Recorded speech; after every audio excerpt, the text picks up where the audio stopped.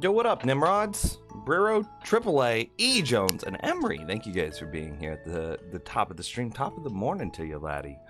What did you guys have for lunch?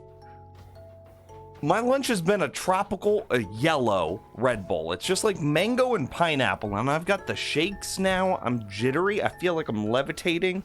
Not levitating. Vibrating through time and space. I got the buzzes. My lawnmower died the other day. It almost took me with it. Freaking the like blade guard snapped, and it started throwing shards of metal at like Mach speeds. Grilled cheese sounds pretty good. Jalapeno poppers in the air fryer, mac and cheese. Oh, don't talk about, that's bannable. Don't talk about mac and cheese. Excuse you. What?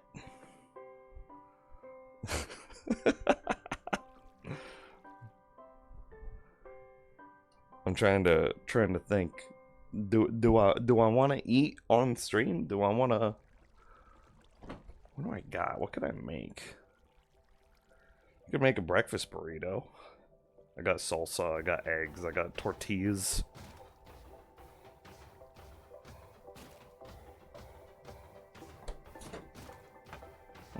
I have sherbet in the freezer.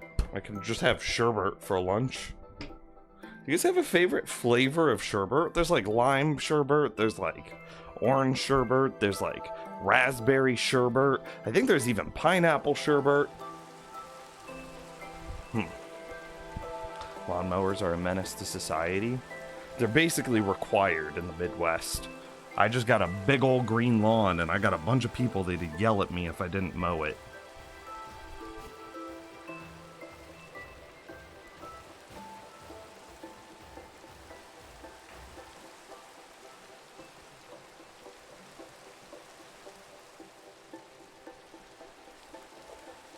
Yeah, no, a bunch of people that would be annoyed. No HOA, thank God. But like...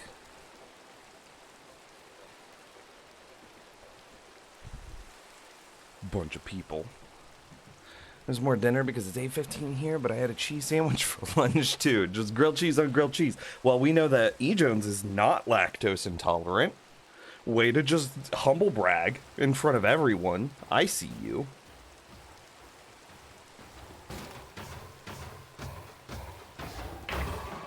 We return to the wonderful world of Minecraft, in which it is apparently raining. Do I want to farm? Do I want to take a couple of buckets and go get some more powdered snow right here at the top of the stream? I kind of want to. Because, like, your boy always wants that powder. You know? Is this full? No. Okay.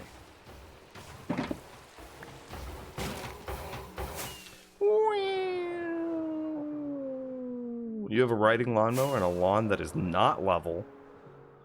My lawn is not level either. It's spooky. I feel like I almost die every time I mow the lawn. The backyard's actually not too bad, but the front yard, ooh, buddy.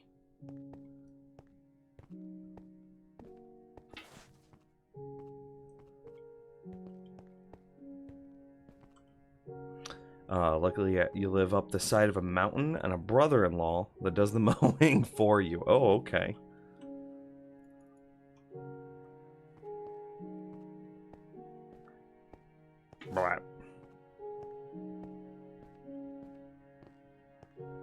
I once had a friend who really liked mowing. Like I lived in the country, and so I didn't have neighbors. And, you know, I kept a small patch around the house kind of mowed, and the landlord wanted me to keep that small patch around the house kind of mowed, right? So I kind of had to, but I would really let it slide. Like, I would mow, I don't know, on like the 27th of the month, so that way when the landlord came by on the 1st to pick up rent, he was real old school like that. He wanted to drive out and talk for an hour at the kitchen table and just talk. And yeah. So he would drive out on like the 1st of the month to pick up rent, the 1st, 2nd, something like that. And that was that, right? Well, that meant that I only had to mow on like the 27th in order to give the appearance of a mowed lawn. But I had a friend who knew I hated mowing with such a passion, like, and apparently it was like his meditative state. Like, this is how this guy found Zen. And so he was just like, oh yeah, no, you just fill up your lawnmower and I'll mow your lawn for you. So it was kind of funny because like I would just be chilling, I'd hang out with my buddy, and then he'd just be like, all right, well, I'm gonna get to it.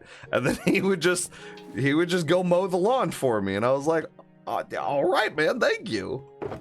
So with that context, does your brother-in-law enjoy mowing?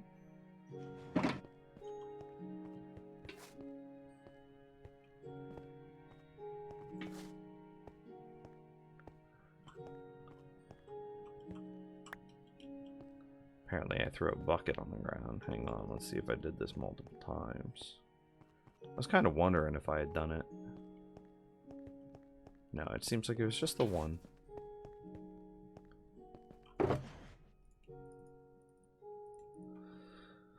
Oh, and that's it. Yeah. Actually, I'll get one more, and then I'll save the rest of these buckets. Bucket. Blam! Okay. Sick.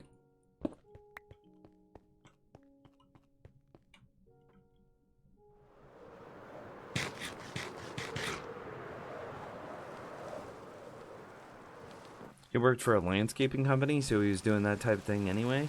I am technical, he is jockey. Oh, okay. So, like, he'll mow the lawn and you'll fix his computer and it's all a wash. I see. I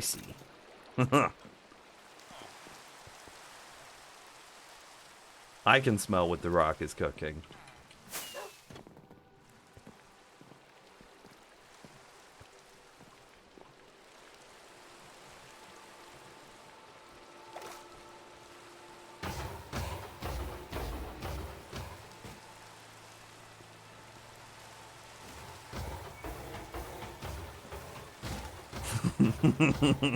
How's it going, Ooskal? How are you today? We'll put the Pappet Snow back in here. Now let's take a look at the projects that we got going on. Meow. Oh, I need more diorite. God, I'd like to die. Alright.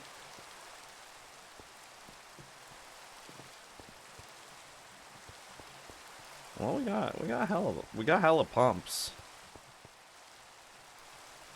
We got all the pumps. Look at that. Look at them pumpkins. Schmovin'. Now a question. Does your boy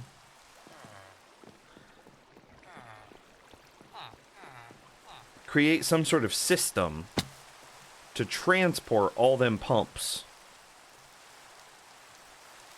All these current pumps into that system? Yeah, I definitely do. Okay, I'm gonna need like 50,000 hoppers. Because I'm feeling big lazy. Okay. Emotionally prepare for some real heinous shit happening here, chat room. It's gonna be real bad. Blat, blat, blat. Nope. Blat. Blat, blat. I need every single hopper that you boys ever created.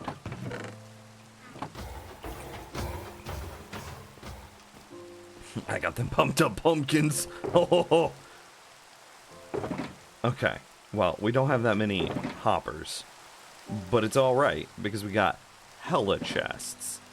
Do we got more hops? More chests? Okay, we had a couple more. We got. Started speaking in tongues randomly.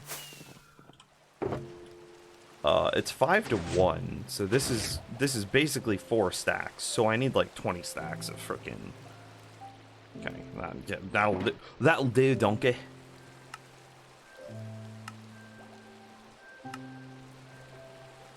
That didn't even do it.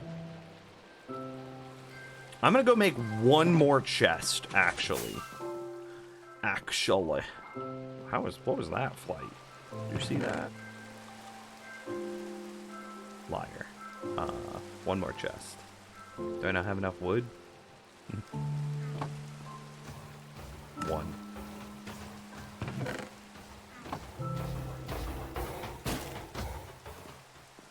Actually, this has made you curious. Yeah, I'll see how many hoppers I've crafted. Items. Times crafted. Is there a way to say, like, alphabetical?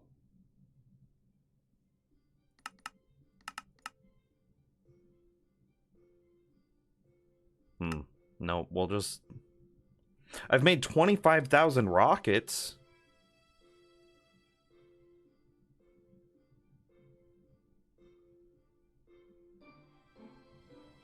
I haven't crafted 10,000 golden carrots, though.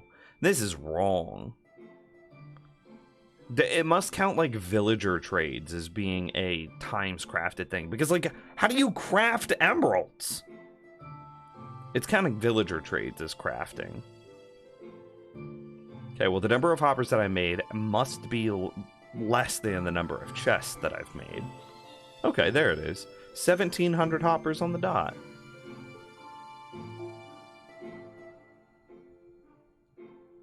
Out of 3,100 chests. So, just shy of half of my chests have been turned into hoppers.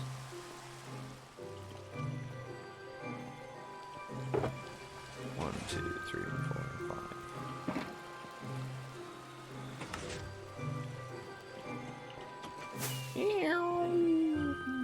Okay, so this can come out now.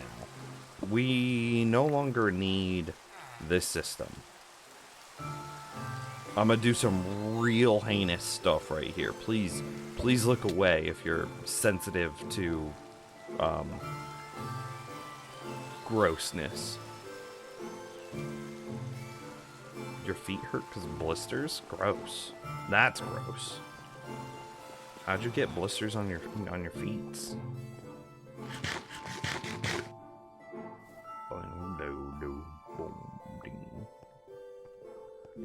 What height are you at? I'm looking at block, targeted block 65. What height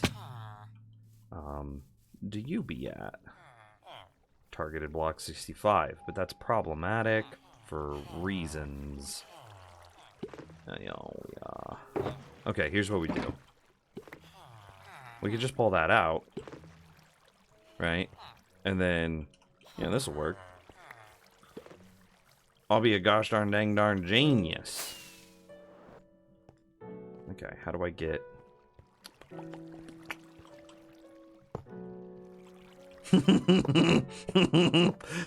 This is gonna be real heinous, but it's gonna work. Here, we want to go wide. Oh, it doesn't matter because it's all gonna get like weirdly bottlenecked around this anyway. We'll just go. It's just 2 more hoppers, right? Judge me not, chat room, for we have all sinned. Gross.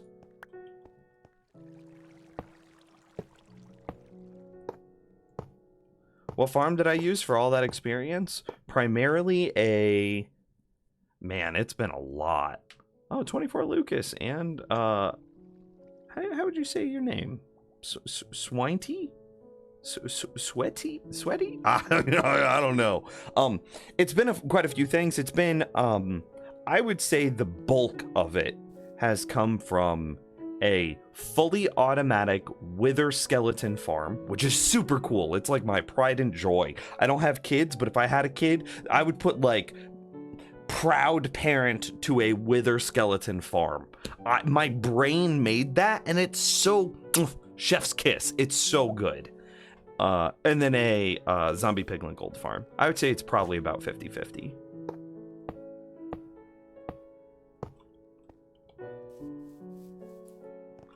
Okay, so we need to go out to about like whatever this line is.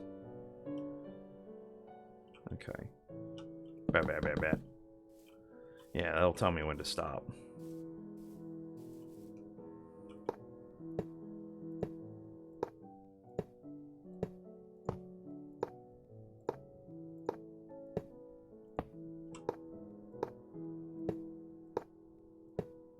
I just made like 5 stacks of hoppers, and I'm gonna use like maybe 1.5 stacks. La Mao.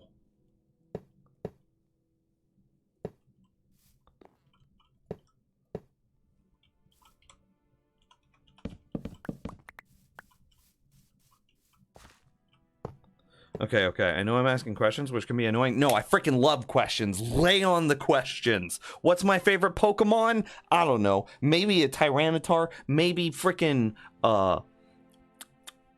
Metagross. I don't know. But another question. What site did you use for schematics, and how can I get a zombie piglin schematic? I am the schematic maker. Okay, so real talk. I'm a redstone inventor, so almost everything in this world I've made. I built it, I did the research and development for it, basically everything in this world, every farm, every whatever, I personally designed it. Now, there are some exceptions to that, to be clear. Over here in my bee farm, and it's a bee farm slash villager produce farm, I need to perfectly distribute glass bottles between 4 bee farms. This item distribution system that perfectly distributes items, that's not mine. I did not make this. But that is like the bee farm. Oh, that's my design. 100% my design. The villager produce farm, carrots, potatoes, beetroot, wheat, whatever, my design. Darkroom mob farm, my design. Iron golem farm, my design. Sugarcane farm, my design. Bamboo farm, my design. Pumpkin melon farm, my design. The tree farm, the wither skeleton farm, the zombie piglin gold farm, my design, my design, my design, right? The villager breeder, my design. Like, I am the crafter. So I wish I could help you with like those things. And so like you can check out my YouTube, right? Exclamation mark YouTube, and you can look up some of my tutorials there. I don't have all of them up, right? I'm kind of a degenerate, you know, permanently apathetic, forever lazy, just garbage trash human being. That's me. However, a good number of my designs are available there, and you could use those, but I recognize that the community has moved away from like YouTube videos and more into schematics, but I'm just old school like that, you know. Yeah, there we go. There's the pumpkin farm. Schmoovin'. Oh, E. Jones with the sub. Thank you. 26 freaking months. Lovely.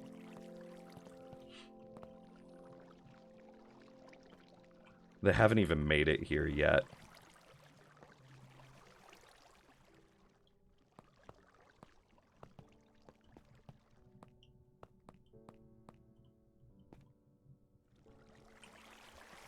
I gotta make sure that they're not getting stuck somewhere, because I would have thought that they would be here by now. Oh. They're stuck right here. Lamau. Well, we'll just destroy this. And there they go. We have broke the dam. The river is released. They're taking the hobbits to Isengard. Any moment now. Any moment. Catch up with chat. Make a barrier farm. What are some games, not Minecraft or rhythm games, where clicking fast helps? Where clicking fast helps. Hey, there we go.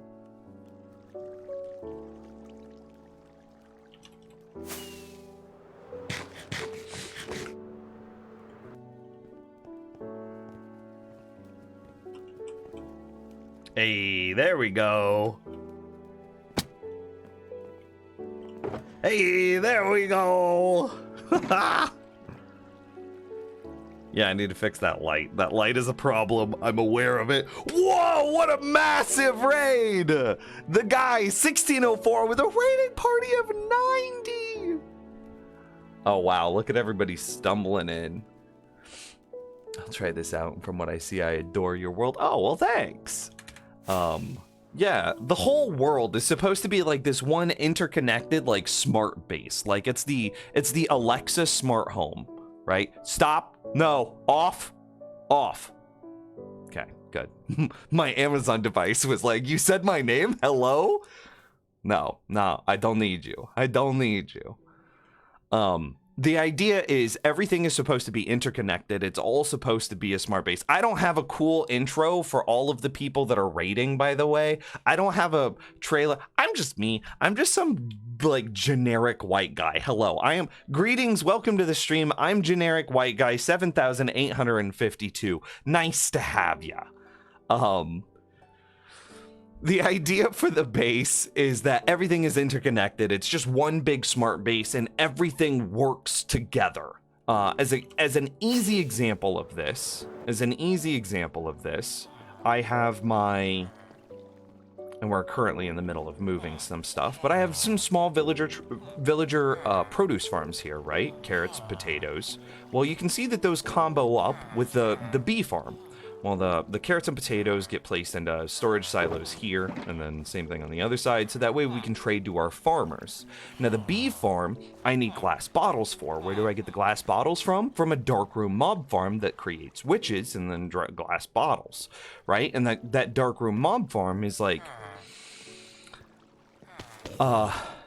Well, and then in addition to the villagers, you have like pumpkins and melons, which go through composter arrays, and the composter arrays then feed the bone meal that I need to run my fully automatic tree. Well, not fully automatic, it's an AFK tree farm.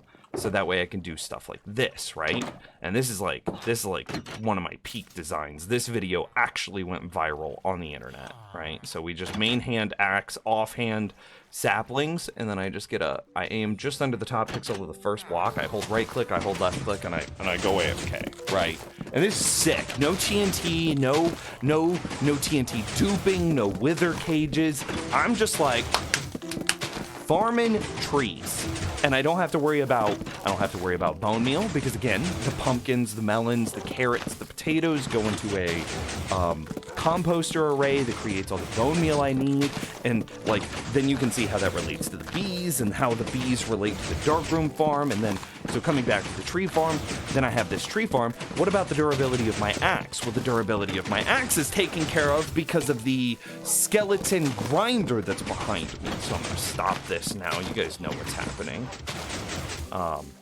So the skeleton grinder is sick because I have 4 wolves, I have a skeleton spawner, boom, skeleton spawn, they go through some tubes, they fall, they land with exactly 1 health, and then wolves kill skeletons by default. And because these wolves are tamed and owned by the player, they're considered player kills. Well, because it's a player kill now, it means your skeletons drop experience, which is just heckin' sick. So my axe never will run out of durability because it's being constantly repaired by that skeleton grinder. I also use the same... I really need to put in that hopper minecart. Whatever. It's fine. I also use this same mechanic for my nether wither skeleton farm. Anyway, you can see how the produce farm relates to the bee farm, relates to the darkroom farm, relates to the tree farm, relates to the pumpkin melon farm, relates to this AFK room, which also contains my cobblestone grinder, a pumpkin carver, a fishing farm, the tree farm, a nano farm, and then while I'm gaining the experience here, I also have a cactus farm that's rolling to be able to give me more experience, right? And the cactus farm relates to a bamboo farm, relates to, a cactus farm itself, blah blah blah, right? So like everything, the goal, the idea, the design process is supposed to be one big interconnected smart base where everything is aware of everything and it all works together homogenously in order to create like the smoothest player experience possible. Now I did run into some problems. Your boy was very short-sighted, And I thought, right at the very beginning of this world, I thought, oh, 2 farmers, that'll be enough. I can get all the emeralds I need from just 2 farmers, right?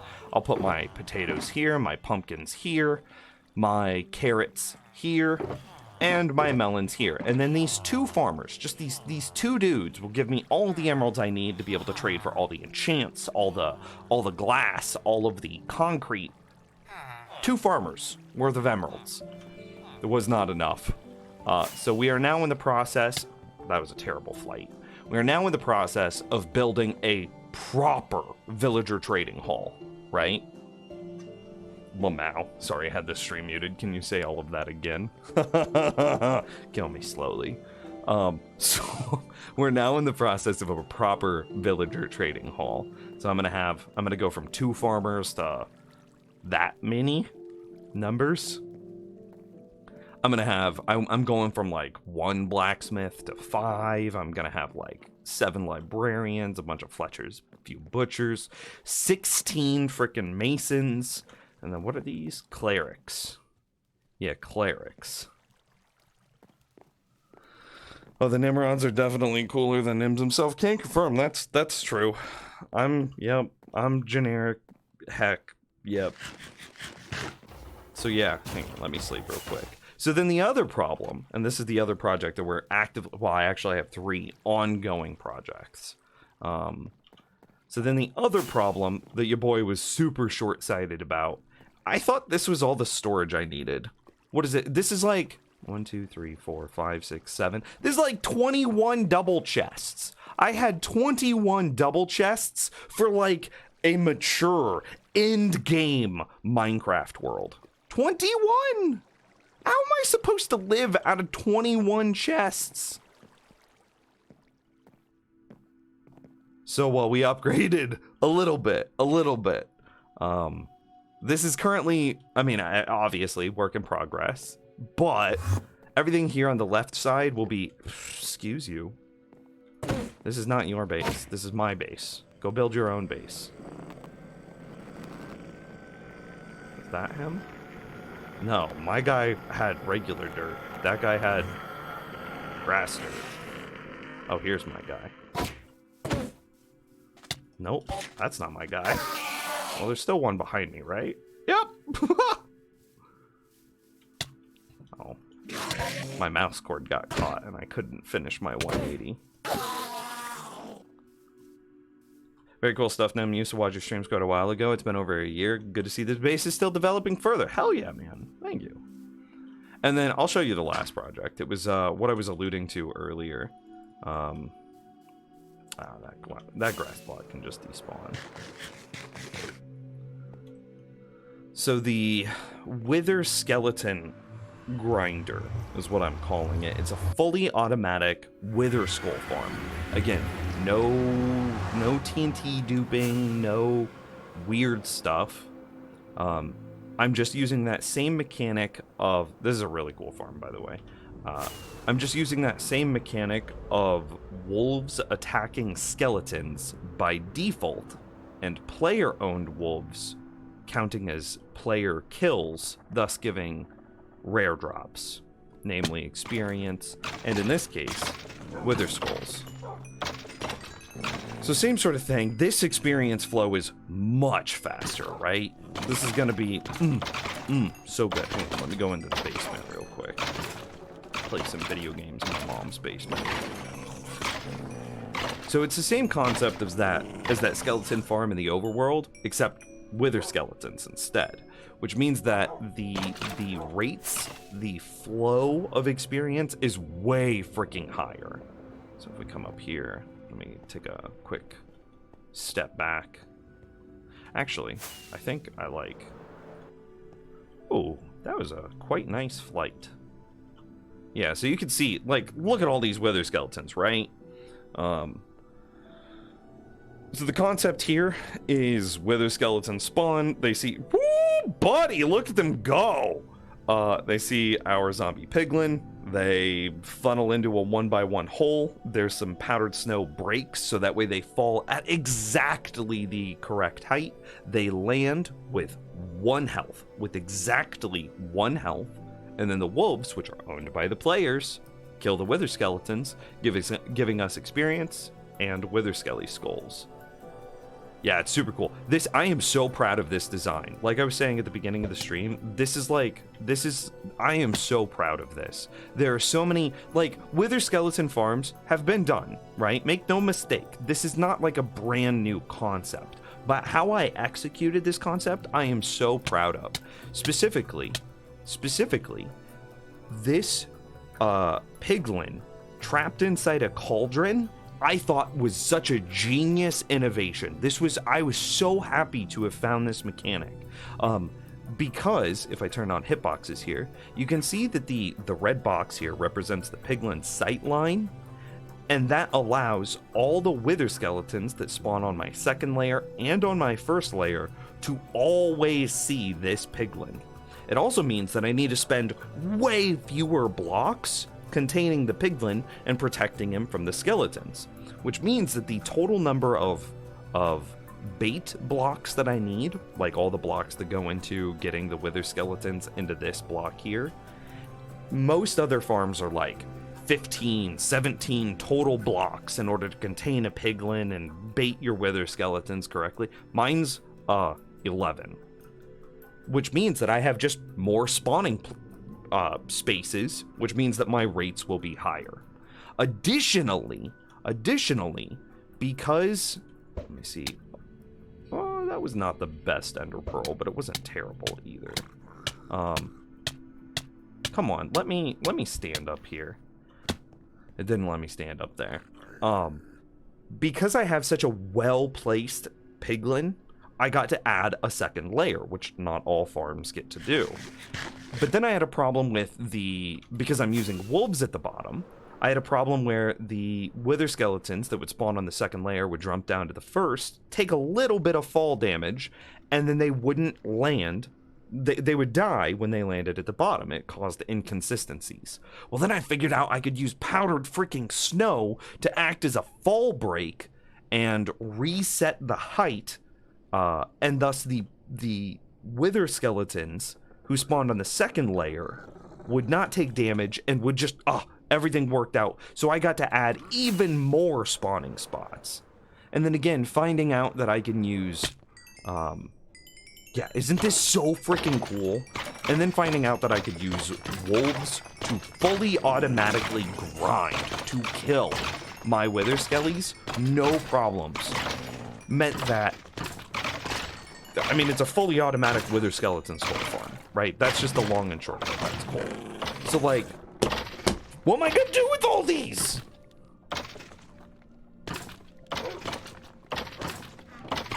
And this isn't even peak rates. So this is a third major project that I am currently working on. And Lucas, you kind of already, we're doing the same thing. I am in the process of clearing a perimeter, and I'm going from bedrock ceiling down to lava layer. And then if there are still blocks at the lava layer, I slab them. So we can, you can see that, like, I've got, where's the spot over here? I've got some done. Where'd it go? Ah, there it is. You can see that I've got some done. And of course I'm targeting whatever the worst offenders for, like, spawning spaces are.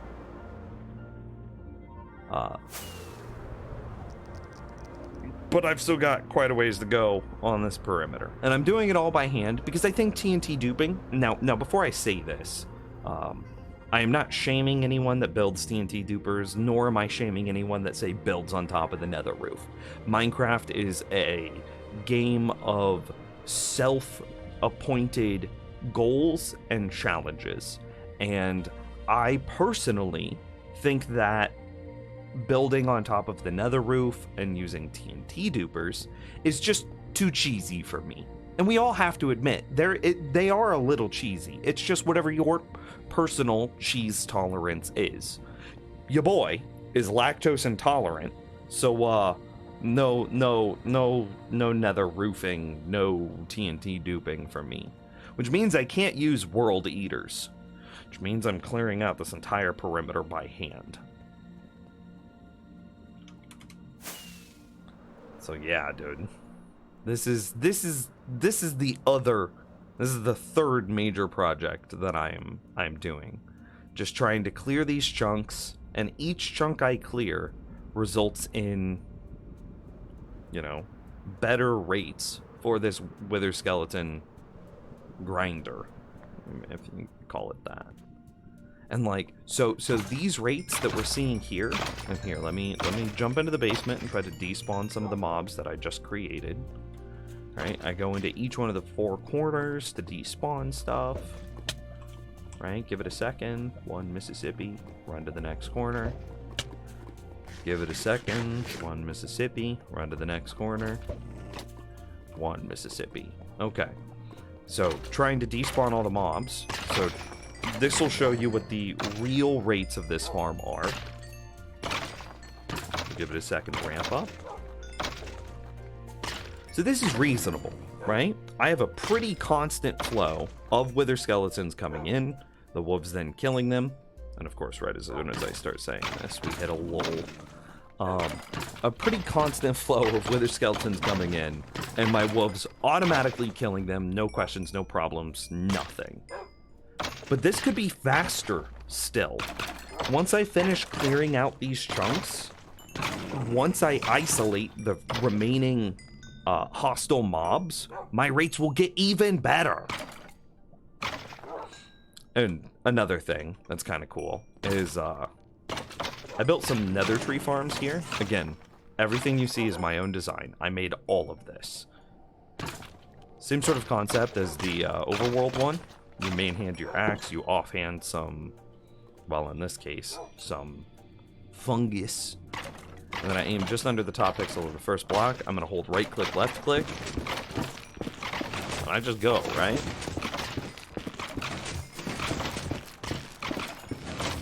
Your boy's just farming trees. Oh man, listen to the skeletons dying.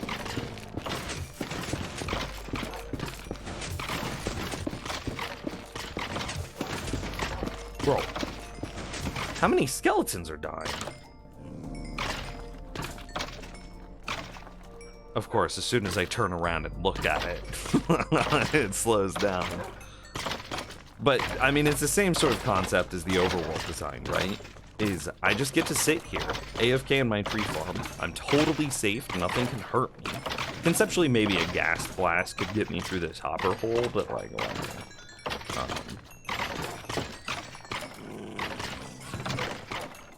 No, not what I want. I don't need to, the tree farm works indefinitely, right?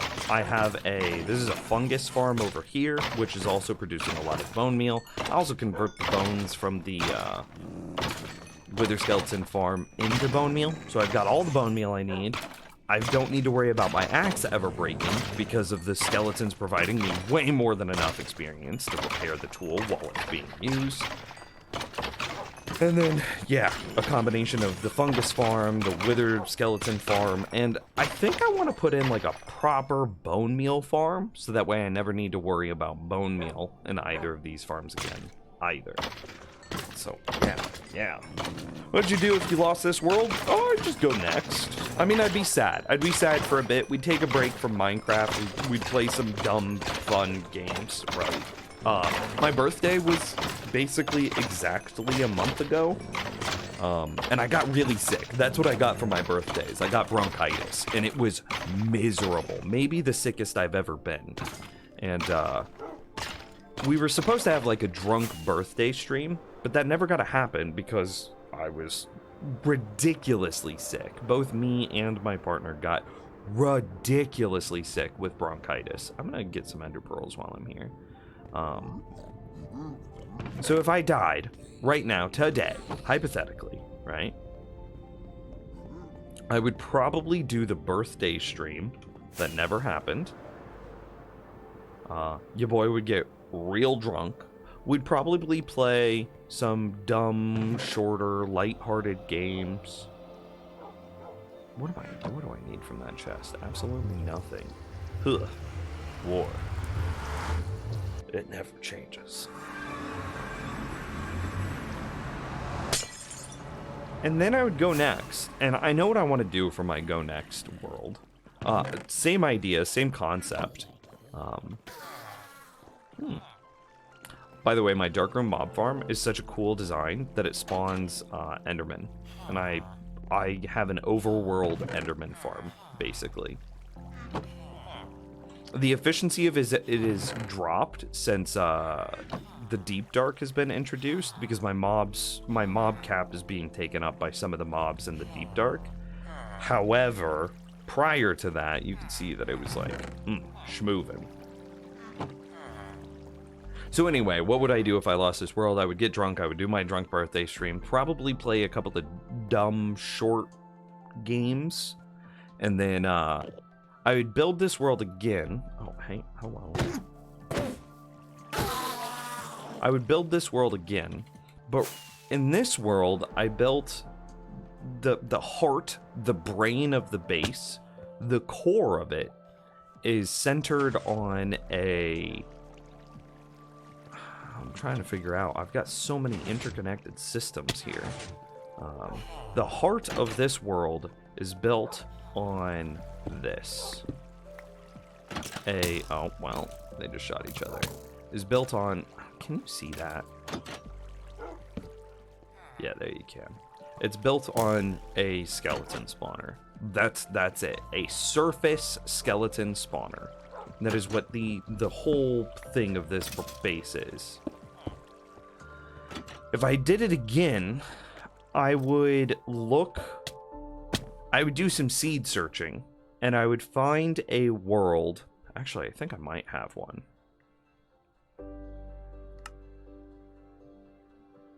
Ah, here it is. I would find a world like this, and this one would be horrible. This one is so hard to work with. But I would find a world that had a witch hut in range of a skeleton spawner, right? So I could very clearly stand, say right here, the witch hut would be active, the skeleton spawner would be active, and I'd be able to get the drops from both, right? So then I would be able to do things like, okay, rephrase. The most problematic thing in my current world is I don't like mining. I will build farms to do everything else for me, but I'm not gonna go mining. Well, that means that I don't get much in the way of redstone or like glowstone, which means that I need either villager traits to do that, which is what I'm working on resolving in my world currently. I'm building a massive villager trading hall, but in my next world, I would instead build a witch farm to handle that for me. And then I would still want the same sort of thing to happen, is I still want that, where did it go? I still want that skeleton spawner, right? I still want that skeleton spawner to turn into a wolf grinder to then, empower my axes, right? To empower my tools while I'm using them AFK. So a cobblestone farm, a tree farm, etc., etc., etc. I'll probably build a skulk sensor based fishing farm to reduce my dependency on villagers as well, so that way I can get books more readily and reliable. So all of those things, right? Fishing farm, tree farm, cobblestone farm, will reduce my reliance on villagers. And then also having a witch farm as opposed to a villager trading hall would reduce my reliance on... Where did that witch go? Would reduce my reliance on villagers again. So, oh, there he is. So this is the concept. So it would be similar, but instead of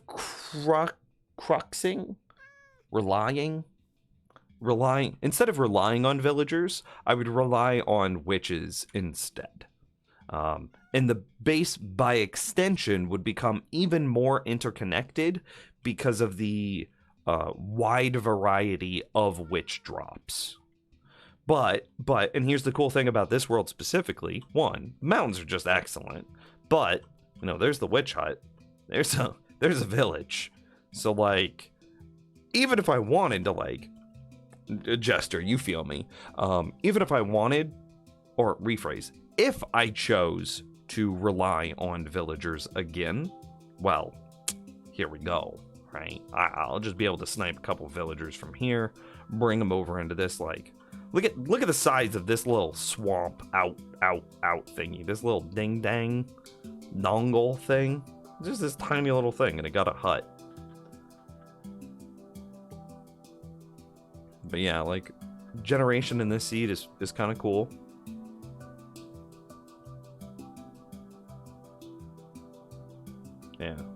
Yeah, generation in the seed is quite neat. I think there's even a mushroom biome not too far away in the ocean. I don't think it's that far out. Oh, new generation. You can't. It must be further out than I thought.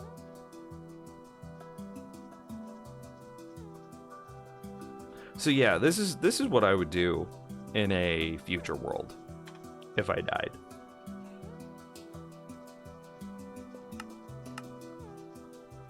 What's happening? We were just looking at stuff, talking about stuff, you know. Sorry, I gotta raid and run, but I gotta get some dinner. Hope you have a great stream. Oh, dude, bro, shout out. I'm sorry that I didn't see... I'm sorry I didn't see your message. Bro, you used to watch me like a year ago? I'm sad the guy is gone. Dang. Well, still. Yeah, that's sick. I appreciate that guy raid so much. We've just been out here chilling, doing the best we can. Dave's like a ghost. Okay. Also, doing a perimeter in a Soul Sand Valley, wouldn't the farm be better? I can't remember. There's no difference in the end product after you've made the perimeter, but there would be a difference in the... How do I say that?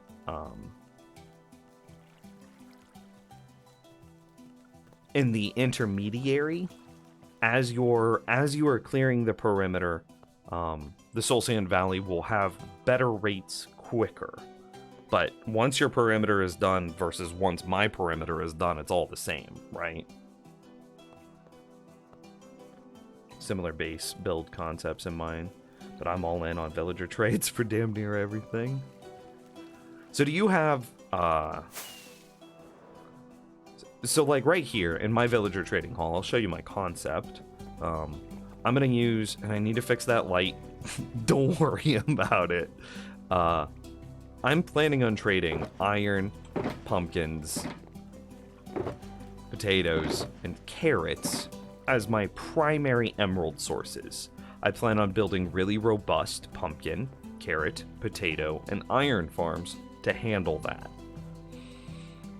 Now you could build much wider farms, right? Villagers will trade string and all the fish types, right? You could conceptually... Oh, hey, thanks for the follow. By the way, thanks for all the follows from all the new raiders. I appreciate it greatly. Anyway, you could conceptually build, say, a skulk sensor-based fishing farm in order to get your 4 fish types. You then trade your 4 fish types against against fishermen. You could then build a pretty deep produce farm, carrots, potatoes, beetroot, etc.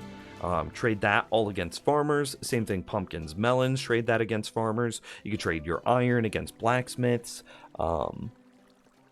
What else can you trade? Rotten flesh against clerics. String against fleshers. Yeah, they sell flesh. Do you try to do all of those, or do you just try to focus on 1 or 2 things for your villager trading hall? Sticks is another one. That's a good point. Because I'm just focusing on these 4, right? Which is really just 3 for farmers. And then the iron for some blacksmith as a backup. And then I'm also going to have some fishermen for string coal cod as my backup, right? Because I do plan on building a skulk sensor-based fishing farm at some point. You just focus on iron? Interesting. So you just build, like, quad iron farms, so that way you have like 600 iron per hour, something. Interesting. With a 9 golem spawn platform? Oh, okay. A 9 golem iron farm. I see. My space potato, my villager trading hall. So anyway, concept. These 4 items specifically, iron, pumpkins, carrots, potatoes, traded against blacksmith and farmers. Oh hey, we're starting on our first double chest here. How full is this? Bro, we haven't even... Oh, man. Oh, wait, no, I should measure from the top. Oh, okay, yeah, this is moving. Move. Is there a place in Discord to post the Iron Golem farm design? Iron farm design as a picture?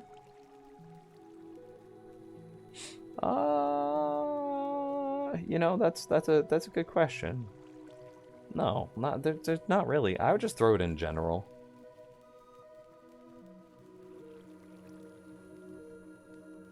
Yeah, just throw it in general. I'm looking at general if you want to throw it up there now. Do you know how to do redstone, or did you watch a vid? No, I know how to do redstone. Basically everything in this world, with very few exceptions, I have researched and designed myself. Yeah, all the redstone, all the everything. Yeah, it's all me. Yo boy.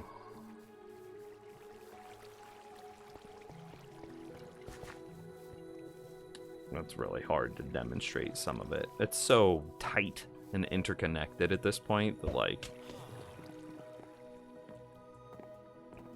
But yeah, here, I'll show you one of my peak redstone designs, because it's super cool.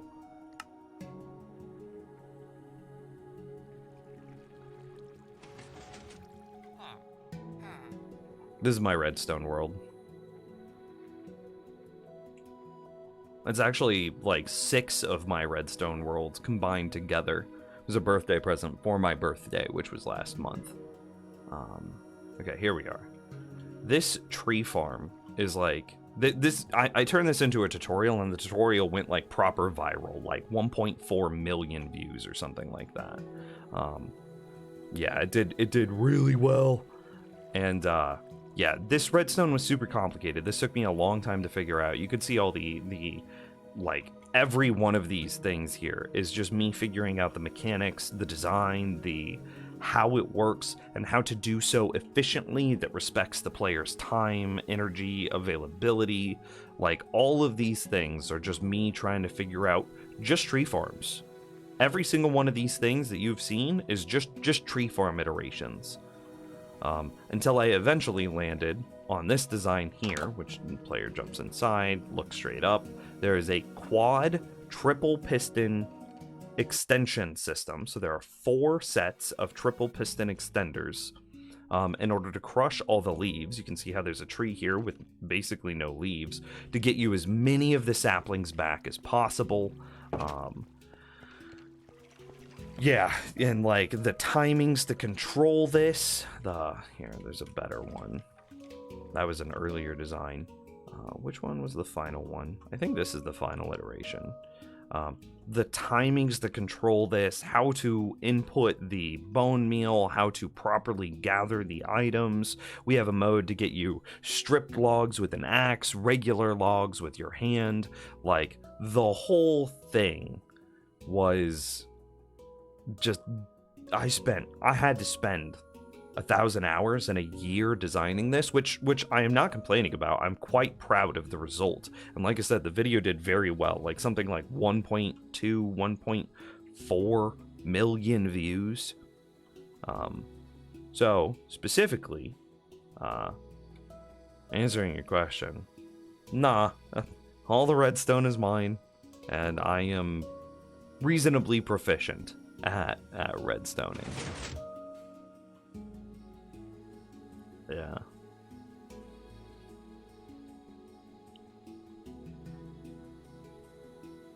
Anyway, back to the real world. Okay, I'll take a peek at this. Is your iron golem farm? Oh, here's the thing. Here's the thing that I really wanted to see.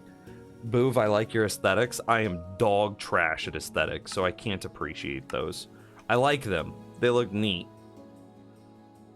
Hang on. I'm gonna pull this up. We got somebody posted their 9-cell Iron Golem farm. Oh, you've got a lay. I haven't gotten a lay yet.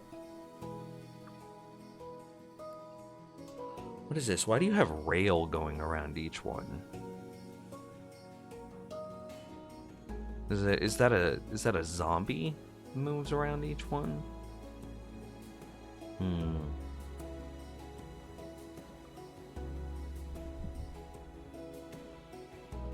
No, I just don't know what the rail does. Maybe it gathers the Iron Golem, prevents the Iron Golem from leaving. IDK. No, there's definitely a zombie going around each one of these. He's just right there, and I couldn't see him. See, there's another zombie. There's another zombie. There's a zombie. There's something. Maybe it's a pillager. I can't tell, but it's definitely something to scare the villagers. Have I ever messed with a moss bone meal farm? No, not yet. No, not yet. At some point, though. And see, what is this? Presumably, this is a villager breeder down here, because I can see a stack of villagers.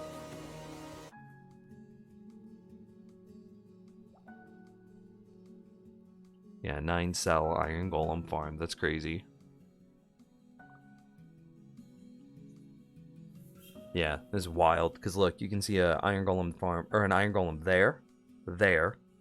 2 of them here on this corner. So right now, as this picture was taken, there are 4 Iron Golems representing like 15 iron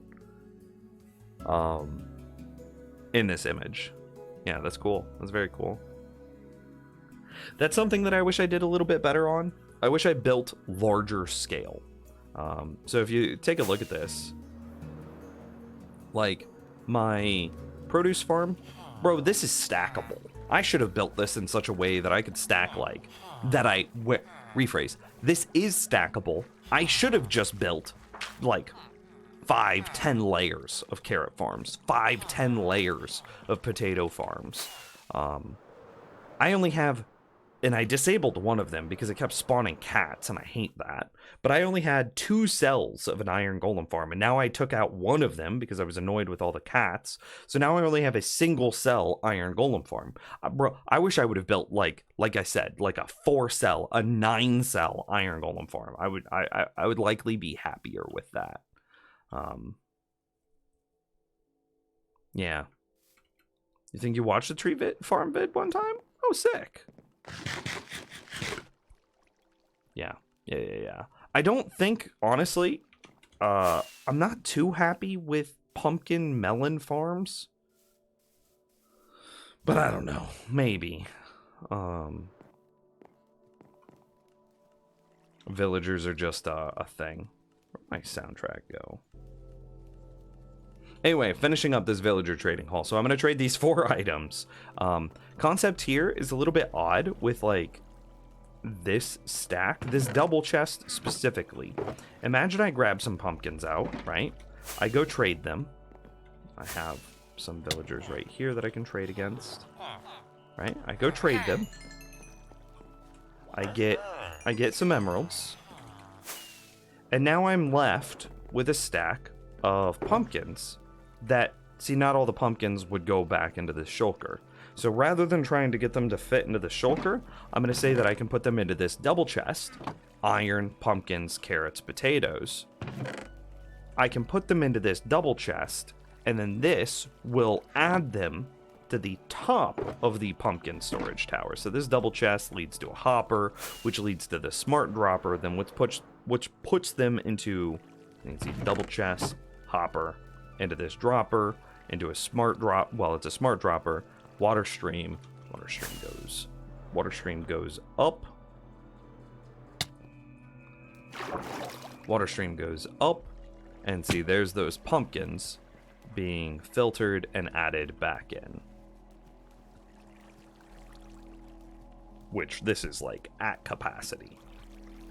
But it's fine. I'm not too worried about it. We have like 5 double chests worth of pumpkins just stored that I am just waiting on transferring, right? Oh yeah, look at that. It's almost done. In my opinion, Iron Farm is the easiest to do a ton of. I also am, like, lag conscientious whenever I build. So I try to be aware of the lag that, like, hoppers, hopper minecarts, villagers, etc. generate, which is why I'm using this design here. These doors with the trapdoors will stop villagers from thinking that they can path at all, which means that their pathing AI should just shut off, thus saving me on some world lag. I'm catching up in chat. Tree farm is amazing. Thank you, Boo. If you're curious, Nims, you tossed your... Yeah, I saw. We took a look at that. Pillager in each, rolling around, allowing the villagers to sleep. Okay. You have villager breeder to load the farm and eventual trading hall, which is now on top of it. Okay. And then you're going to be able to trade... What is that? A single cell iron golem farm produces what? A couple hundred iron per hour? So you're likely looking at thousands of iron per hour.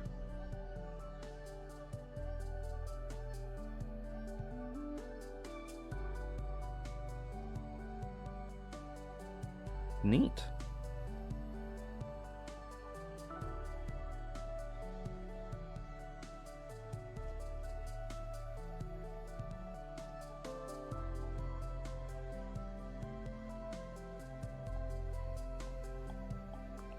Yeah, we can take a look at this real quick, Boo. I don't really know what I'm looking at here. I'm gonna be honest with you. I'll kick this over. Blah. So this is the first image. Is this the exterior of it? I mean, it's nice. I like the aesthetic, but like, aesthetics. So what? You've got villagers inside here. Triple bed? Yeah, that's a triple bed. It's white bed, yellow bed, white bed. That's why it looks so weird. And then what? They iron golem spawn, get pushed into lava. You've got roses to isolate where they can spawn to. This is a very nice early game design, it looks like. Yeah, this looks like a nice early game design.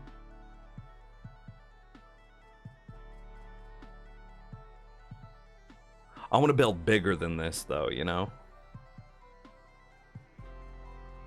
Get back to Minecraft. Hello. Yeah, that's good. About 350 iron per hour. Wow. Single cells are way more iron than I expected. If Mojang make a machine that autocraft, the automation would be OP. I mean, yeah, it would just be insane. Oh, finish the iron golem, or excuse me, the villager trading hall. So the other concepts here are same thing with this chest, allowing distribution of iron pumpkins, carrots, and potatoes back in to these 4 pillars. This side, this is going to be an emerald pillar, and this is going to be an emerald, well, storage system. What happens whenever I pull out some emeralds, do my trading, and I have too many emeralds left over, and I can't put them back into this shulker? Well, same sort of thing. I want to be able to put them into this chest, and then this chest can auto-distribute those emeralds evenly between those 2 storage towers. Lastly, the final thing that I want to do is I have lost so many freaking villagers to... I would go out to my raid farm, AFK there for a bit, come back, and then I would forget that I had a bad omen on me because, you know, I just sat back down. I wasn't really thinking. And so then, boom, I bad omen, I bring it back to the base and spawn a raid on my base. I have done that more times than I would care to admit. That's caused a lot of my villagers to die. So then what I want to do is I want my villager trading hall to be able to go into lockdown mode. I actually want it to be in lockdown mode by default and only open up whenever I do a thing. Now, the thing that I do might be pushing this button, right? Maybe I push that button, and then that all these trapdoors would, by default, be closed. Do I have a redstone block that I can show this? Hell yeah, I do.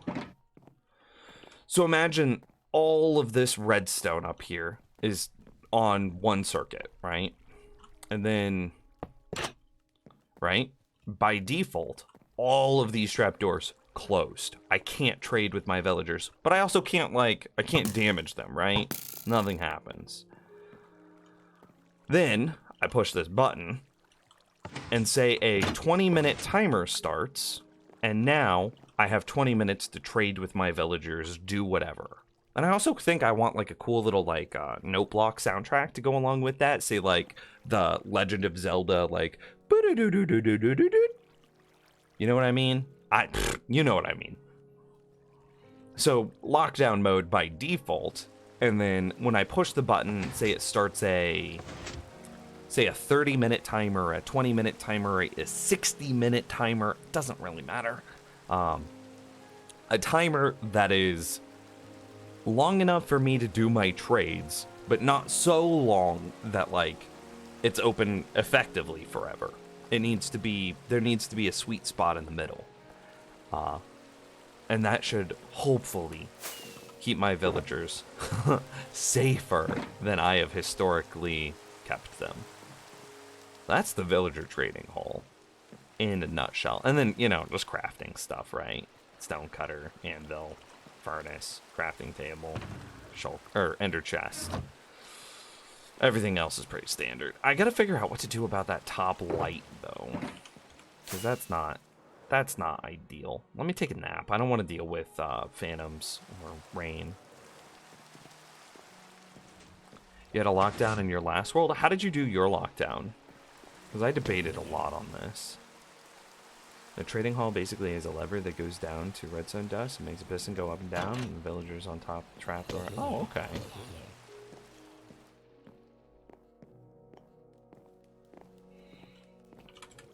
Let's take a look. I know what it is. What's causing that? It's this. I'm getting like, is this quasi?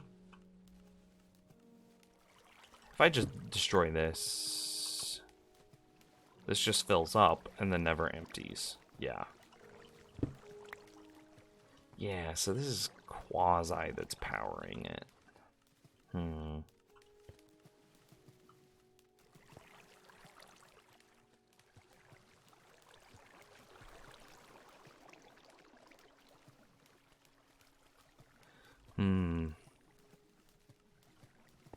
This is I tried to leave as much space for this redstone to go in here. But, like, I have this new... I might have to do some small rebuilds here in order to get this to not do what it's currently doing. What? Where'd that... Is my middle mouse not working?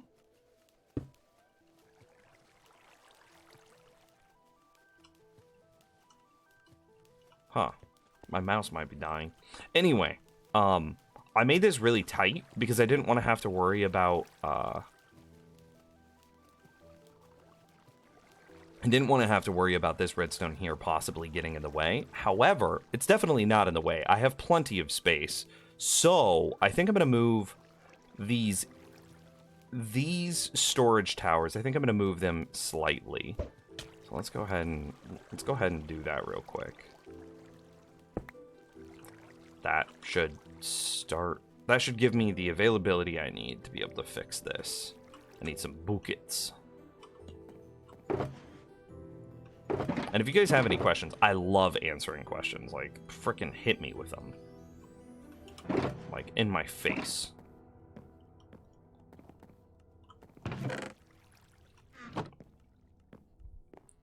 The last world was inside a dormant volcano island, so you would lock the entrance to the hall and the entire mountain. Sick.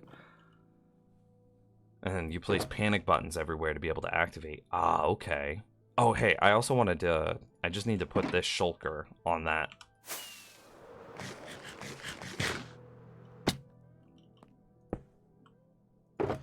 Yeah, that'll work.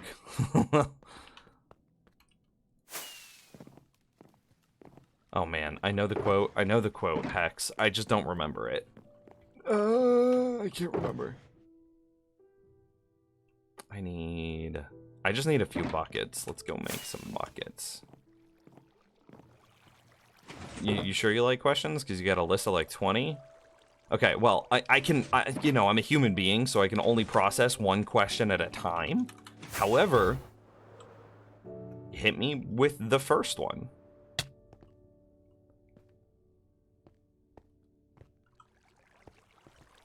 Okay.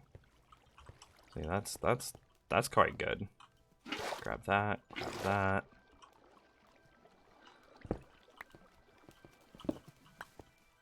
I'll probably...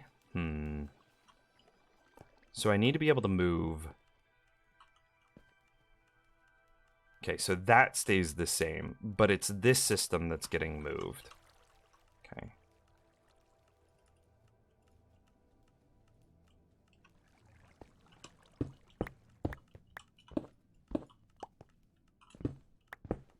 It's like, what are we talking about? An African swallow or a European swallow?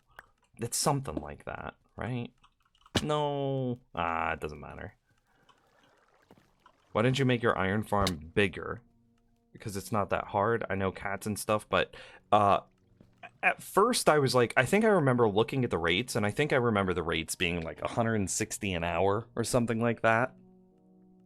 And so, oh, hey! Small little raid. It's Dad. Thank you very much. I appreciate you. I remember looking at the rates and saying, I think it was like 160, 200 iron per hour, something like that. And I was like, okay, if I build a 2-cell, I'm going to be looking at like 400 iron per hour or something like that, right? And I was like, 400 iron per hour is like 4.5 stacks. I don't need 4.5 stacks of iron per hour, do I? And so I only went with 2. Now, and that's partly because of my lag conscientiousness. I'm 100% vanilla, right? There's no sodium, no Optifine, no, what is it, lithium, no phosphorus, no none of that. This is 100% vanilla. There's some small resource pack, like texture pack tweaks, but that is it.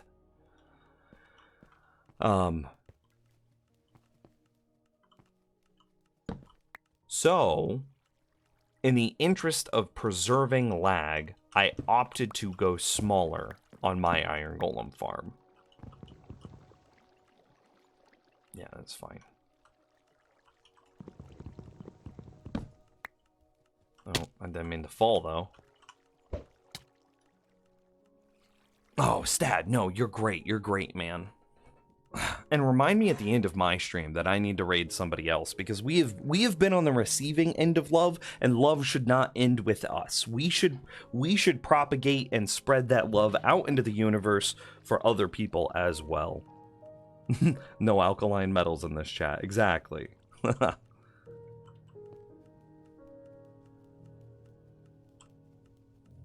Okay, I see what we could do. This should be relatively easy, actually. Oh, well, that hopper is just forever. Can I get it? No. It's like deep embedded in there now. I should be able to just swap. Well.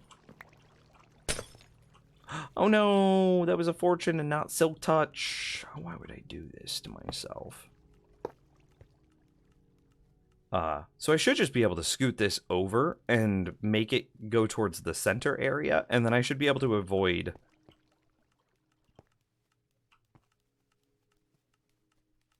I should be able to avoid some of these blocks altogether.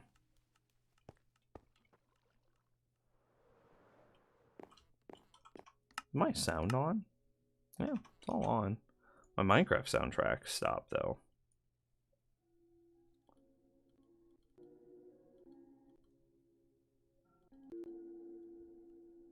Okay, got it. Where's the rest of the periodic table, Nims? Are those fair games? What do you mean?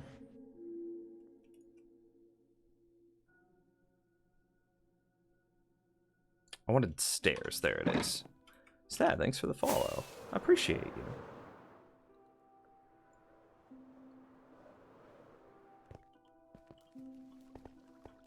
Okay, so if I don't need this anymore. I use granite to denote redstone blocks and diorite to denote water blocks, for the record. It's so that way as future me is coming in and, like, you know, this world is 2.5 years old. As future me is coming in, trying to figure out what the hell past me was thinking. Wow, that's so many. As future me comes in, trying to figure out what the hell past me was thinking. Knowing what blocks refer to what makes deciphering 2-year-old designs much easier. Yeah. Maybe I should power that. I'm gonna do that. We're just burning pumpkins right now, actually.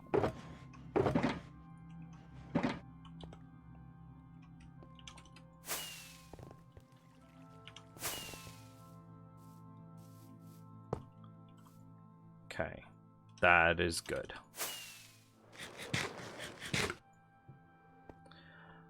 I should try and stack my iron farm, because if one cell produces 350, then 2 would produce... Yeah, I mean, yeah.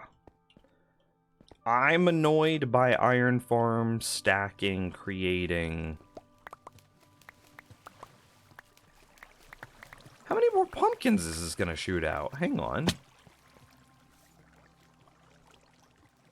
Where are you getting all these pumpkins from? Oh. Lamau.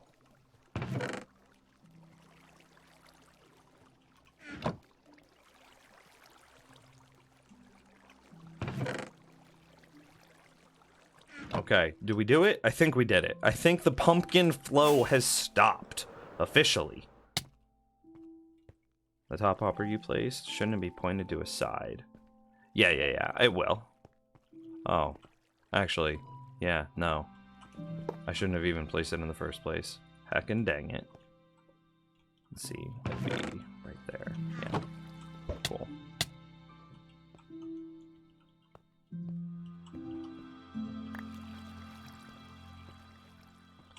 Put that in here. Cool. Alright, so then it will be... It'd be a hopper facing forward. So it'd be like a...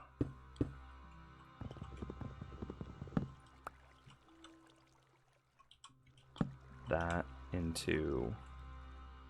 Oh, I pushed this way too high. This is incorrect. Is my freaking... My middle mouse is not clicking. It's not selecting. I have it in my inventory.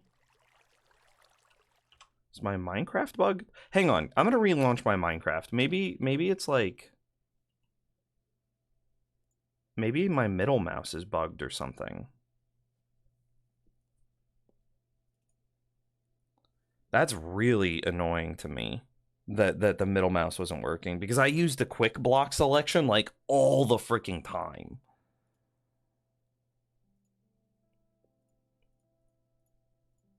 Okay, Minecraft coming back any second now. Maybe it's just dying.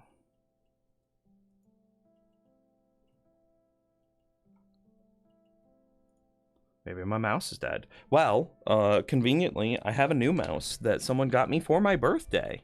Our very own James Wargle did. And that is... I've got it right here in my hand, so if my mouse is officially dead, then I have my backup mouse ready to go. I'll swap it between streams, of course. Yeah, it's still just not selecting. I think my middle mouse is dead. And like, if I try to like, you also use the middle mouse click in order to like close tabs in Chrome. Man, it took like 4 clicks to get it to select in Chrome. Anyway. Yeah, this is correct. See, like, I just want to grab that and...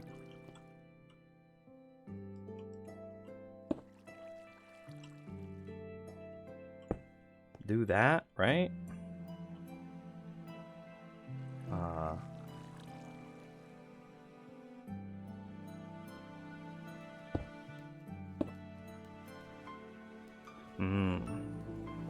This still isn't great, actually.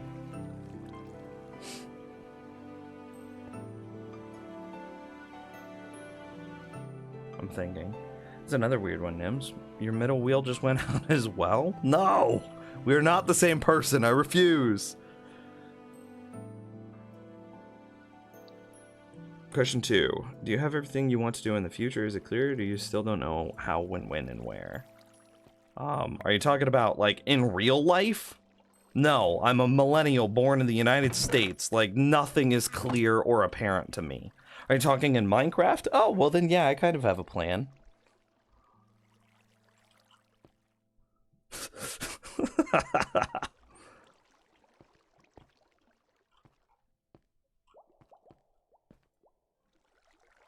Yeah, I kind of, I used to have a book. I don't know where it is anymore, but I used to have a book of all the projects that I wanted. I have some signs, like, around my base now.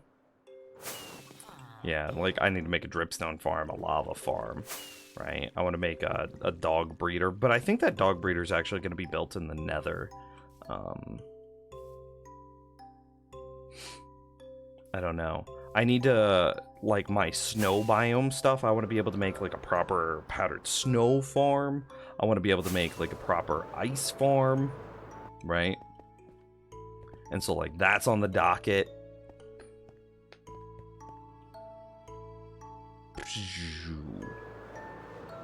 So yeah, I've got a pretty good idea of what I want to do. I want to finish some stuff in the nether. I think I'm going to swap my, I think I'm going to rebuild at least part of my zombie piglin gold farm / quad bartering system. I want to add villagers to that system. I want to add villagers to my wither skeleton farm so that way I can trade coal and like leather and things like that. Oh, these pumpkins are coming from the pumpkin farm. I was so confused. Okay, well, this just isn't gonna work.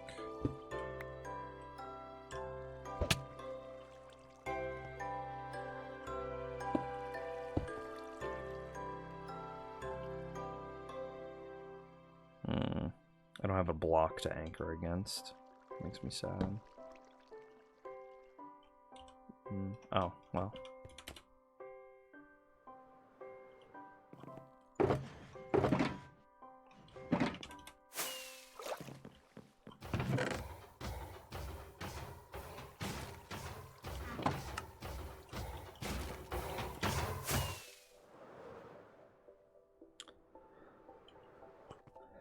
It's so weird you have books too. Oh man, we must be the same person. You've read a book. Why a dog breeder? There is the... God, this is such a complicated concept. Let me see if I can do it in a sentence. The skeleton grinder in the overworld spawns regular skeletons. There is a chance that these regular skeletons spawn with armor. There is a chance that that regular armor has an enchant. There's a chance that that enchant is thorns. There is a chance that thorns deals damage to our wolves. All of that happening is infrequent. It is infrequent, but it does happen, which means that on a long enough unattended timescale, these wolves will die. So, and I think that time scale is something like 15, 20 hours. Like, it's ridiculously long. But possible. And it might be even longer, honestly. I use wolves in my overworld skeleton grinder. I use wolves in my nether skeleton grinder. I do not want to suddenly find myself without wolves. Therefore, I want a dog breeder.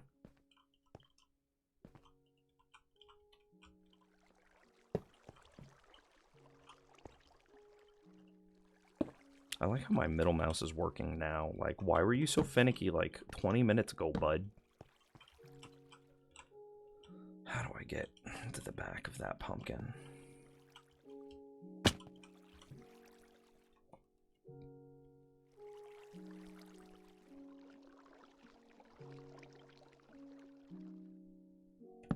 Okay, I need to replace that with a slab.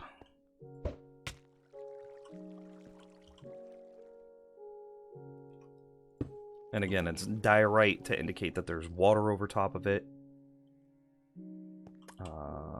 This one can come out, though.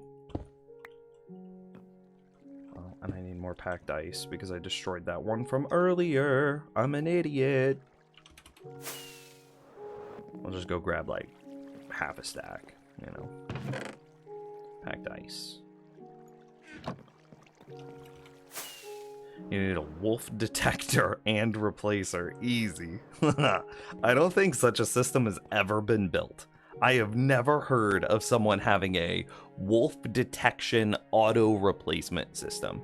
Can you auto breed wolves? I really doubt that a dispenser could use, say, rotten flesh on a wolf to get them to breed. You could clearly, like, AFK breed wolves. That would not be too hard. But, like, why? Why?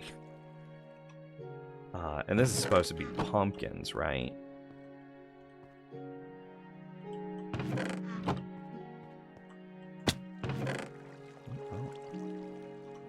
Now, if I put something there,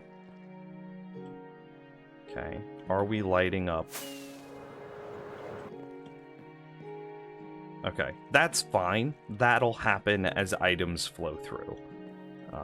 That's just how these indication lights work. But as long as it's not happening at the very top, I'm good.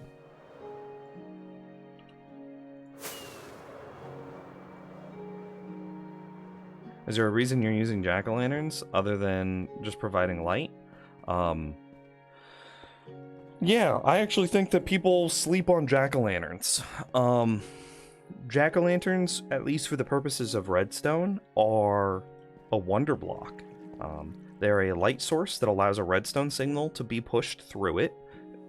It is a light source that Endermen cannot interact with, or just really a block that Endermen can't interact with.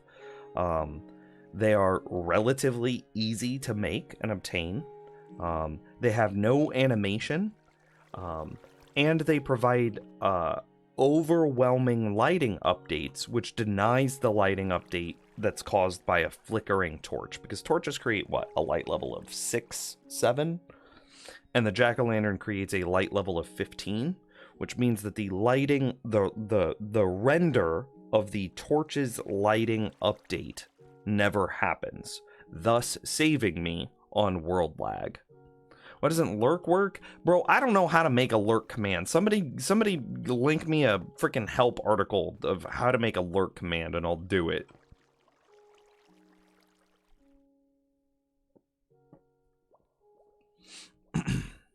Okay, anyway.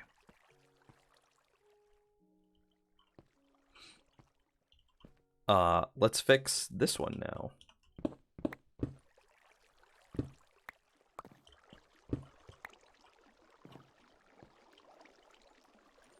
Grab these blocks, grab the potatoes.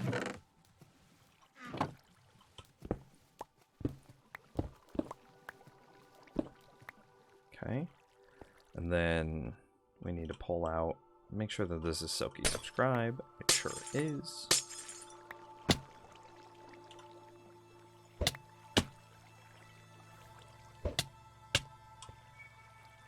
So then, let's see. This needs to come out.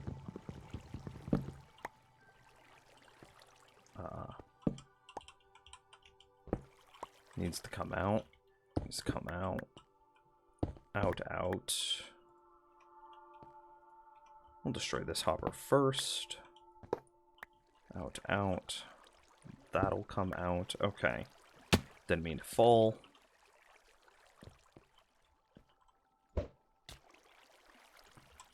And what? Out. Cool.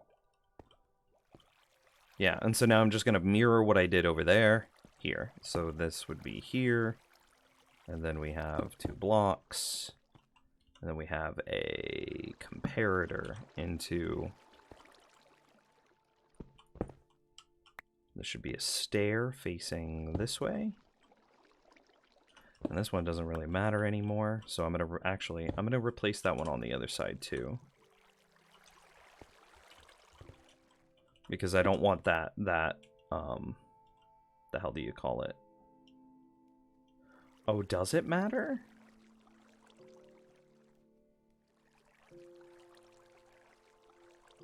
Because of the way, like, hang on, I'm gonna just put this in here like I wanted to do. It might matter for the aesthetics on the front. It does. Because I can see in that hole, right? And I can see in that hole. So it does matter that it's a stair. But I don't like that. But, you know, I will only not like that for, like, these 20 minutes. And then I will never think about it again. And it'll never bother me again for the rest of my natural-born life.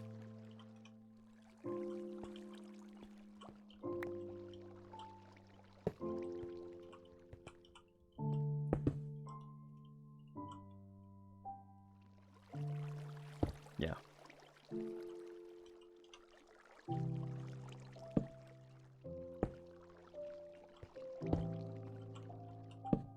See how much I use my middle mouse selector?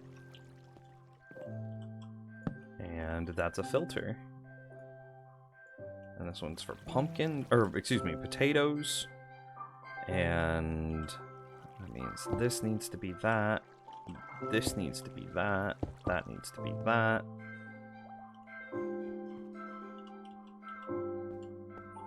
Cool. And then we just fill the rest of this in.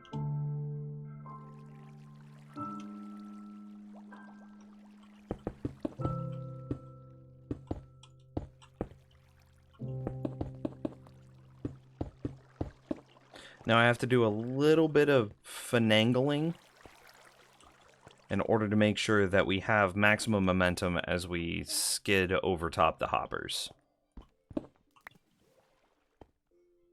Oh yeah, this will be super easy.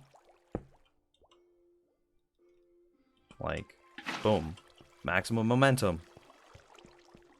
And then, wow, same thing here. Easy clap.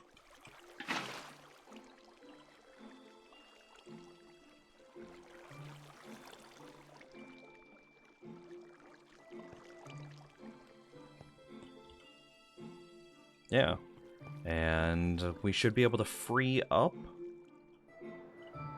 what we had going on over here, so I'll just go ahead and dump these pumpkins in now, and release this. Which should then let pumpkins enter the smart dropper again. You know, it's 2.5 items per second. It'll take them a second to get here. Yeah, here they come. Now they get shot out.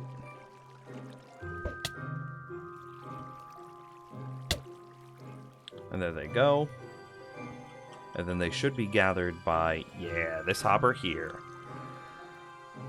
The filter circuit? Yeah, man. It's a cool little sideways one, right?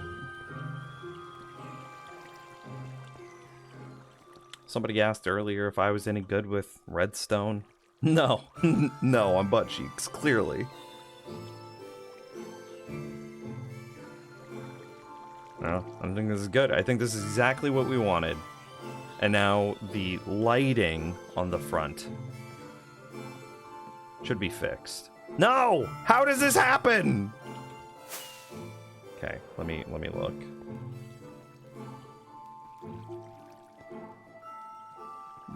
You shouldn't be updating. Oh, it's the flicker that's caused by the enter into this chest. But why is this hopper so slow?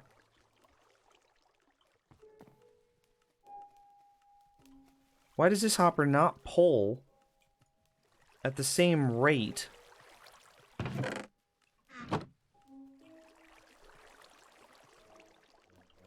Like, why did this be happening? This guy's facing forward.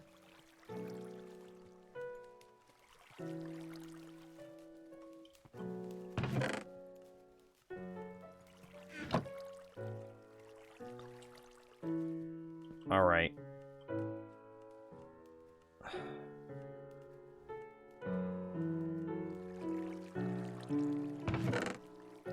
See, it should move out of this chest so quickly through this hopper that this repeater, or excuse me, this comparator should never get a chance to flicker. But this hopper seems like it's phoning it in. What's my TPS?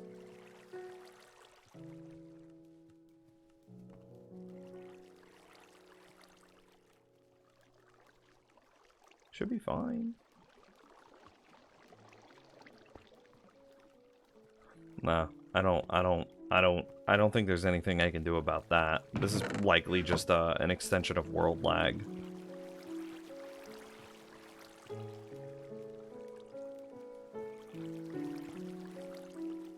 Catching up on chat. Hopper angled into the block instead of straight down? No, it's...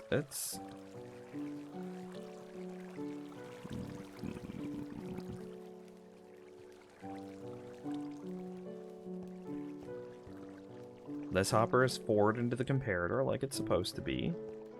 This hopper then goes into our storage solution like it's supposed to be. And then each consecutive hopper moves through the storage system as it should. This just doesn't make sense. Like, if this guy's flickering, then why isn't, say, this guy flickering? See, this is what's supposed to happen. Look at how fast it's pulling that guy. Why are you so slow and dumb? There's no redstone around you that's messing up your signaling. It's flickering because that guy's too dumb and he's not pulling the item quick enough.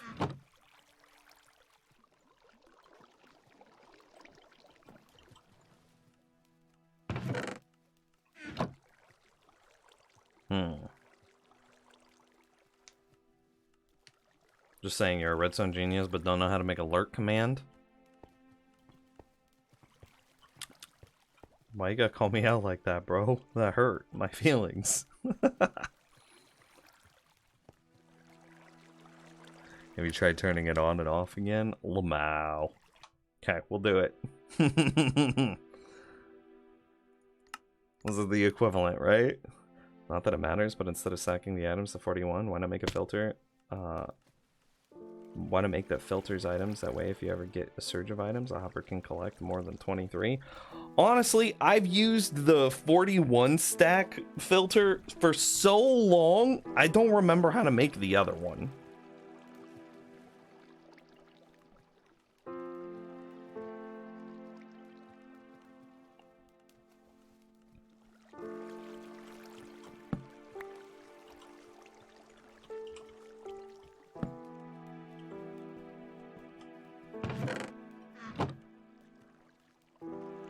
Like, yeah, why you gotta be doing the things you be doing?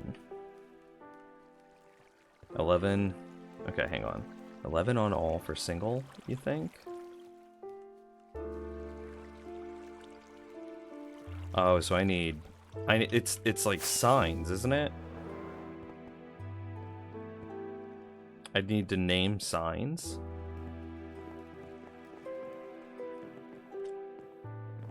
Yo, Bloomy, if you can get me like a link to the break and replace the hopper. Okay. We'll replace him with a better hopper too. This idiot. Look at that guy. Stack of 64. Okay, so this chest is now going to be bottle, or put that there, and we help him. Put them pumpkins there.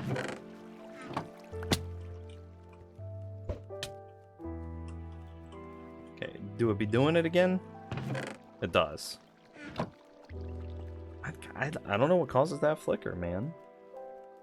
That doesn't make sense to me. The hopper below should pull at the same frequency that the hopper above is pushing. Therefore, the item should basically never have a chance to appear in this chest. Definitely not long enough for a redstone tick to happen, and thus power our redstone lamp.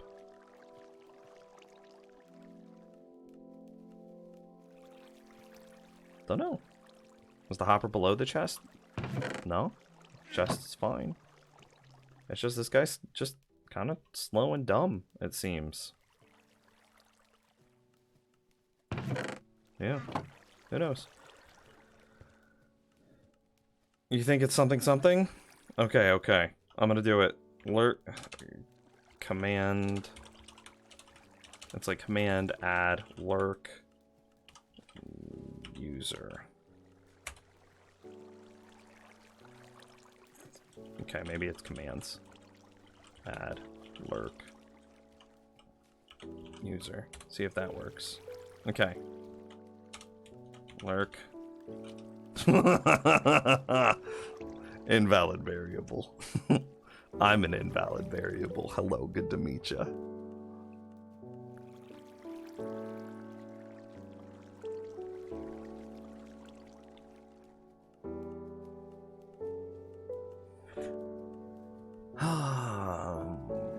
Why does it be doing this?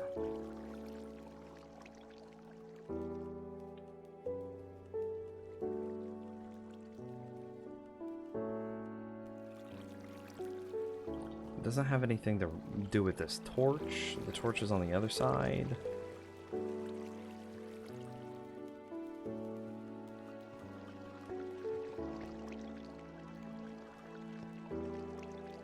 I would expect this hopper to be getting powered weirdly from something. That would be my expectation, but like,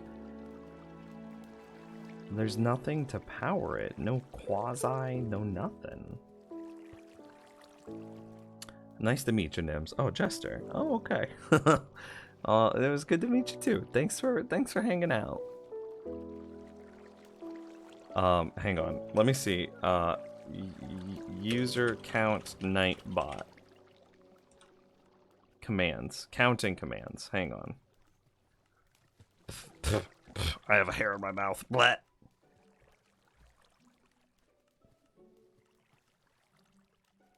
Maybe it's lowercase user. Hang on. Let's try it.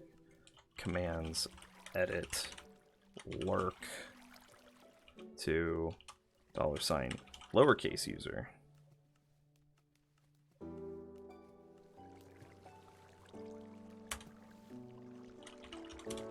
Try it now. Ah, it might have been lowercase user. Just fill the chest up so the hopper isn't transferring items anymore. I mean, it's getting there, right? Like, that will happen at some point in the near future, right? I'm emptying the shulker. How do I get that shulker safely? Because if I just delete it and it goes into the hopper line, then it eventually goes into a cactus. I think I do this. And now no matter what happens, the shulker is safe.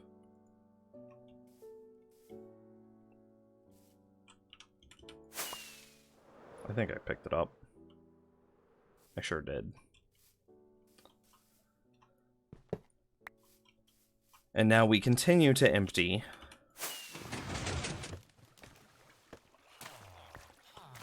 That's nice. That's nice. That's good. Cool.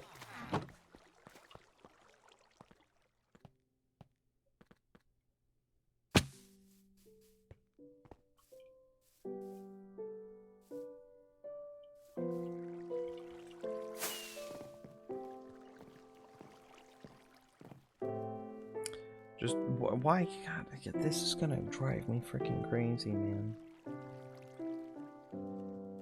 I don't understand why this is happening. Whatever, we can come back and we can go. I'm gonna take the sleep on it approach and crash into a wall and almost die. Or a more complex one to pick a random message from a list of.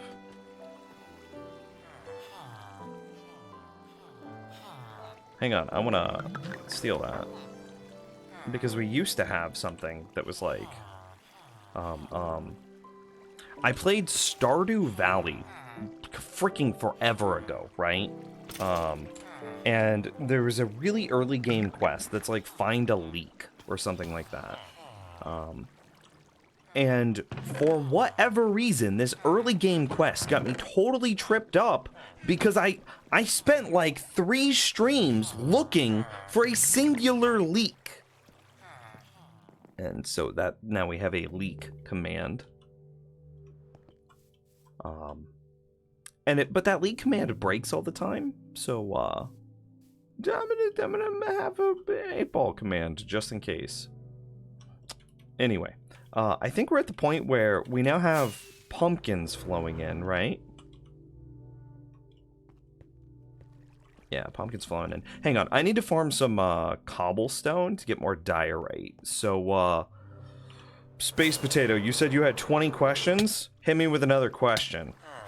Make it a good one. Because I need to stand here and get me some cobblestone. It's not Silk Touch, it needs to be Fortuned. Oh, check out my little cobblestone farm, by the way.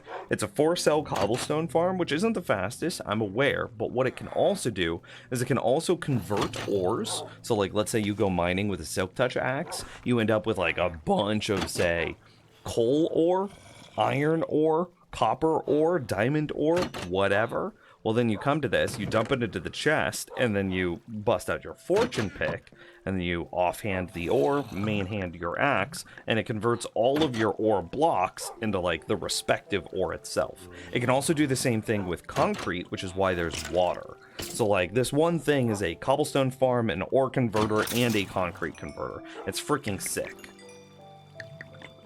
It's not the best at any one of those things. I totally admit and I totally concede it is not the best. This is not the fastest cobblestone farm you've ever seen, right? I know that. I'm aware. But the fact that it can do all 3 of those things reasonably effective, reasonably efficient, and it's just one little thing that I can drive, you know, effectively, because look at the durability of my pickaxe, right? It's not going to go down because of the experience bar just disappeared. Or the durability bar just disappeared because the experience from my skeleton grinder is way more than I need in order to keep my tool topped off while it's actively being used. So, this is sick. I like it much. It's very good. Not the greatest of all of them, but it is good at 3 of them, and it's just one thing.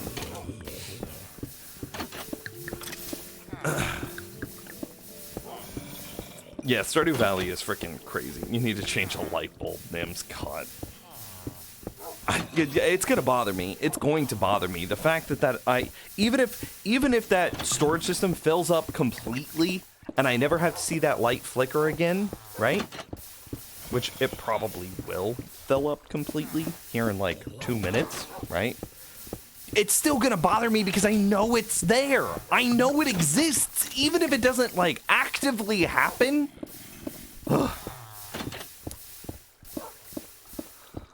Oh, yeah, you know your base is insane when the subtitles can't catch up. Yo, this isn't even as crazy. I can make the subtitles touch my, what is that, the buff bar up there in the top with the regeneration, resistance, and strength. I can make my subtitles touch that. We got that. We got that. Good subtitles. You know what I mean? We got them long subtitles.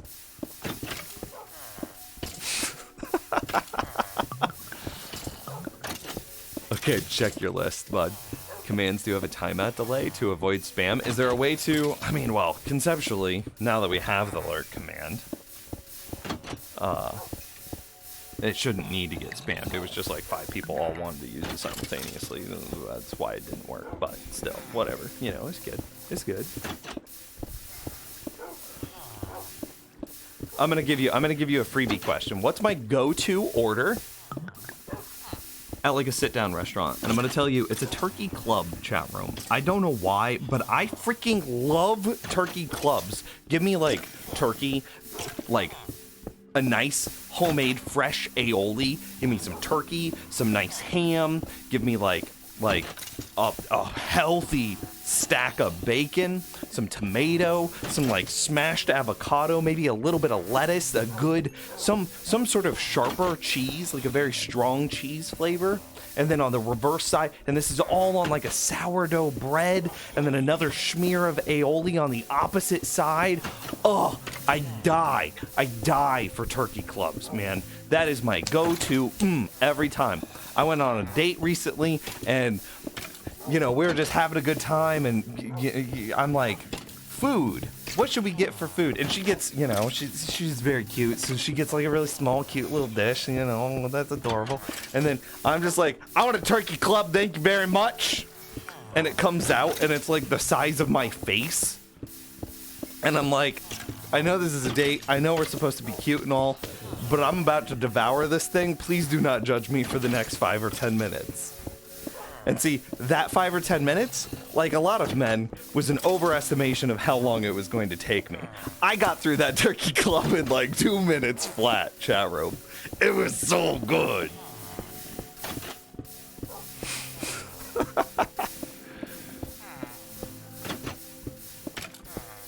Once it fills up, the problem will go away because it is indeed a TPS issue and it just needs to hit a buffer state. I mean, eventually, conceptually, it should never happen again. You're right. But there's a chance, like, let's say that I'm flying through pumpkins, right? I'm just doing bulk trade after bulk trade with villagers.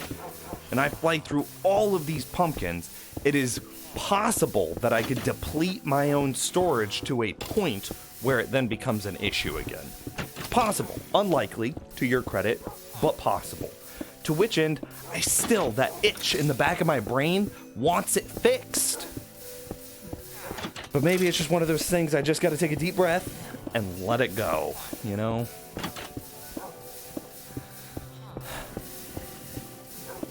Oh yeah, I should change the timeout on the alert command. That's a good point. Okay, it's not a good question, but a stupid one. Let's hear it. Bacon cheeseburger here.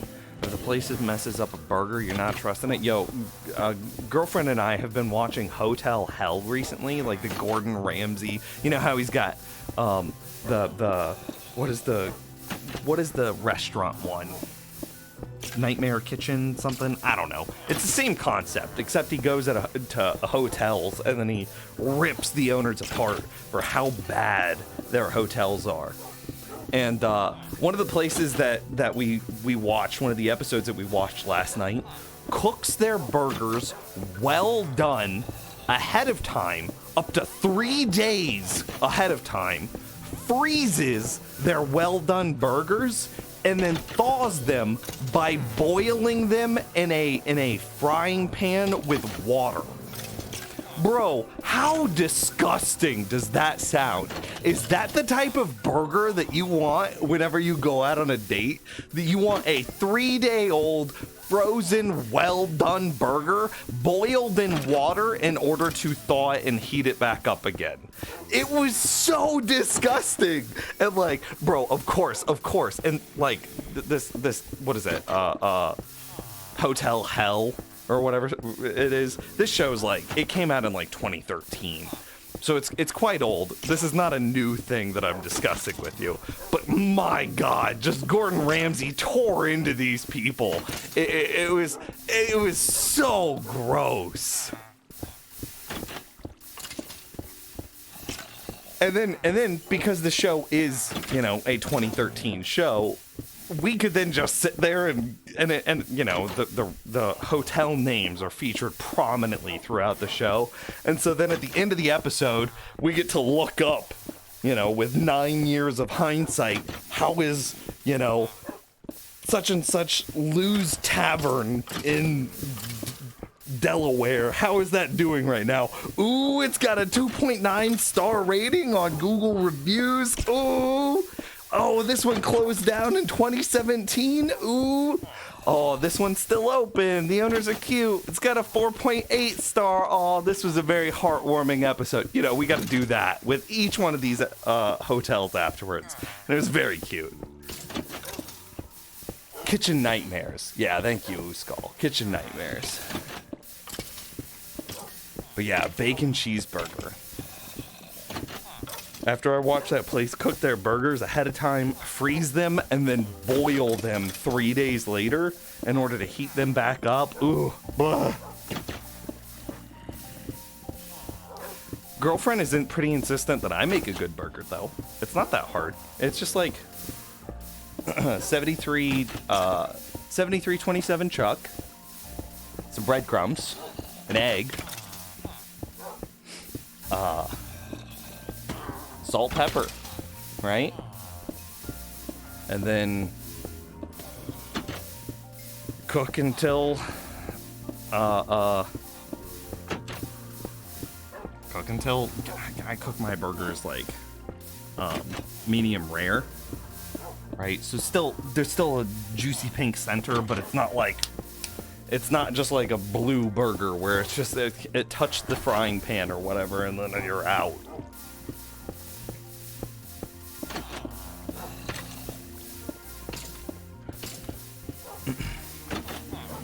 Anyway, you wrote the question. Question 3. How do you not get mad from all the sounds? Cognitive dissonance. I don't even think that's what that means. I don't know. I just tune it out. It's not, honestly, there are times where it's just like, oh my God, so many sounds. However, the sounds that I am hearing are satisfying to me. I like hearing my wolves pant. I like hearing my, I like hearing my skeletons hurt and die, right? I'm referencing the captions there. Those are satisfying to me because that is sounds of my bass working. Now, I've reduced a lot of the noises, like, and I go out of my way to reduce, say, like, piston noises, because I find those very annoying. I go out of my way to reduce dispenser noises, because I find those very annoying. I go out of my way to reduce, like, the lava gurgling noise, because I find that very annoying, like the popping noises. I can't do it. Yeah, which is why I use like cactuses for all of my item destruction. I don't use lava or say netherrack with a fire on it. No. We use cactuses for all of that because I just don't want the noise. I don't use dispensers because I don't want the noise. I only trigger my dispensers. I use smart dispensers for everything, specifically so I don't have to hear the empty dispenser clicking noise. And so through this like process of building my base, I have gone out of my way to make sure I only hear the noises that I enjoy hearing, the sounds of something running well. It's kind of like, I'm not a car person, I'm not, but I imagine that the sounds of my base running well, I have isolated to the point that it is comparable to like a muscle car running well. It is just a very deeply satisfying like rumble of my base operating as it should. To which end the noises aren't bothersome. The key to a good burger is to not overcook and not overflip it. Yeah, no, big agree. Yep. And you don't like push it down like either, right? I don't like smash burgers because it's just like, oh, this is just dry now. Like, I bite into a burger and, you know, you cook it a couple minutes on one side, you flip it, you cook it a couple minutes on the other side, and then you might put it on the first side for like a second just to make sure both sides are evenly heated at that point. And then you pull it out, you put it on your counter for like a minute, you let the juices set and settle, you give it time to rest, and then you dress it, put it on your bun with whatever fixings you want, right? I think a nice cheddar cheese, give me that like triple condiment spread, right? Ketchup, mustard, mayo, mix it all together, spread that on your buns. A nice potato bun is great. So good. A very subtle pickle, like McDonald's pickles are too strong. I don't like McDonald's pickles, but if you could give me like a very subtle pickle, oh, so good. With like, again, a bit of tomato, a bit of lettuce. Oh, so great. So great. And then of course, you need your hickory smoked bacon to just smack there on the top. My mouth is salivating. I'm so hungry.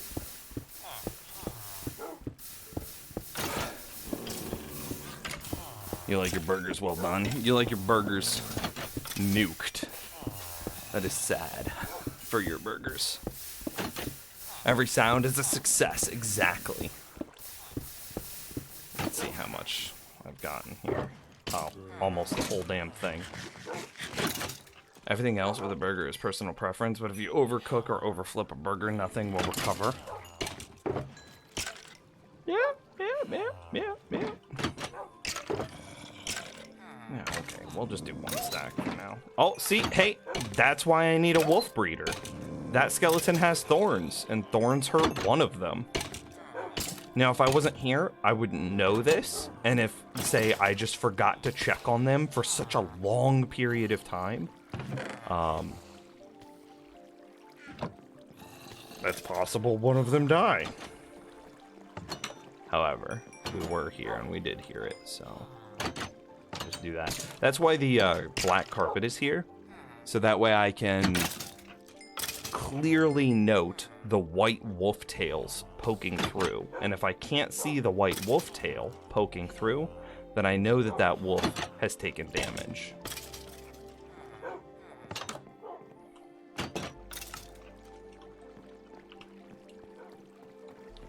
Quick pickles are what you're talking about? Light and crisp with just a hint of... they're just... the strong pickle flavor is just too much for me, and it tends to like overpower the rest of my palate, and so I can't taste the burger anymore. I can't taste the tomato, the lettuce, the bacon, none of it, right? You get that triple condiment smear, the ketchup, the mustard, the mayonnaise all smeared together a little bit. I can't taste it anymore if the pickle flavor is too strong.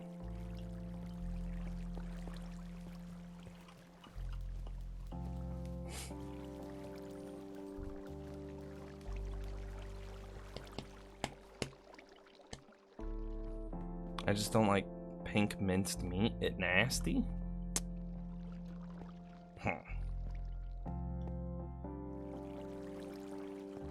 What I need to do now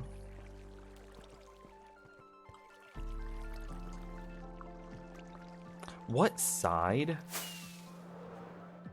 It should be this outer side.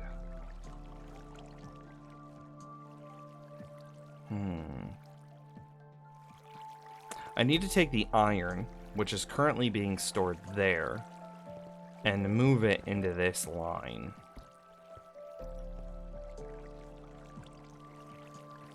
11 p.m. and you're hungry, bro? Yo, where do you live that it's 11? Somewhere in Europe, I guess? Nibs, look up comments. If you have a question, just resend it. I'm not scrolling up.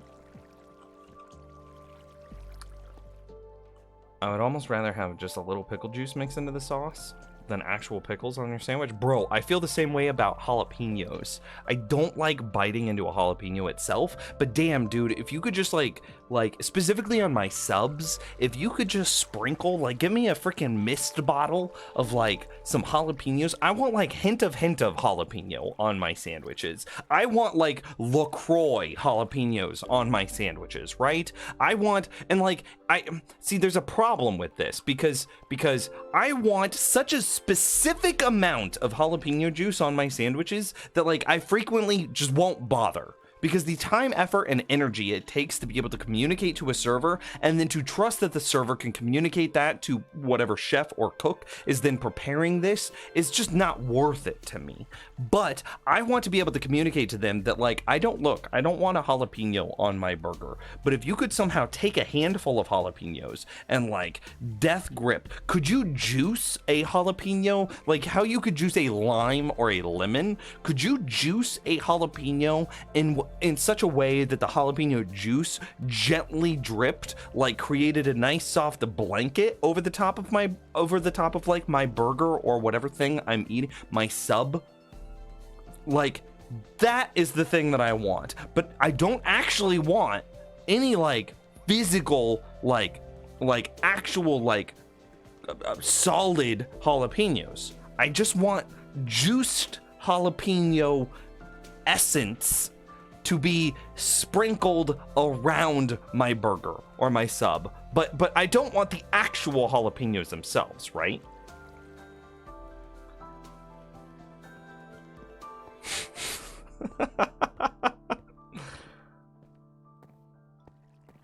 It was like, if you know the name of the syndrome, sleep apnea would have been my guess, which you and OG had already talked about.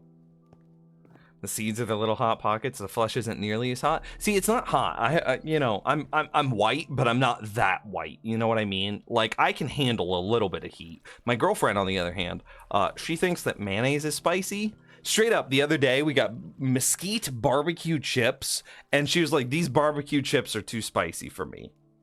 That actually happened.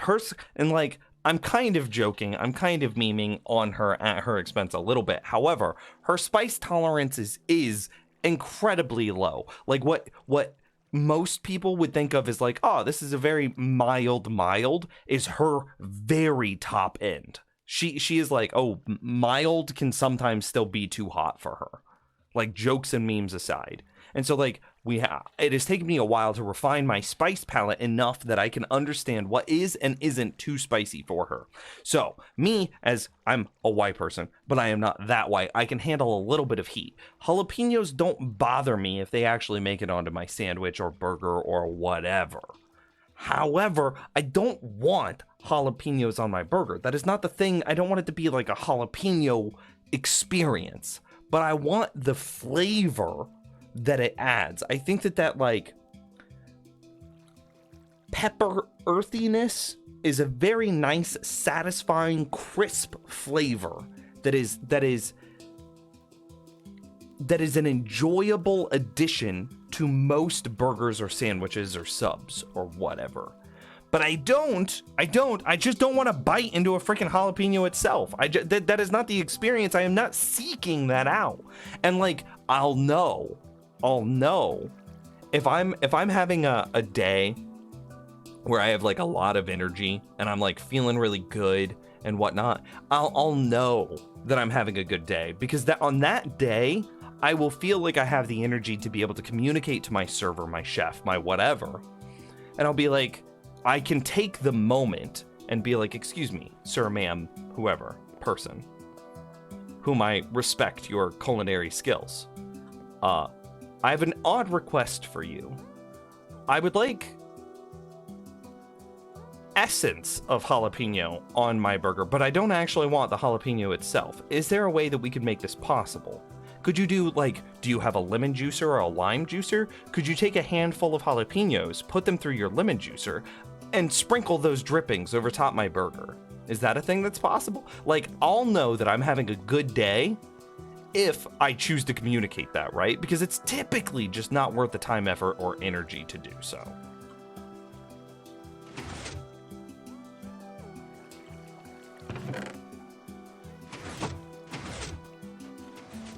Oh, that's clever.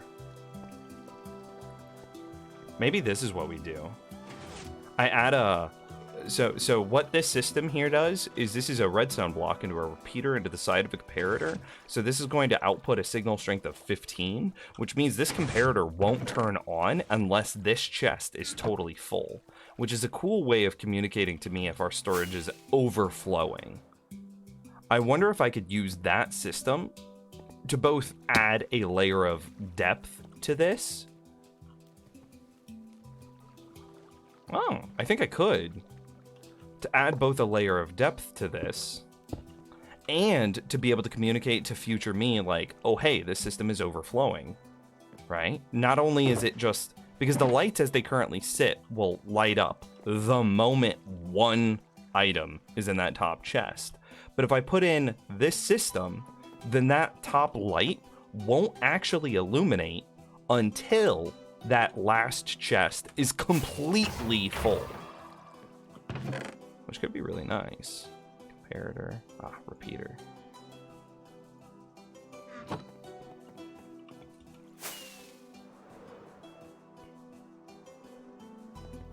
Is Sounds like Candy and you have the same spice palette. Nice. You like spice. Your ulcers, on the other hand, do not. Oh, that's another way in which we differ.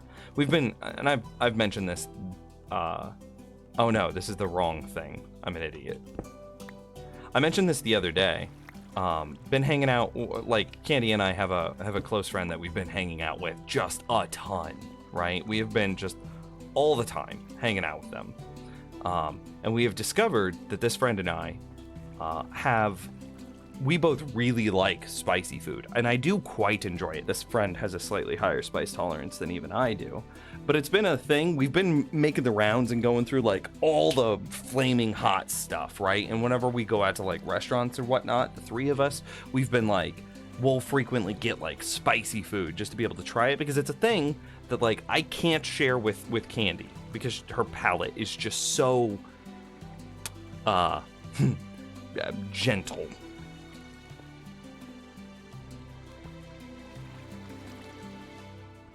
Here's what I'm thinking.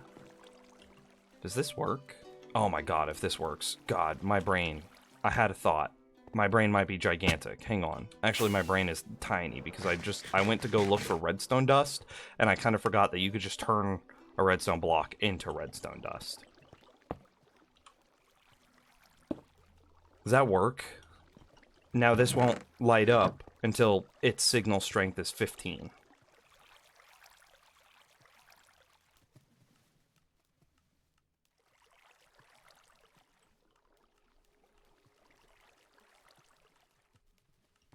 And I wonder now, is this actually this being finicky?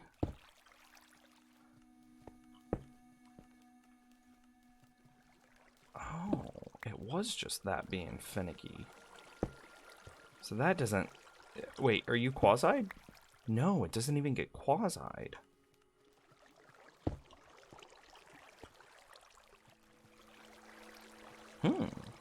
Oh yeah, and then we were gonna look at if I replace each one of these placeholder blocks with signs, what happens? Doesn't it count down less? And therefore has a larger buffer?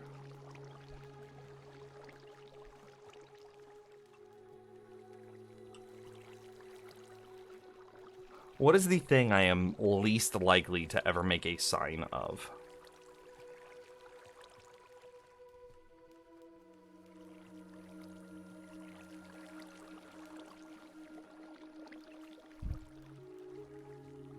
Your 5-year-old calls everything she doesn't like spicy?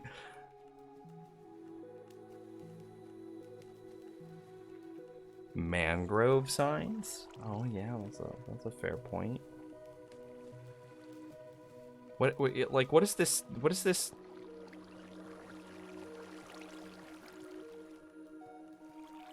I don't know what this buffers to now. And it doesn't matter that it's got a signal strength of 2 because they're not shared lines.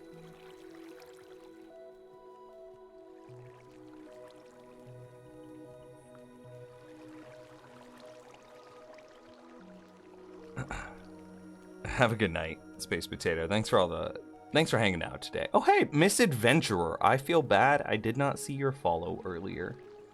I'm a garbage human being. I'm human trash. Nims, fix your lurk, you dummy. How, wait, didn't it work?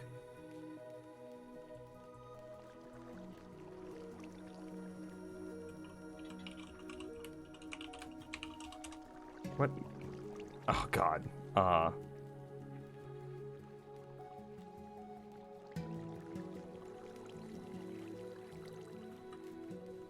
What is it supposed to do?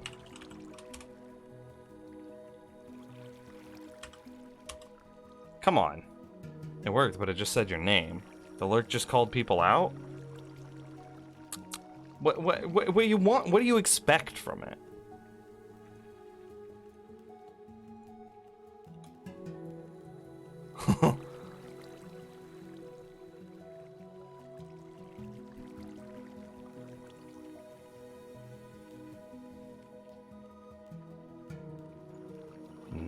Nightbot dot, what is it? Something dot TV? Yeah. Login. Login with Twitch. Yes, I authorize Nightbot to log in with my Twitch. Commands. Custom commands.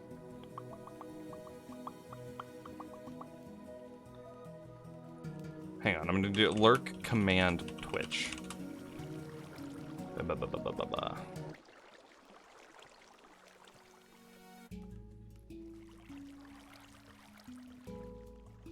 Oh, this just says make a command.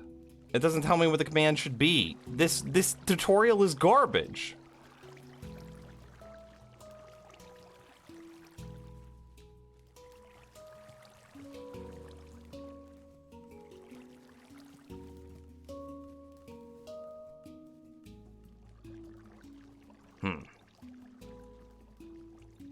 Like, thanks for the lurk, user.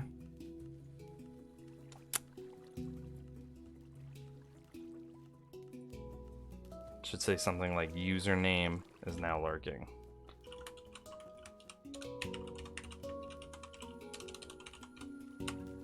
Okay.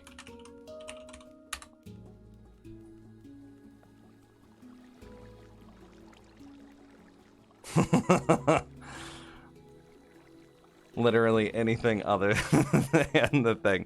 Turn it for what? With the gifted sub to Space Potato. Hey, thanks, Turnip. You're wonderful.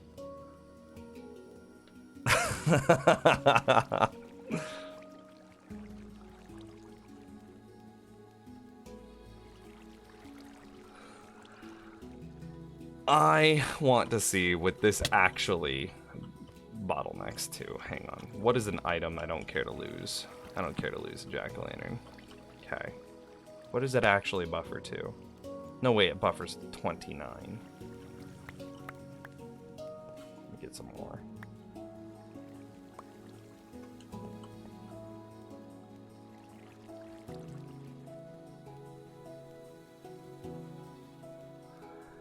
Interesting. What if I put in 4 non-stackable items? Like 4 shovels or something. What does it then buffer to?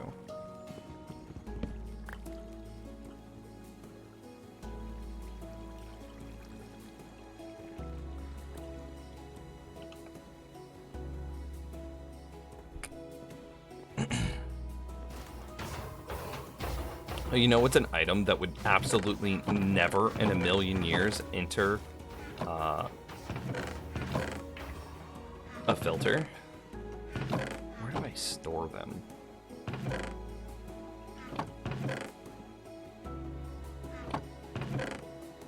A Totem of Undying is what I'm looking for.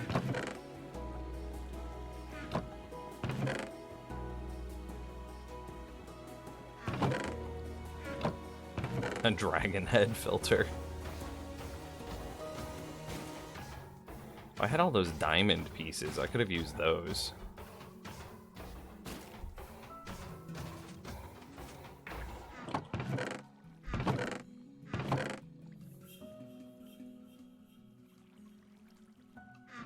They're in your shulkers? What do you mean? Oh, yeah, you're right. It'd be right here. Oh god, my inventory is just such a disaster.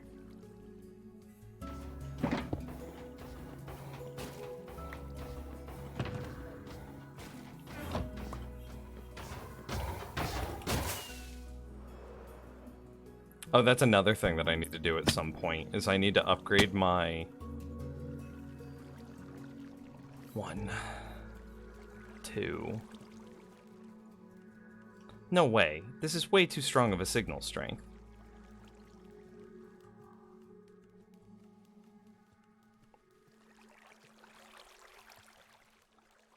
Yeah, this won't work.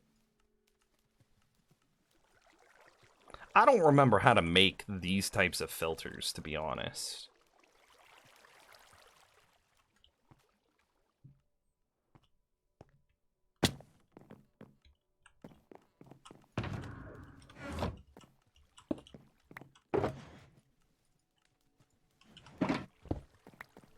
I've used the 41 stack filters for so long that I just don't remember how to make the non-41 stack style.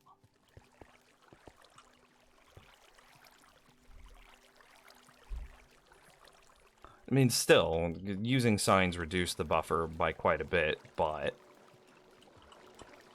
And then this is going to do the same thing as the other side. This hopper, excuse me, this comparator won't turn on until this chest is completely full. Don't you name your other stackable items something specific? Yeah, typically you name them something so that way they can't accidentally be stacked, but I don't want to lose my levels.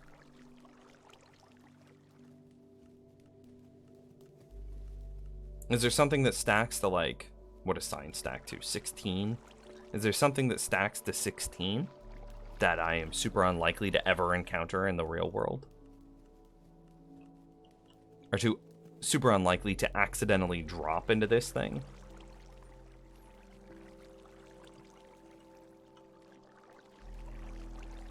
Anyway, we should go inventory dump. Ender pearls.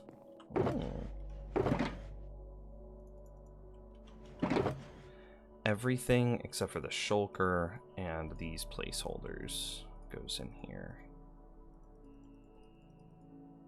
Pumpkins can go out and go into...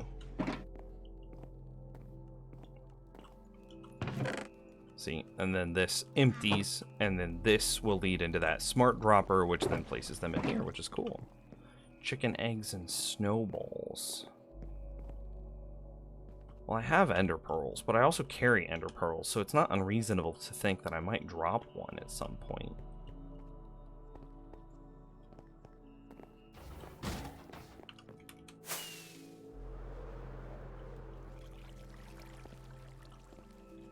I wonder how far that's gotten. Anyway, let's get the iron added in now. Okay, so let's work on slowly and carefully disassembling this. Actually, let me put up this shulker and put up these placeholder blocks. Shulker goes in here, placeholder blocks. Okay, they go inside my redstone shulker. Cool. That is a clean inventory. We'll think on it. We'll think on 16 stackables. It might just still be a sign, just of a color that we would never use. I think I hate birch signs the most. Who knows? Okay, so this comes out, and this comes out. What is this for? Okay, so I had a... This is supposed to go here. And what are these supposed to do? Lock this? Ah, it was just a hopper lock system. Don't need to do that. Okay.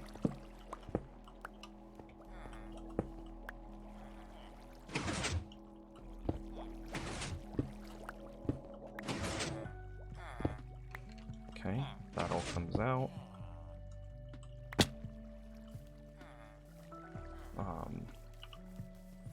Man, my base is just so tight. Everything is so interconnected. This is going to be quite a stressful endeavor.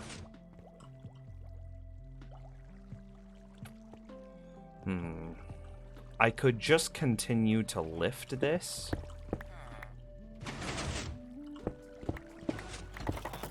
Because I believe... Yeah, see, I'm picking up iron. Okay, so... Well, that block is wrong. That was a lie block. So we have iron get bubble veited here. What if I just bubble veited it higher until I could take it forward and then connect it with... Look at this. Yeah?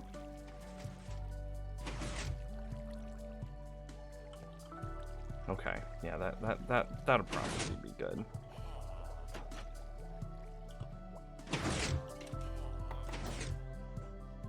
So then that means that, okay, I need to get diorite. Let's put this back. I need to get diorite and packed ice. in order to be able to continue this build.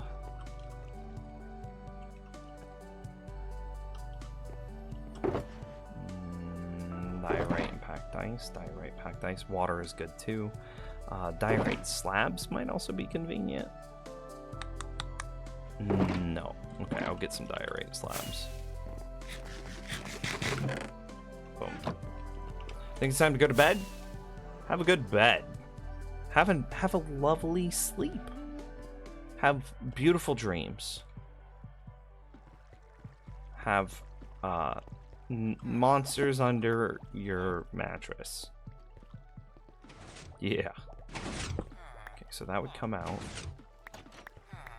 This goes here, and then we just continue going up.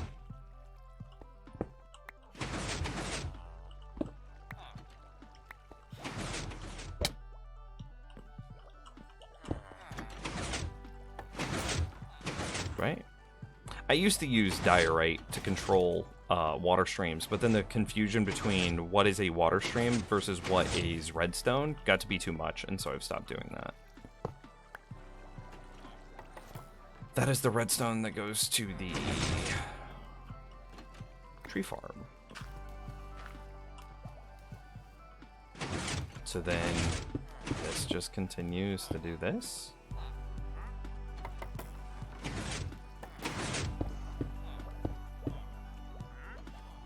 And then we want, at what height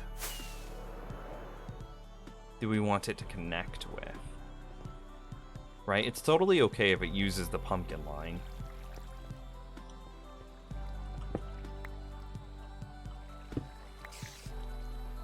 Spider? Oh, it's probably in this.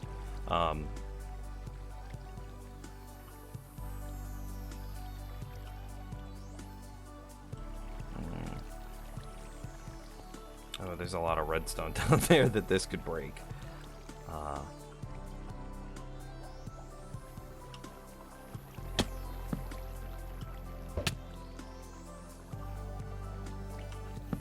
Okay, this should not do anything now.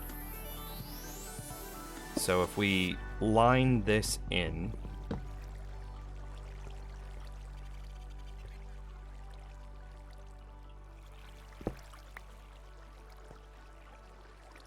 I actually think I want it to enter here instead. So we're going to do this again right there and here so I can replace that.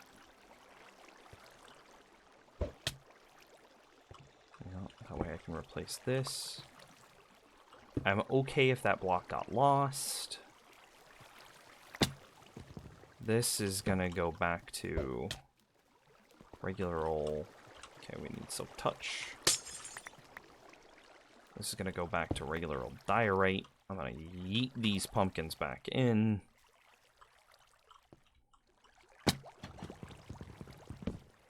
Okay, that's good.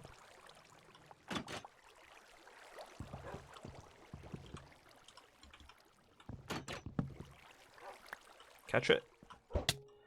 And then from this point, I want this line, but not there.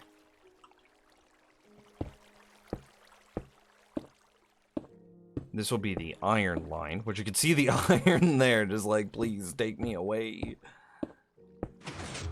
I guess before I build this, I should explore what it means to take it from the source. Because this is not the source. The source is actually basically this smart dropper right here.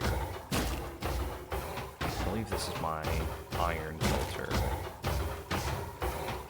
Yeah, there's the iron filter.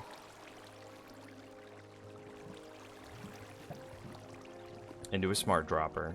And see, what if I just took it, instead of it going all the way down here and then up this and into this like really tight, awkward space? What does it mean if I just grab it from this spot?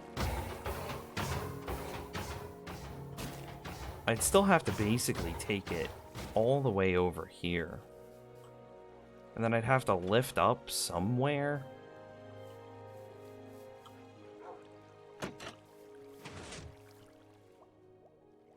Visual glitch, by the way, they're not actually down there. In which, isn't this just easier?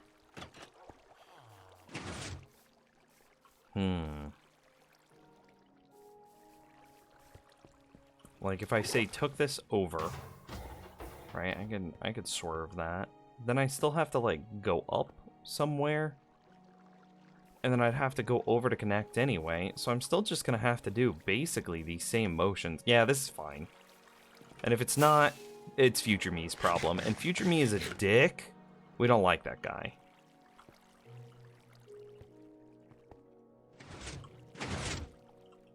So this is perfectly fine. I think. I hope.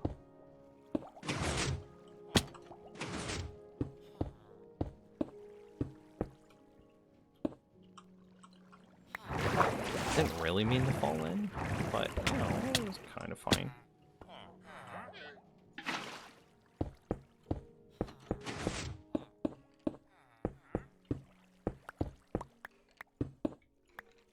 Dang, dude. It's flying quite high.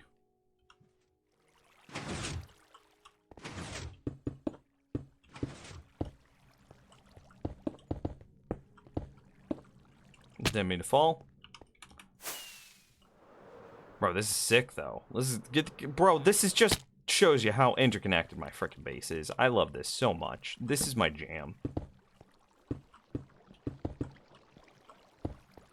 Alright, I need to get more diorite. But that's not that hard because we farmed all that cobblestone.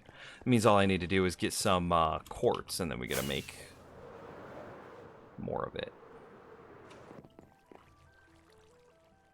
Why didn't I shut you? Oh. Freaking wandering trader must have triggered it. Anything of value? No.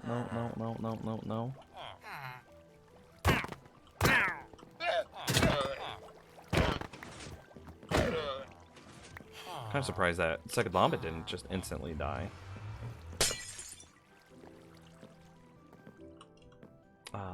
Let's see. Animal goods, leather, leads, I guess, technically. And then I need more quartz, which I'll get quartz from... Yeah, we're good on flint and steel. I'll get quartz from the Piglin Gold Farm quad bartering system, and then the cobblestone that we farmed earlier.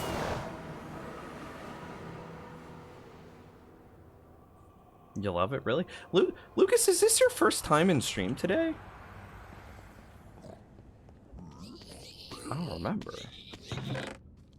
I need to do some work here. AFK in this space. Kind of low on quartz. Yeah? Okay, cool. Man, you haven't even gotten, like, the full base tour yet. I'll show you a cool thing. This is my nether castle hub. The interior of which is clearly not done. But, you know. Here, I'll show you another cool thing. Another unfinished project. This is my Froglight farm. That's like 3/4 of the way done.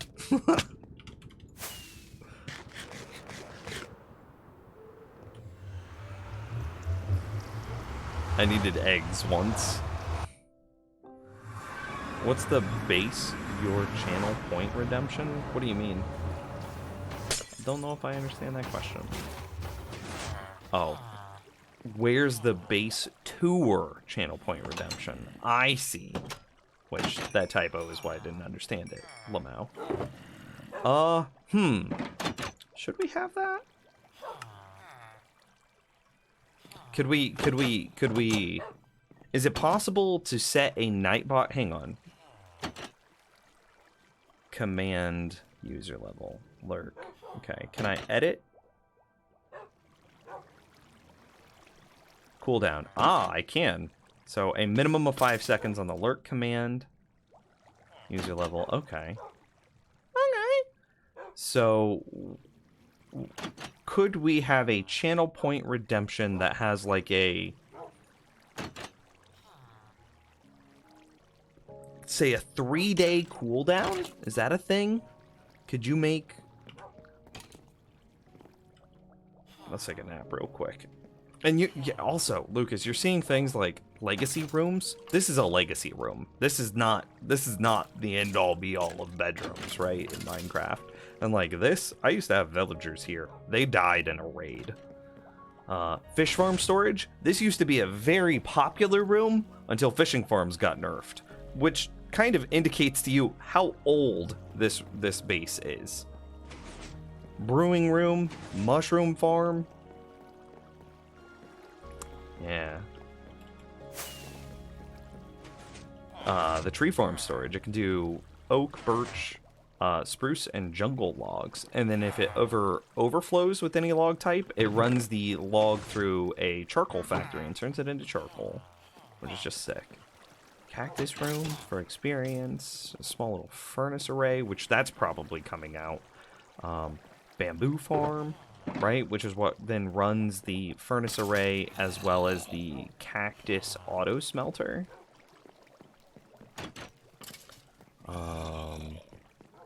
Darkroom mob farm storage system along with the honey farm, right? Because you need glass bottles and then blah blah blah. And the glass bottle chest is intelligent. Like if I were to pull out, combine, and then I put these glass bottles back in here, see it's emptying. Right? It's an intelligent chest. And those glass bottles are being added to the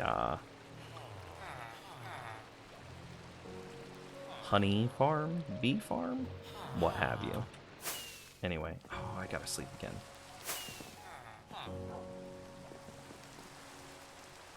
You could set a cooldown between redemptions, minimum of a minute, maximum of 7 days. Okay, okay.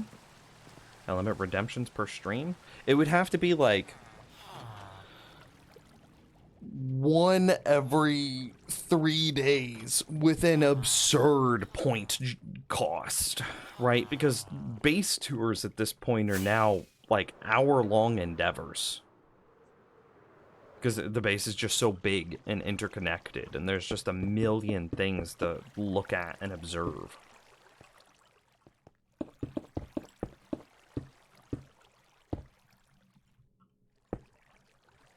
Yeah, this is good. And, okay, so no matter what, that's going right there. That's all we know.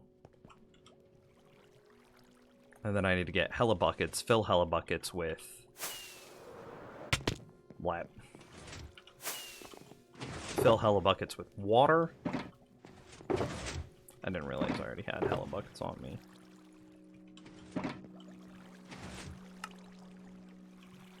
Fill hella buckets with water, and ow! Then go fill up that tube.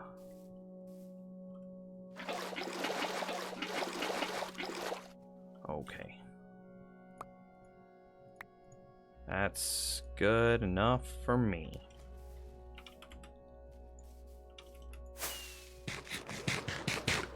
Oh, well, thanks. I mean... I wish I was better at aesthetic building. That's really the only thing. Like, there's some small stuff. Like, I wish I was a little bit more lag conscientious. I wish that I had a witch hut in nearby, because I think that if I could have a witch hut nearby, that would really take this base to like 110, right? Being able to like have on-off switches for darkroom mob farms. I plan on having like an on-off switched creeper farm, an on-off switched spider farm, so that way, because those are all using darkroom spawning, so you can't really run them all simultaneously. I plan on having that, and then also having an on-off switched witch farm would just be the sickest, right? And then still having things like nano farms are dead. I shouldn't have gone out of my way to build like a nano farm in this base. It doesn't need to exist. I should have built different types of like potato and carrot farms, so that way they were a little bit better stackable. By the way, that's the gold. Well, it's not a gold farm anymore. Shoot, that's a copper farm. It's a drowned farm, and it's massive. I don't know if you get this scale from the ground, but it is gigantic.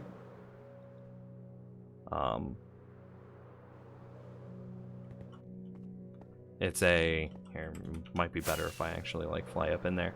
It's a drowned farm, right? So we have there's a river and a circle, which you can see that I've marked out, and then I did the same thing up here, so that way it's we spawn drowned, and then I have a turtle leg right here, and I also have like a path across through a carpet block, which mobs don't see carpet blocks, so they think they can walk across both to the turtle egg and to me, but they don't care about me yet until I attack them. They just care about the turtle egg for now. But then as soon as I attack them, they'll care about, some of them will care about me, and some of them will care about the turtle egg, which means that this, see, like these guys don't care about the turtle egg. They just don't see it. But as soon as I go down there, oh buddy. How does it work? Never seen a drowned farm? Drowned spawn in rivers. I've isolated the entire mob cap, right? I'm so far above the ground, mobs can't spawn below me. And so now I have this just massive water block above me that is exactly in a river biome. They see the turtle egg, they want to trample the turtle egg, and as soon as I attack them, they see me, and then through the same pathing, they want to get to me through this carpet and attack and kill me. That then gets them stuck in this honey-blocked 1x2 area, right? And ideally, just like a raid farm, the player just stands here, stacked inventory, and then turns on your auto clicker, just like in a raid farm.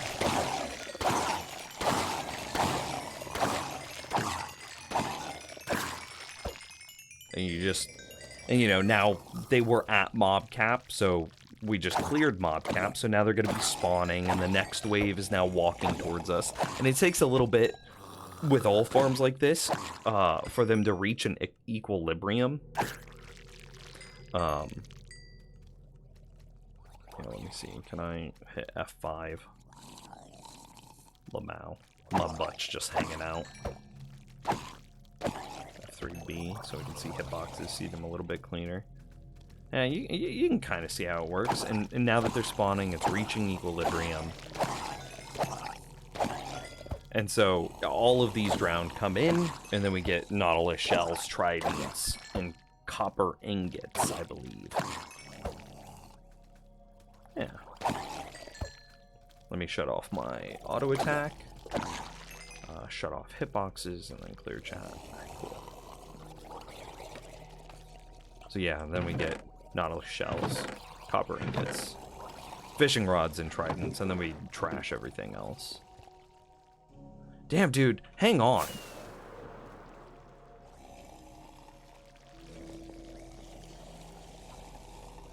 Our base looks so cool. And, like, I wonder if I can improve the rates of this anyhow. Like, there's plenty of spawnable spots, but it just doesn't spawn them as quickly as I would like. IDK. But damn, son. That looks sick as heck.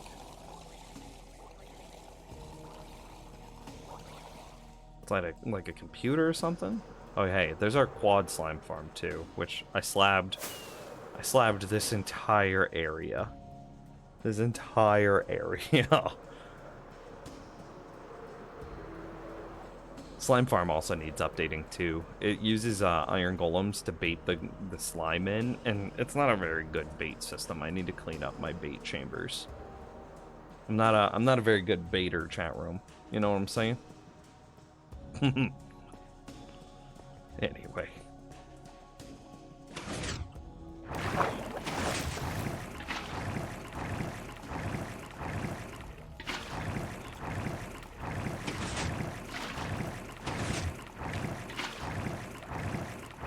I know I could use kelp. I know. I'm just, you know, this is like carrying all the groceries in at once. I could have gone out of my way to then, like, find where the bottom of this system was and do all of the things to perfectly get all of the everything, exactly the blah blah blah. No. Or I could just grab 16 freaking buckets of water and make it work.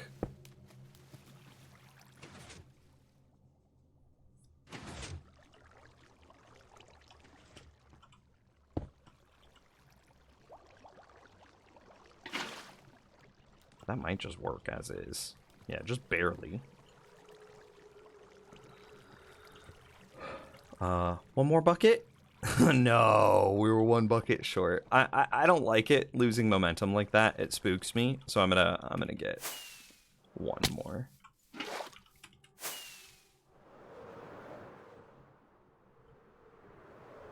Yeah, I'm a very novice baiter. I am not a master baiter, you know. Did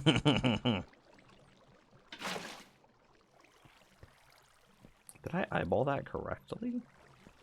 1, 2, 3, 4, 5, 6, 7, 8. Wow, I nailed that. Okie doke. Well, that's iron in the system now. So this is like a main bus moving in here, right? So and then we have like these secondary strings coming in. So this is pumpkin plus iron merging together into one line, and then we filter them out from each other here. So, oh damn, I didn't mean to fall. I'm just garbage at this game. And see there, we filter the pumpkin. Here we filter, that's potatoes.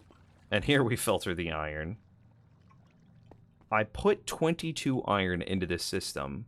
We should now have more. We have 55.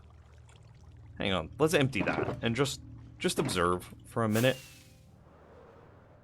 Is everything working?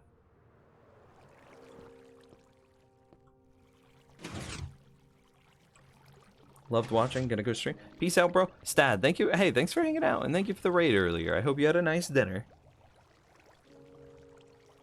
It's a real shame, Nims. I'm starting to like you, but I have this policy about your baiters. Oh, they must be masters? I see. I understand. Oh, cool. Here comes the iron.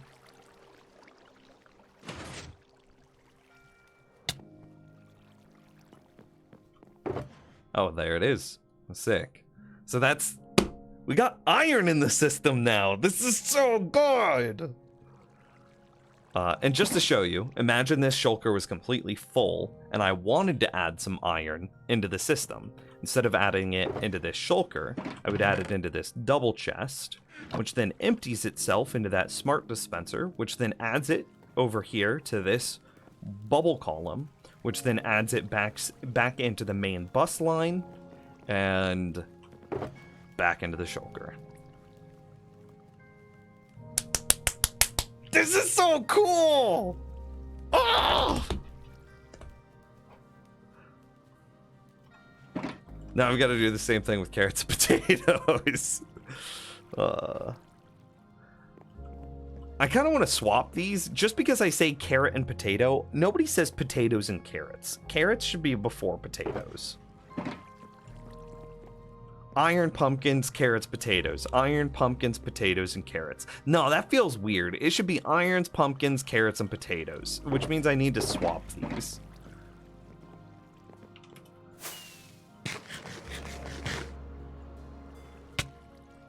Thankfully, it's not a hard swap.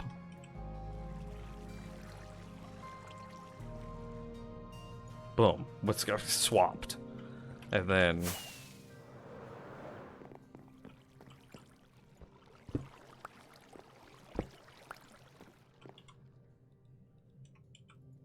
carrots, potatoes. I really wanted carrots to be orange, but, you know, pumpkins are orange. And what other color could you use to represent a pumpkin if not orange, right?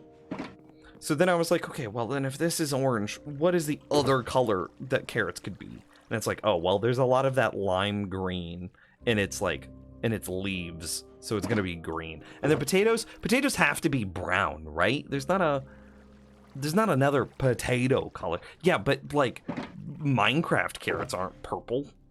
They're freaking orange.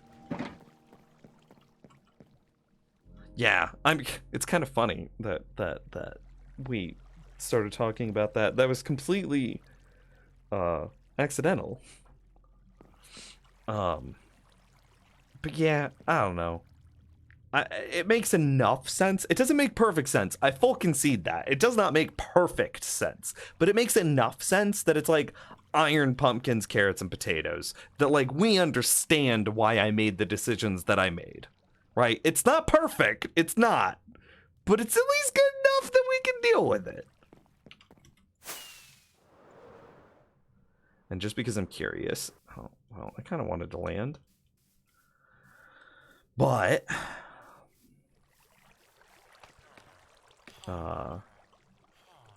is this it? Oh, it finished. We're done. We're done. All the pumpkins have been moved over.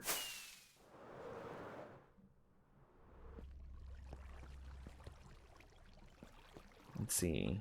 That means that. Oh, let's handle the signs because I think that you're right. I think I want better. Do we need better buffer? Because like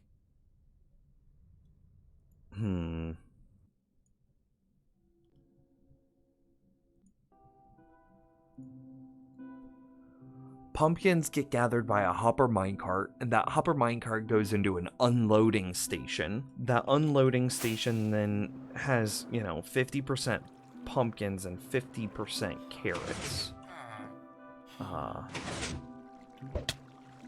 Right? Which is right here.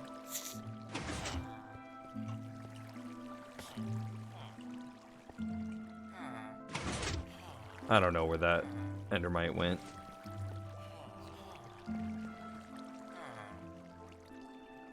Gone forever. Hopefully it doesn't mess up one of my things.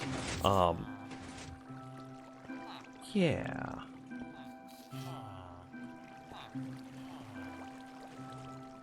Yeah, see, here we go. And see, so it's even loaded, but it's not gonna 50-50, right? It's gotta...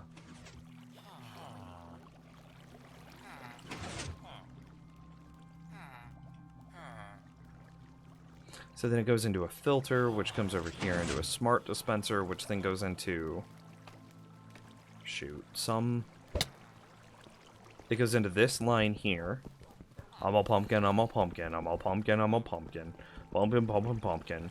And then right here is when it goes into my pumpkin carving system.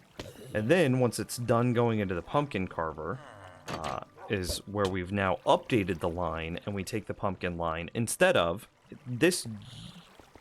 This used to be pumpkin right here, and then it would go there, and then so it's this line, and then it's this line. I'm a pumpkin, I'm a pumpkin, I'm a pumpkin, I'm a pumpkin, and then it would drop right here. But this is all unnecessary now, right? This is a dead line, so it needs to come out.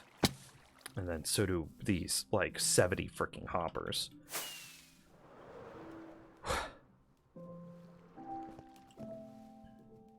You can use a banner for another stack of 16 items? Okay, maybe. I don't know if I have any banners.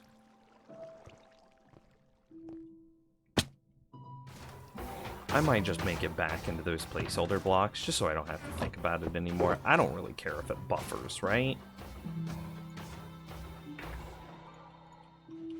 I only cared that it was buffering as we were filling the system. But it doesn't really matter to me if it buffers, because, like, all of these item streams are being run by smart droppers. I'm just double checking that in my brain. The iron golem farm, the iron is being run by a smart dropper. Yes, that is true. The pumpkin farm, the pumpkins out of the pumpkin farm is being run by a smart dropper. That is true.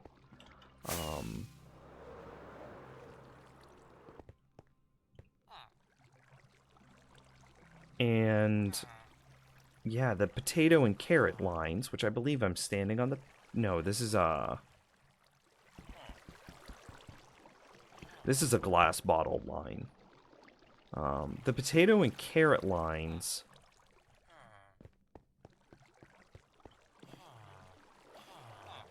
The potato and carrot lines are being run by... I think they're smart droppers. I think that's what is down here.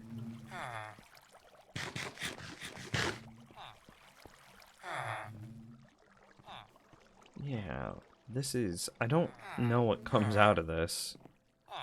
I think this is a honey bottle smart dropper, and I think this is like carrots and this one's potatoes.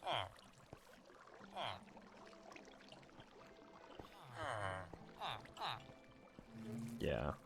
So all of them are being run by smart droppers, I believe. Can I? Nope. Doesn't seem like it. Which means that the flow in of items should never exceed like 1 item per 2 redstone ticks. And if a hopper can't keep up with 1 item per 2 redstone ticks, then what the hell is a hopper doing with its life, right? Like...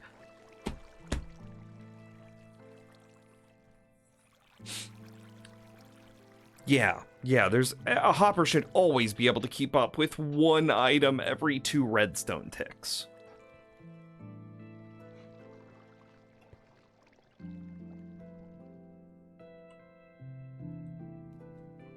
Yeah.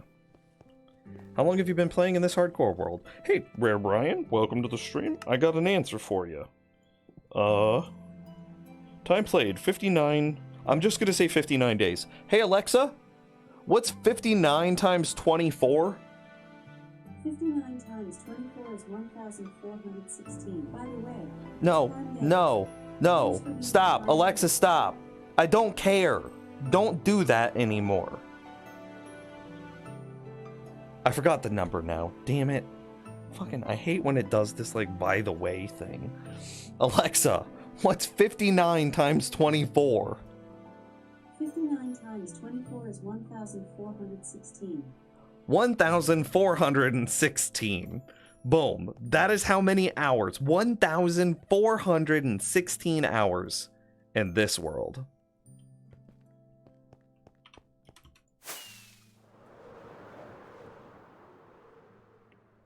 No blocks tuned? It's just a texture pack thing. I want to start using like jingles and jams and stuff to indicate certain things have happened. But I have not done that yet. What would you do if you died? I was actually asked this question earlier this stream. My birthday was last month. I wanted to have a drunk birthday. It didn't happen because I got very sick. It was bronchitis and I had like... It was just real bad. I could barely breathe. My throat was closing up. I literally had like mucus and boogers coming out of my eyeballs. Like that is not hyperbole. I had mucus like coming out of my eyes. It was so bad. I was miserable. I had to stop streaming for basically an entire month. I was so sick. So if I died right now, right?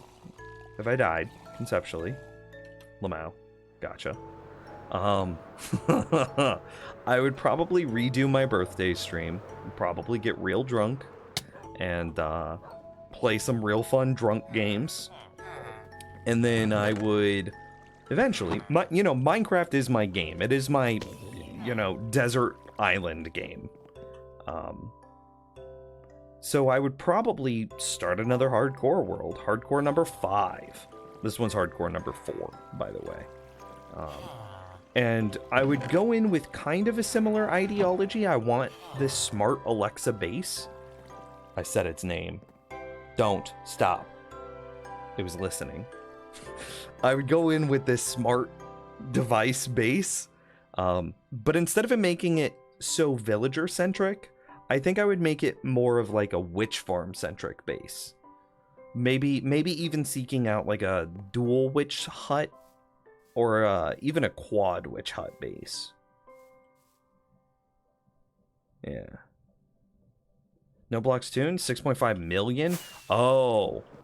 It's likely because I use a no block in my fish farm. So, I think... Yeah.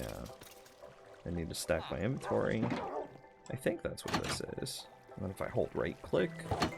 Oh yeah, this is what it is. Look at me tune this no block. I'm doing it. By the way, I'm also the master of fishing farms. Can I show you a thing? This is my I'm gonna jump over to my redstone world real quick.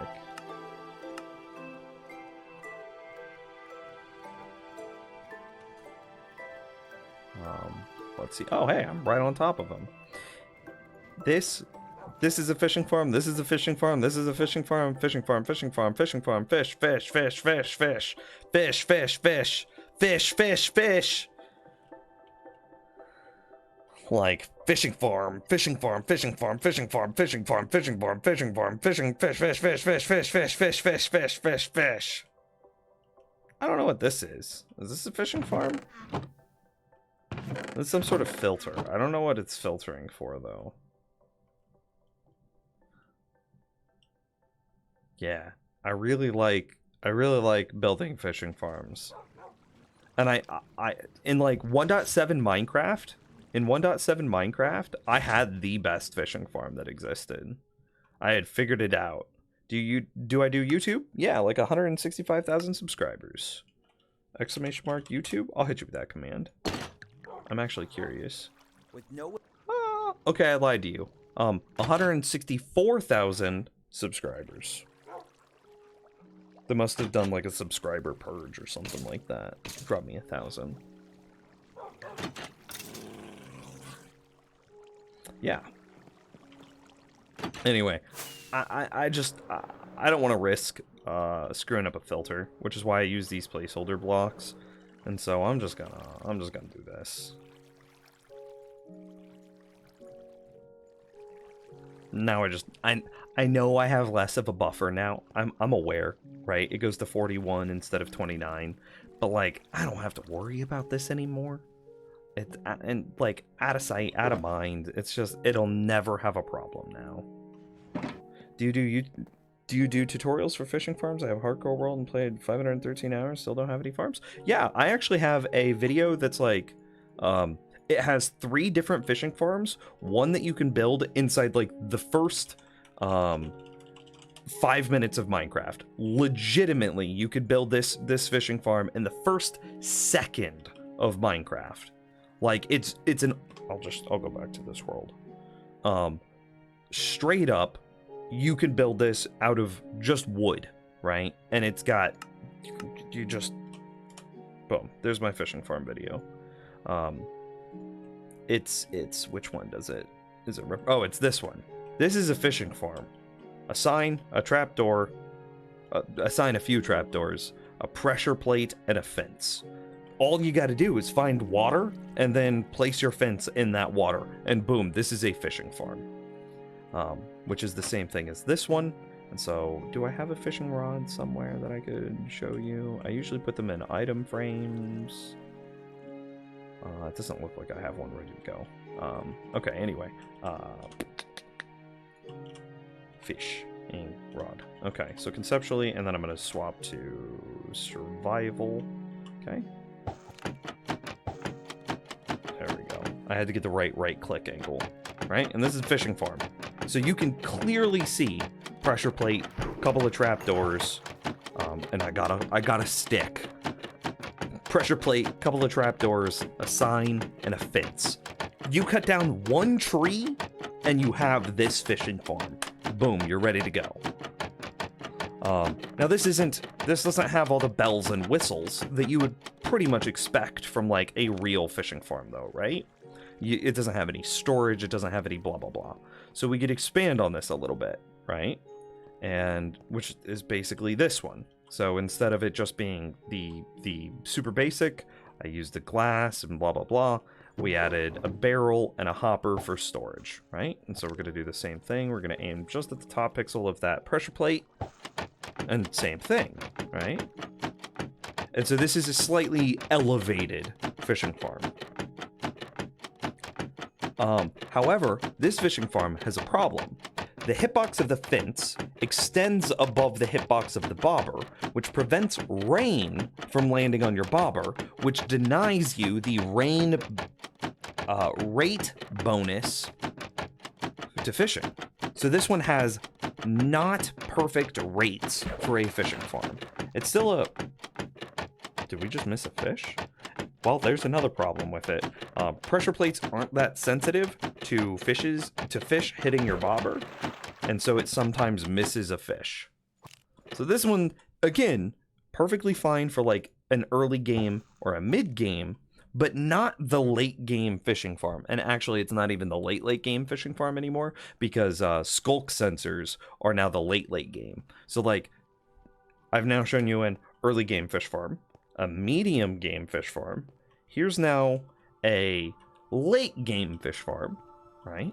So same sort of concept. You step here on this trap door, you aim at the water line, and then you hold right click. And see now, and it's totally silent now, which is another benefit. People like that. And because we're using tripwire instead of a pressure plate, it doesn't interfere with the bobber's hitbox, which means that rain can now land on our bobber and thus increase the rates of fishing during the rain. And so this is what I would previously have described as the late game, and actually I still would call this the late game fishing farm. It's a little bit more exotic. You have redstone, you've got iron trap doors, stuff like that. You've got a note block, you've got tripwire hooks. It's a little bit more exotic, but it's nothing crazy. However, with 1.19 and the addition of skulk sensors, there's a new king in the fishing farm gang. In the fishing farm game, not gang, game. And that's a skulk sensor fishing farm. And I have not made one of those yet. So I need to go back and update that video. However, if you don't have skulk sensors yet, then this is the fishing farm I would build. And this is the one that I feature. I feature all three of these in the video, right? Because they're not particularly hard, long builds. So I'm not going to focus on one of them. I'm like, here's how to build the one. Pros and cons, early game fishing farm. Here's how to elevate that early game fishing farm, add storage, blah, blah, blah. And you could do this with just about any right click override thing. So say I could. Oh, thank you guys for the follows. Oh, dude, Space Lamb, thank you for the sub. 50 months, halfway to 100. Thank you very much. And see, so you could do this with like bells. That's a perfectly fine fishing farm. You could do this with a trap or a fence gate. That's a fine fishing farm. You could do it with a redstone repeater. This is a fishing farm, right? Anything that overrides the right click function here all works as a fishing farm. Day-night sensors do it. Look kind of like a discotheque. It's great. Signs. Yeah, signs do it. We've shown that one off. I think flower pots do it.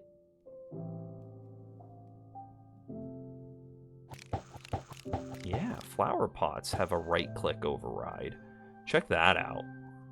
But to get the angle on the flower pot, it's kind of hard. I even tried, and see, so those are all perfectly fine fishing farms. I even tried like weird stuff, like,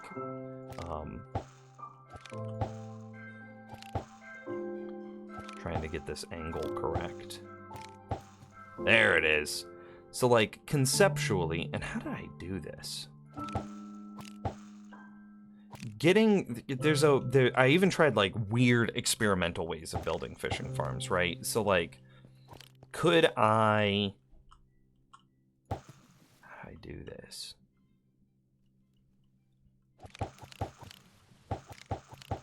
I don't remember how this one was supposed to work. It's been so long.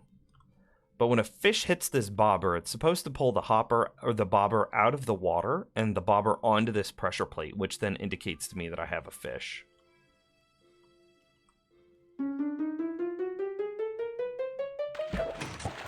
Bro, I can't believe that works.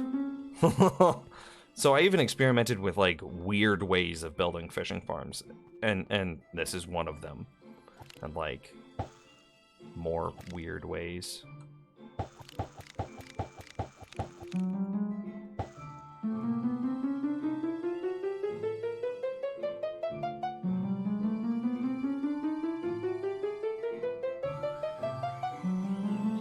Come on, give me a fish. I should put lure on my bobber just so we don't have to wait as long.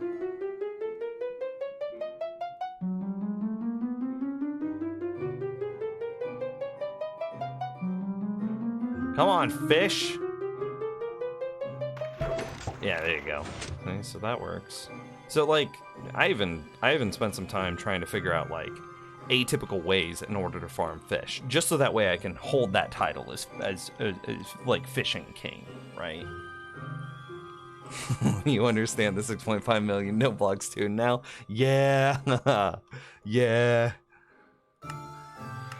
Jumping back to the hardcore world. I do genuinely appreciate all the follows, guys. Those are nice. They make me feel warm and fuzzy. So if you haven't, you should hit that follow button. So like, just for a little bit of context here, Lucas. This is my fishing storage room. Every single one of those was caught one at a time, right? One at a time inside of a fishing farm. One at a time inside of a fishing farm. And all of this.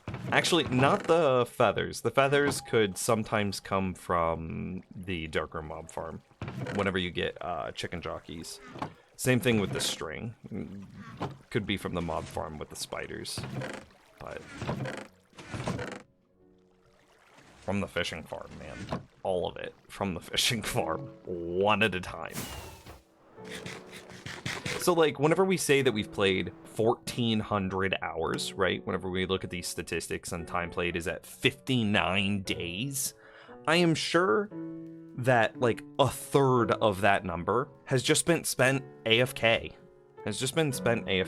That being said, I do have a VODs channel where, like, if we look at this, and I'll pull this up on stream so you guys don't have to click anything. Here is every single sort by, date added, oldest. January 27th of 2020 is whenever I started this world.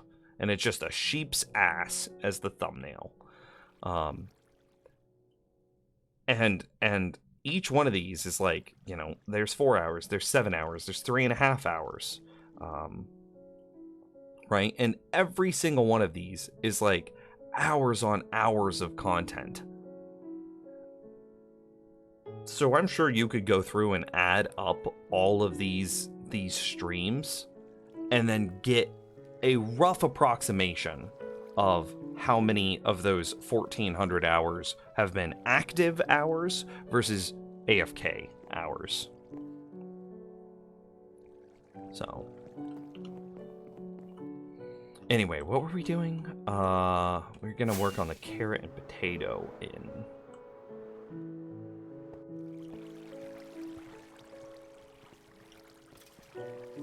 So I think that's carrots, and I think that's potatoes. What if instead of dropping them down, we lifted them up and took them over? That way I don't have to change any of the redstone. I don't have to do anything.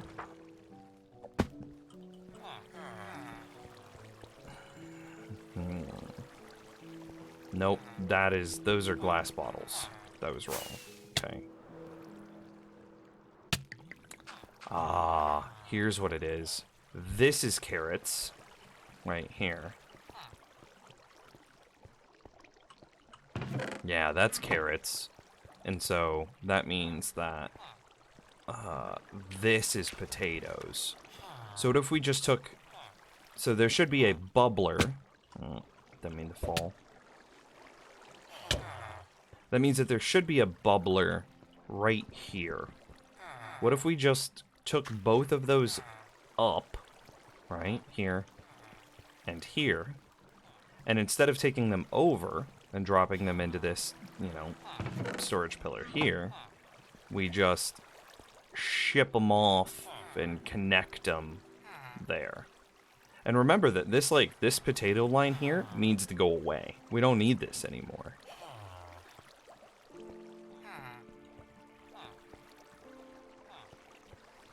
Yeah.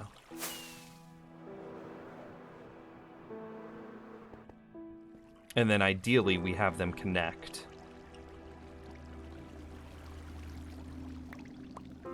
Oh, I'm grabbing stuff through the corner. And then ideally we have the potatoes and carrots connect in this spot.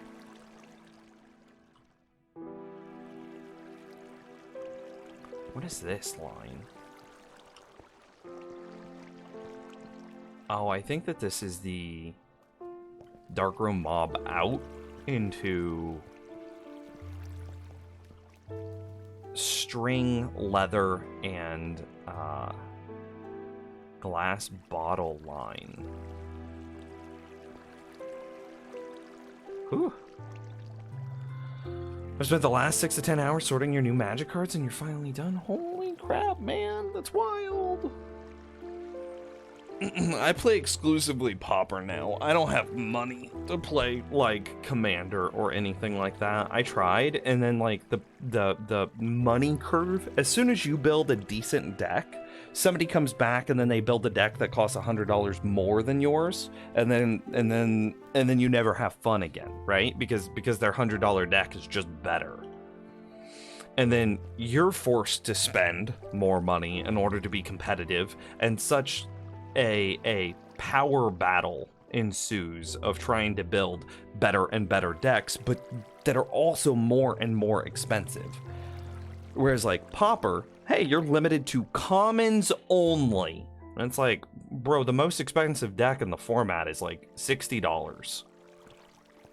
Right now you're just sorting by color. I sort my magic cards by, well, okay, first I think I should say is I don't sort my magic cards. My girlfriend loves sorting the magic cards, and it's mostly an our collection thing. It's not really my magic cards anymore.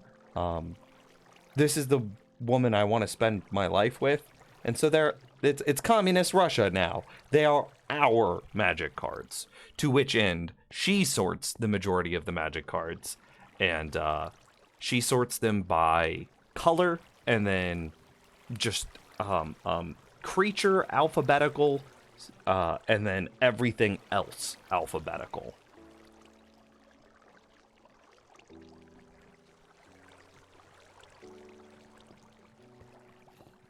You only play cube? I have a buddy who has a Pauper cube, and it's really good. Maybe I'm biased because we've only played it once, and I swept that tournament.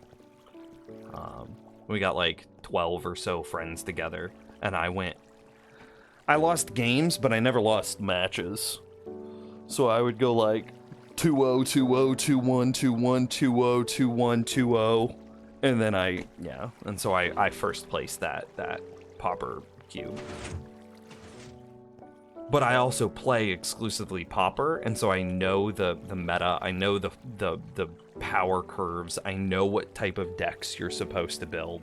And so I just built a deck that had recurring value, like crazy amounts of recurring value, because that's all Pauper is just how removal is so much better than like the creatures, right? Because like red has lightning bolt, quintessential lightning bolt.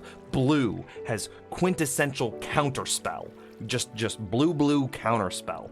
Red lightning bolt, right? So the removal is just so much better than the permanents are.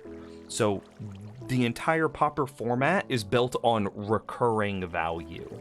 So you must get like a 2-fer, a 3-fer out of every single permanent that you play.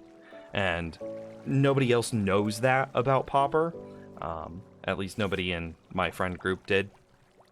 And so I built this really recursive value deck, and everybody else just built things that were like, this creature looks okay. And I'm like, nope, don't care about the creature. Does it give me recursive value? Then I don't want it. And so I just basically by the mid game, I had a 5-card advantage on my opponents, and like my board was way more developed. They had one creature, like one permanent out, and I'd have like 3 or 4 because of their removal wasn't as effective as mine was. And yeah. You've been wanting to try Pauper, but all your friends play only Commander? Pauper's a lot of fun. It's basically Legacy Light with a cost per deck limit being at $60. The problem is when people hear commons only, they get this like snobbery, like they push their glasses up their nose and they're just like, nah, I don't want to play with only commons. It's probably going to be so low powered and boring. And it's like, no, you get all the big things. And admittedly, the creatures are a bit lower power, but it's not even that the creatures are so low power that's the problem. There are like there's a deck right now that uses the Urza lands and Olimog's Crusher, which is an Eldrazi. It's like an 8/8 trample annihilation, something like that, which is a plenty strong creature, and you can get that creature out by like turn 4. The problem is you're running against stuff like blue has straight up blue counterspell. And that is just way better than, you know, a one-trick deck that gets an 8/8 out on turn 5. It's getting late where you're at. Gotta go have a good stream? Aw, much love. Much love, Lucas. Thanks for hanging out today.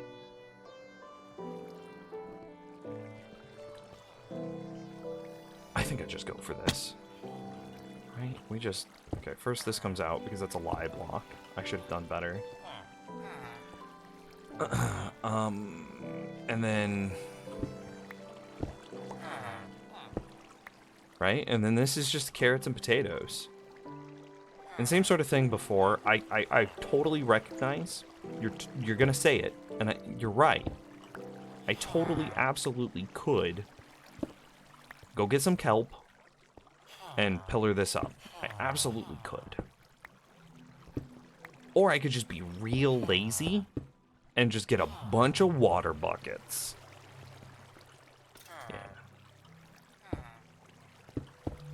Yeah. No! Well, I just destroyed one of my waters, so, You gotta get ready for bowling? Oh, that's exciting. Are you good at bowling? What do you bowl on average?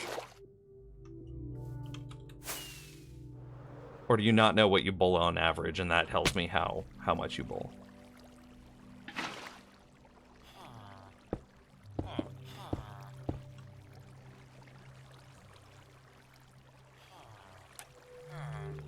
Okay, so if this is coming up, and we're gonna do basically the same thing over here, right?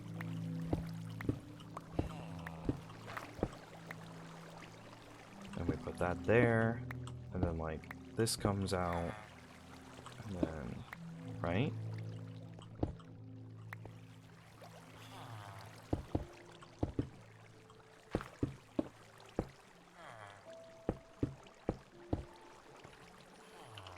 We'll have a bit to disassemble. But then I need to take... Yep, and yep, and yep, and yep, yep. And then we drop this in there, and then there's a thing like this, and then... Back in March, you bowled your first and only perfect game. Bro, that's so hype! That's the dream, right? So you're good at bowling. I mean, if any person has ever had a perfect game, you're good at bowling. At any point in your life, you're good at bowling. Right? That's just the truth of it.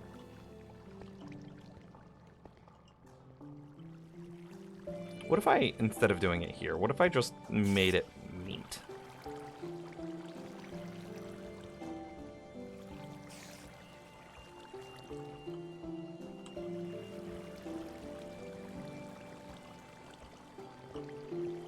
And so then it like, what are the chances that, like...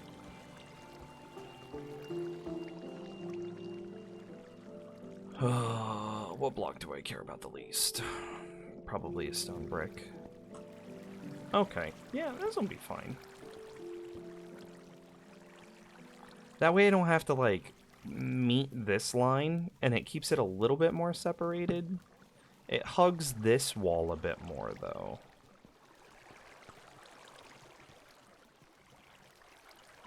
What if I move it over? Like, what's right here? Oh, yeah. That can just be what we do. No, that would look really weird. I'm not gonna do that. Okay, I'm just gonna make them meet. It'll be okay. So, like, that'll go there. And then, oh, I already did it. And then this will go here. Let me pop this out.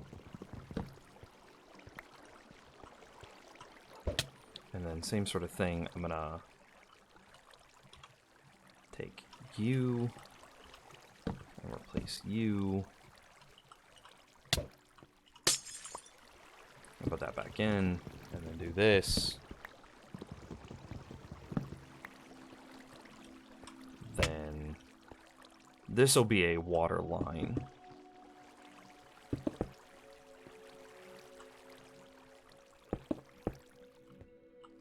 Oh, and that's all my packed ice.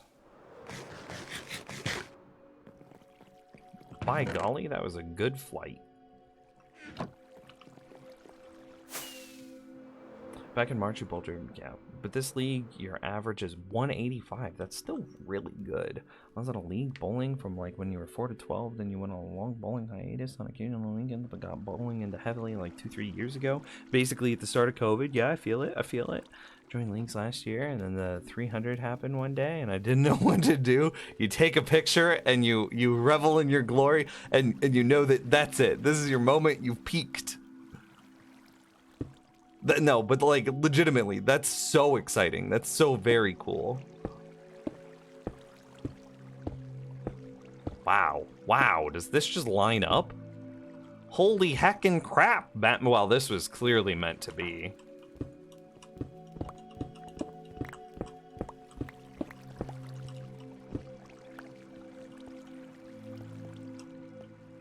Mobs can conceptually drop on top of us here.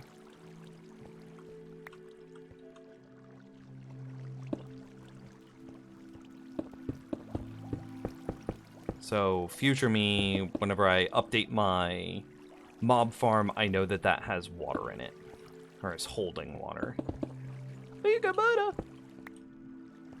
Yeah, no, that's so hype. Do you want to come be on my team when I go bowling with my friends and we can blow them out of the water? I can bowl like 120. Like that's it. That's what I got.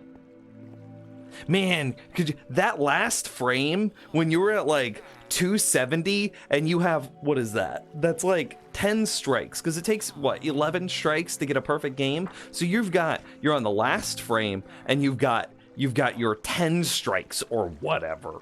And that last 12, okay. Yeah, because it's what, 9 frames and then 3 on the end? Oh, it would be 12. Yeah, okay. So that you've got 11 strikes up, you're up to bowl like your 12th and final time, and all of that, like, did you feel pressure? Did you feel like anxiety? Did you feel the tension of the moment? I was not ready for that unnecessary pressure. Okay, yeah. You hold it over your cousin's head now. Every time they go bowling and send me pictures, I just point out I got a 300 and they don't. Like, is your cousin's average a little bit better than yours? Do they bowl like, I don't know, like a 200 or something on average?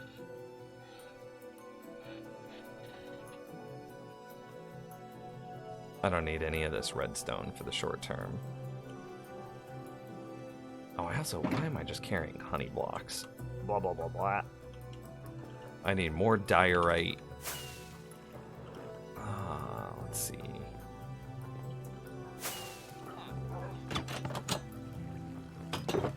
Out of curiosity, does like your bowling alley that you frequent, did they have like sound effects or noises, the celebration for a perfect game? Also, are you one of the bowling people that like knows what viscosity of oil your bowling alley uses?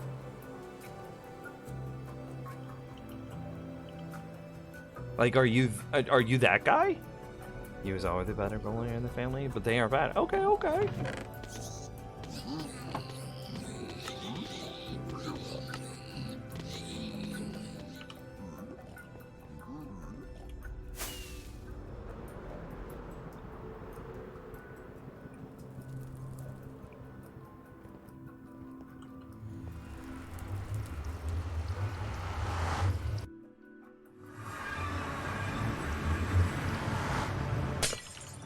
Ew.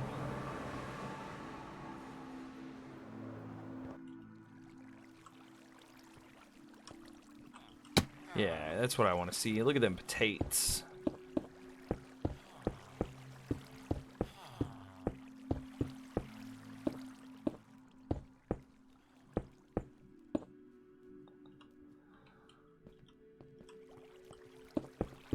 Okay, I've also got to figure out how to get the carrots over here. I haven't considered that yet, and I'm really not, because I'm not looking forward to it. I hope that it's going to be easy, but I have a feeling it won't be.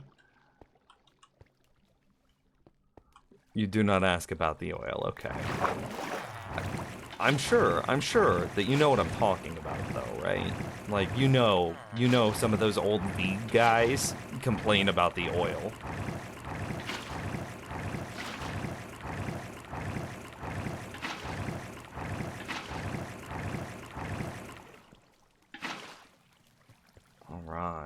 All right.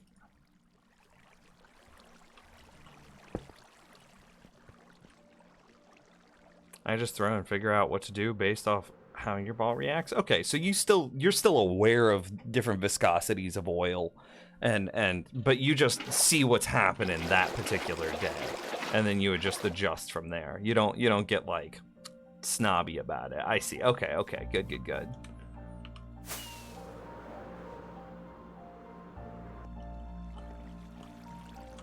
How the hell do I know about Bowling Lane oil?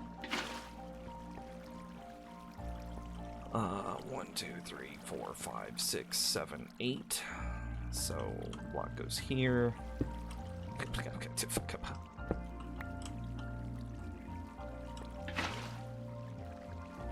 I think I watched a documentary about it once, just to be honest.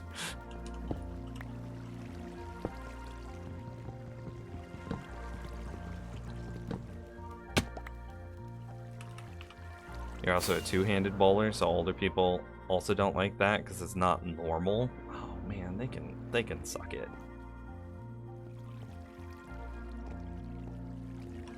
All right, so is this the thing? That goes there.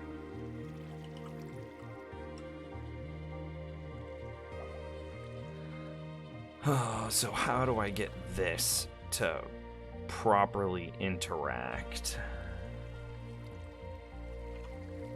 Man, I I had a thought to myself earlier. I was like, man, we haven't had any bots today. What a nice day. And then we got a bot. And then I was like, oh, well, spoke too soon. You're an idiot. Oh, you know what I should do? I should put jack-o'-lanterns on top of each block where like the break is, so that way I can indicate to myself where the breaks are. Right? Again, just thinking about future NIMS, if I ever want to come back and redo this system, see, like, I know where the breaks are now.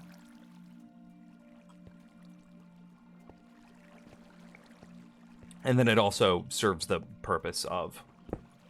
Boom, I just guessed that. It also serves the purpose of keeping the area well lit enough.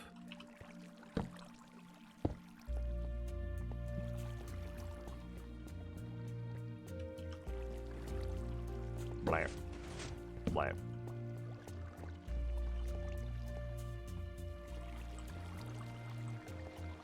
Man. Oh, I was like, where'd those potatoes go from earlier? Yeah, let's make sure this works. It goes down. Okay, potatoes should now be rushing over, falling in. And did the potatoes get grabbed? I want to say they did. Oh, so what happened is I threw in 40 potatoes and 23 of them got grabbed and the other 20 odd went into the thingy. So, potatoes. Yeah, oh, well, used to be carrots. The same thing's going to happen to the carrots in a second. Actually, I can fix that ahead of time. It was because we swapped the filter out. So, there is a potato. Oh, there's not. Okay. What was I gonna do? Oh, I remember. You know, like I just said, put them on the brakes so that way we know. I'm also in the process of getting new bowling balls. As back in 2021, they changed the rule about finger holes, so I'm in the process of getting all new bowling balls so I can join a PBA sanctioned league. What did they? What about? How did the finger holes change? How can you do finger holes different?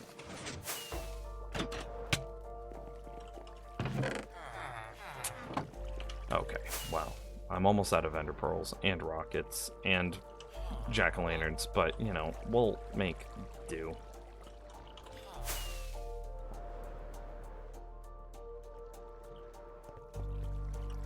See, so the problem is this one's going to line up perfectly with that other one.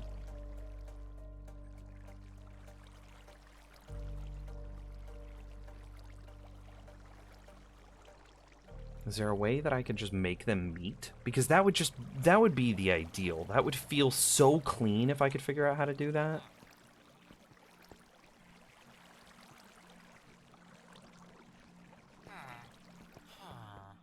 But, okay. I'm gonna try a thing. Saw an Enderman over there. What was he holding? I think he's gone now.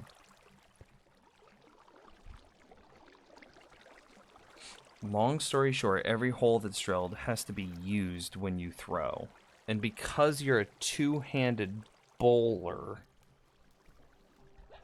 do you only use like one hole or something? Or none of them?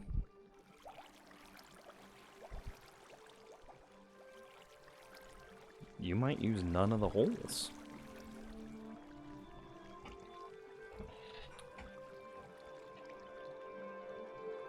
My new bowling balls have 2 holes. Okay. Interesting. And you probably have to get those made custom, or if they're not custom, probably more expensive. Middle and ring. Okay, okay.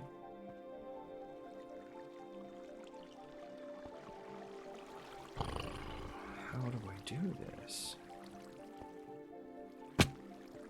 Do you think that there would be enough momentum to just enter the water stream without it getting funky? Without becoming, you know, like a play that funky music white boy? Da da da da da da da da da da da da. What is the height that I need? That looks like feet height, right? This looks square ahead of me, so this is feet. Eyeball.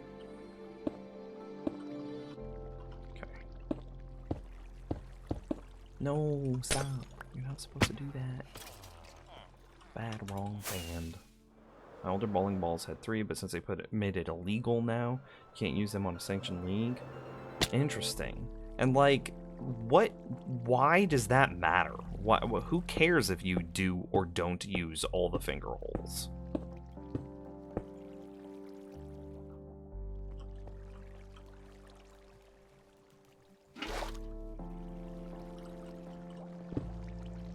Okay, so here's the question. I also need to grab that. No, I missed because I got a little bit of mouse lag.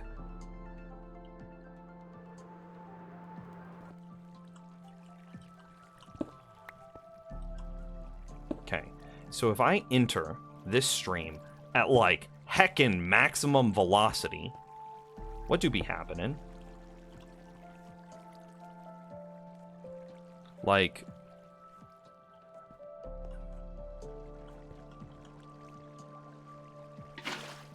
right?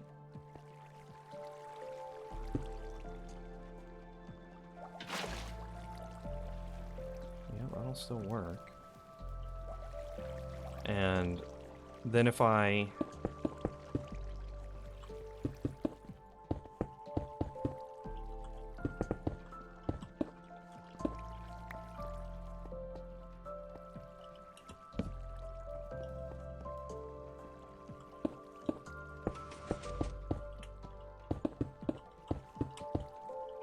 wrong.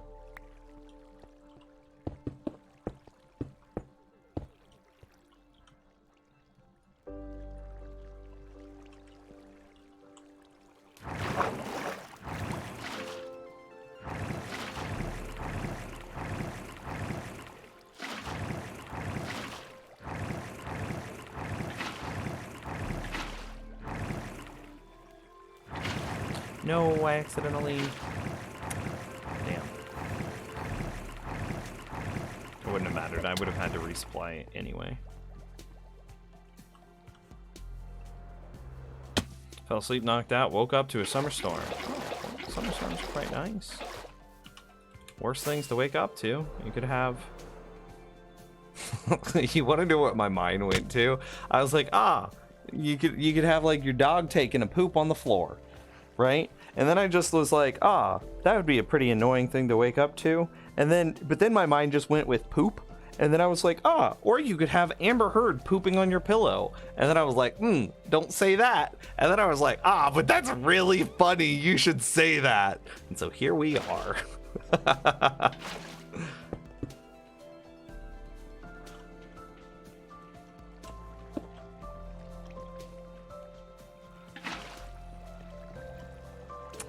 This is quite a good spacing.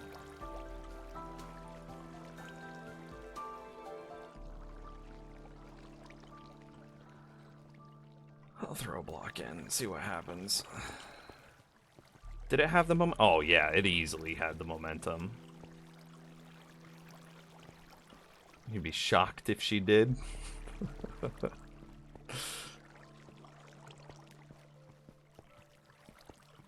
Oh yeah, that's buttery smooth. We don't have to worry about that. That's clean.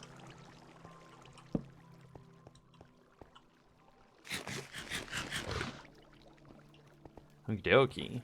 So like, that's carrots and potatoes in the system now too, right? The two-handers are the cause for the change. So bowling balls have cores, yeah, different designs. They vary between manufacturers, but either symmetric or asymmetric cores. There was a specific drill pattern that allowed asymmetric core bowling to be rotated so that the pin was in 6 different positions, meaning that layout pretty much meant that one ball had the potential of 6 different balls. So they changed the rule. So that way you couldn't just one trick one ball and that one ball could do everything. This change makes it so that way there's more speciality between balls. Got it. You fell asleep and woke up in like a hurricane? Oh. Well, you know, that's, yeah, I might take Amber Heard pooping on my pillow then. But not the other stuff. I like my fingertips. I use them quite frequently. Pumpkin farm looks good. Carrot and potato farm are going to operate on like intermittent, like, you know, they basically cycle once per 20 minutes.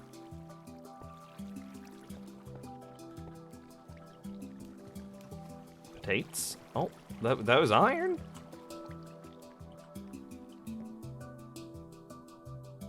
What did I just pick up?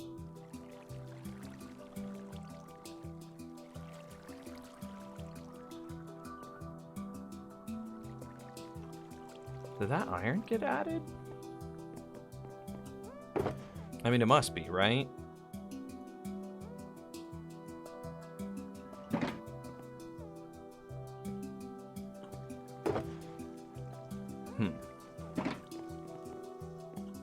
I'm a little bit worried about the speed in which the iron, like the stream goes over the iron.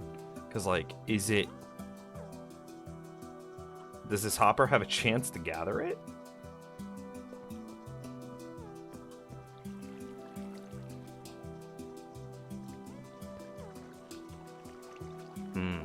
Because PBA tournaments allow you to use a maximum. Oh.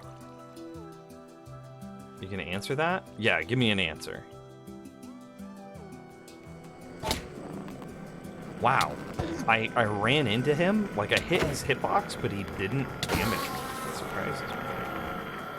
Not too often that Endermen do that.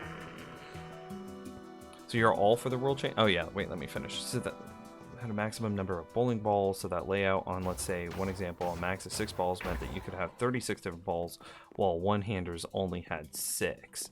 Ah, that would not be fair. Basically, as long as you batch it at 8 game ticks while unloading at 1x hopper speed, I should pick it up.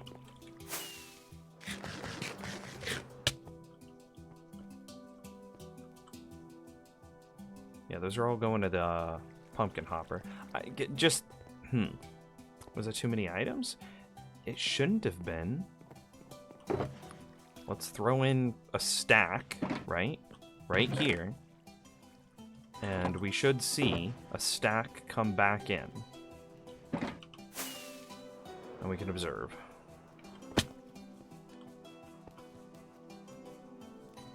See, like, it feels like some of those are being destroyed. Doesn't it?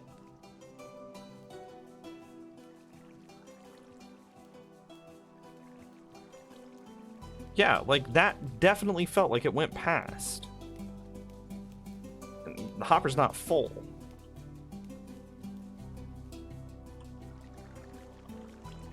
Looks like that's it. That's because you aren't batching it. The thing is, hoppers have a cooldown. That's what's making items skip.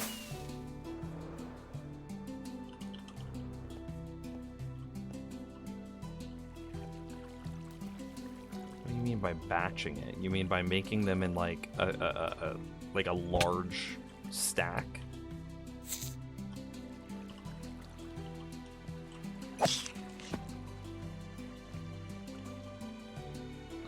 No, I missed more than 3. We just had an iron golem die at the same time.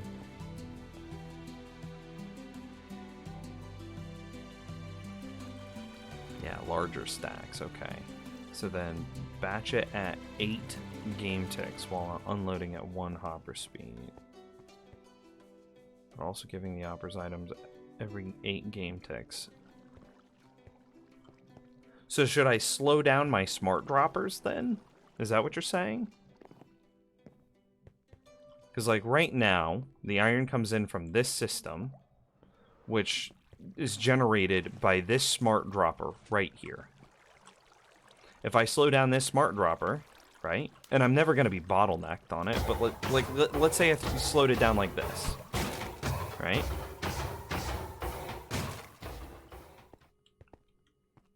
To a 4 ticks, right? And see, now we can watch it. Flap, flap, flap, flap. Nice, slow trigger speed. And it's not going to bottleneck it. And what, 4 redstone ticks, I believe, is 8 game ticks?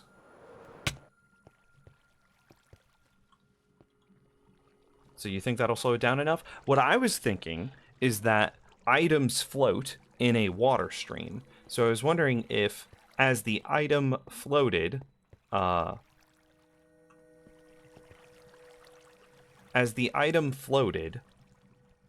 does it lift too high in this water stream and thus be above,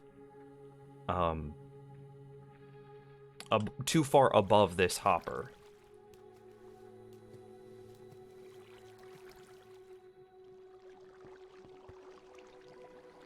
That's what I was wondering. But if you say that it was the hopper internal cooldown of picking up an item, then, like, that should slow it down, right? So should I send all smart droppers that interact directly with this system on a slower speed? Oh, hey, there's potatoes.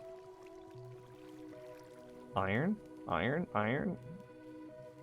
That was actually kind of cool to watch. We gotta watch potatoes enter, we gotta watch iron enter, and pumpkins enter, all basically same timesies.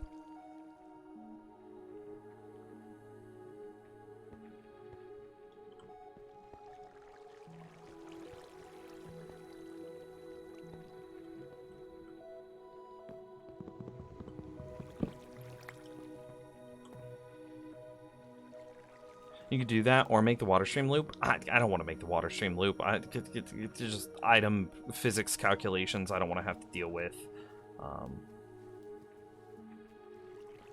And I just want the items to be destroyed. I don't want the item entities to live any longer than they need to either.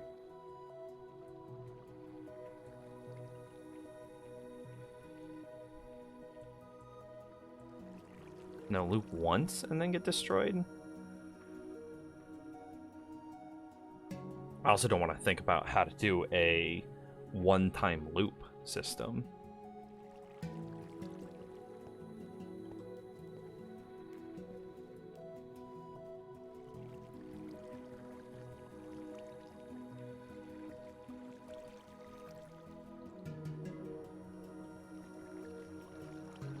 Yeah, I'm quite confident with this.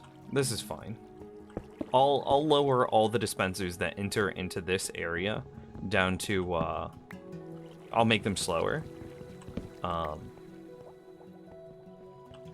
then we'll call it. Hell yeah. So we've already slowed down the iron. I need to slow down the pumpkins, which I believe is... This one's real embedded.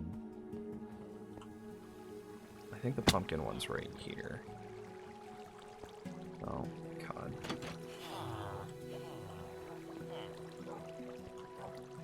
I think this is the pumpkin one. I think that this is observing it. So there's the pumpkin one slowed down. Which this one could bottleneck? No, no way it does. Sounds like you're doing a lot better. Oh yeah, I'm feeling much better than I was last week.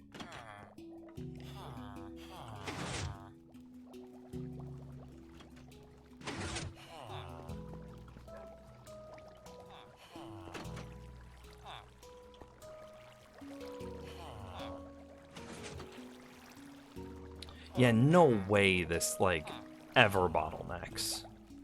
Yeah, 0% chance. And then I need to do the same thing with carrot and potato ones, which I believe are right here.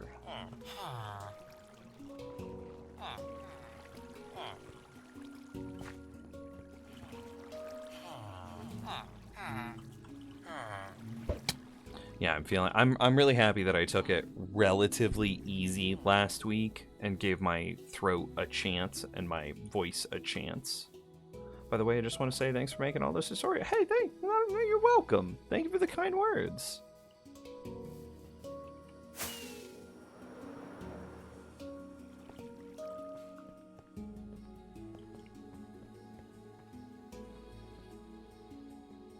Yeah, this looks good.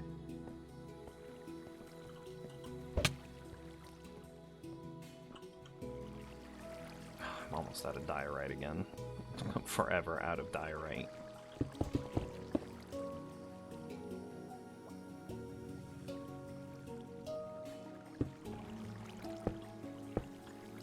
Well, that's what we got. Yeah, dude, this is sick. I'm quite pleased with this. I'm quite chuffed.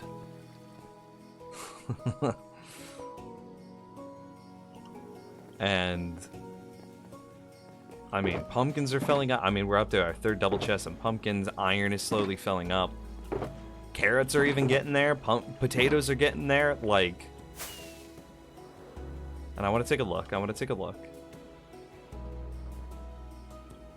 I knew we were in the third chest. Whoa, we are full third chest. Wow. We're in the fourth chest. And this system is... Okay, this is perfect. This proves that our comparator system is working. Because this won't light up until this chest is completely full. Which is perfect, right? Oh, hey, iBerries with the Prime sub. Oh, that's a brand new sub! Thank you! Woo! Welcome to the community! You are now officially a Nimrod! Hell yeah, brother! Thank you for the sub. I genuinely appreciate it. That means a lot. Thank you. So for any PC tech savvy person, if/when I decided to upgrade my system, what should be the first thing you invest in? Time the market for a graphics card.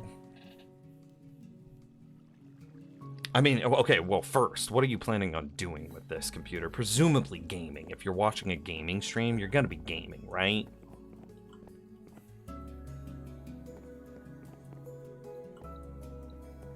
Yeah.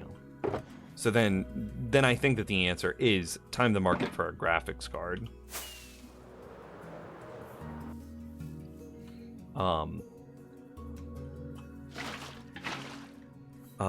You're not into productivity, so do not buy Ryzen, buy Intel, whatever you do. Please do not make my mistake. Do not buy Ryzen. My Minecraft would run better if I had Intel. Let's see, what else?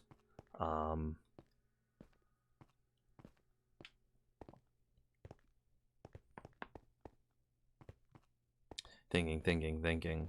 Yeah, everything else has relatively stable pricing. The only thing that's going to be kind of hard is you're going to have to buy your motherboard, your processor, and your RAM in one fell swoop. Even if it's just like starter stuff, you've pretty much got to buy those three things all at the same time, right? Hey, Schlobs, thanks for the follow. So if you bought a graphics card right now, today, as we sit here, you could use that graphics card right now, today, as we sit here. Oh, hey, now that I have inventory space, I should make some rockets. However, you're not really going to be able to buy, like, piecemeal together. You're not going to be able to piecemeal together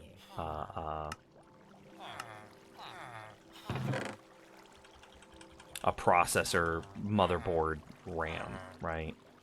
You're just gonna have to own that you're gonna have to buy those all at once. Which could cost you as little as like maybe $500, $600, maybe cheaper if you go pre-owned, used. And those could, if you go creme de la creme, the best that you could do will cost you about $1,200.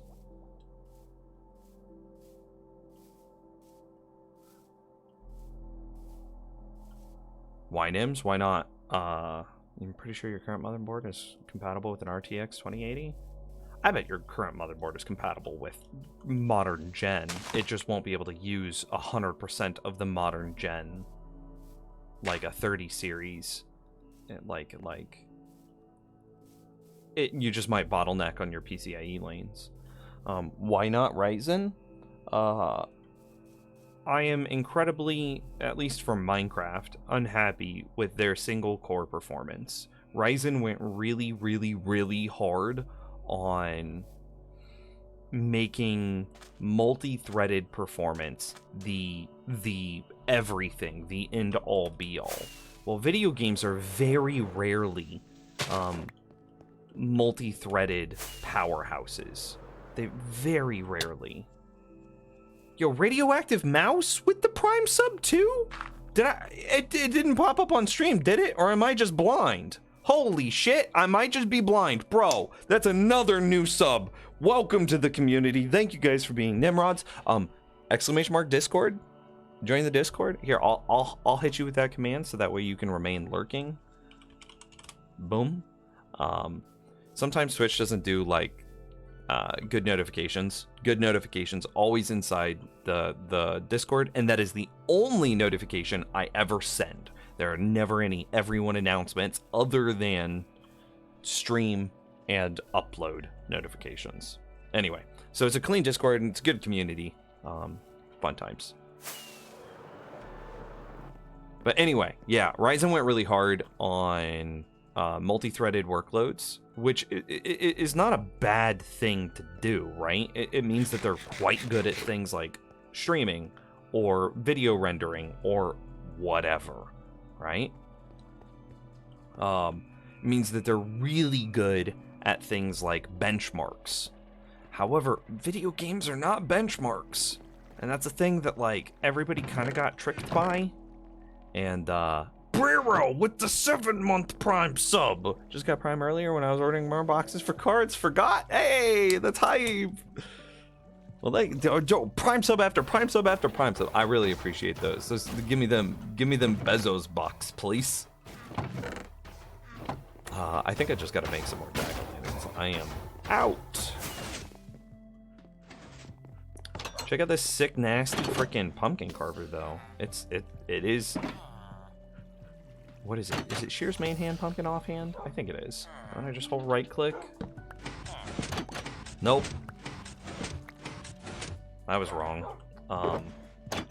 It must be Shear's main hand, pumpkin offhand. And now hold right click. Ah, there it is. No, we got raided. We got a 90-person raid earlier today. And, you know, that was like 3.5 hours ago, so it's toned down. Is there anyone here still from that raid, out of curiosity?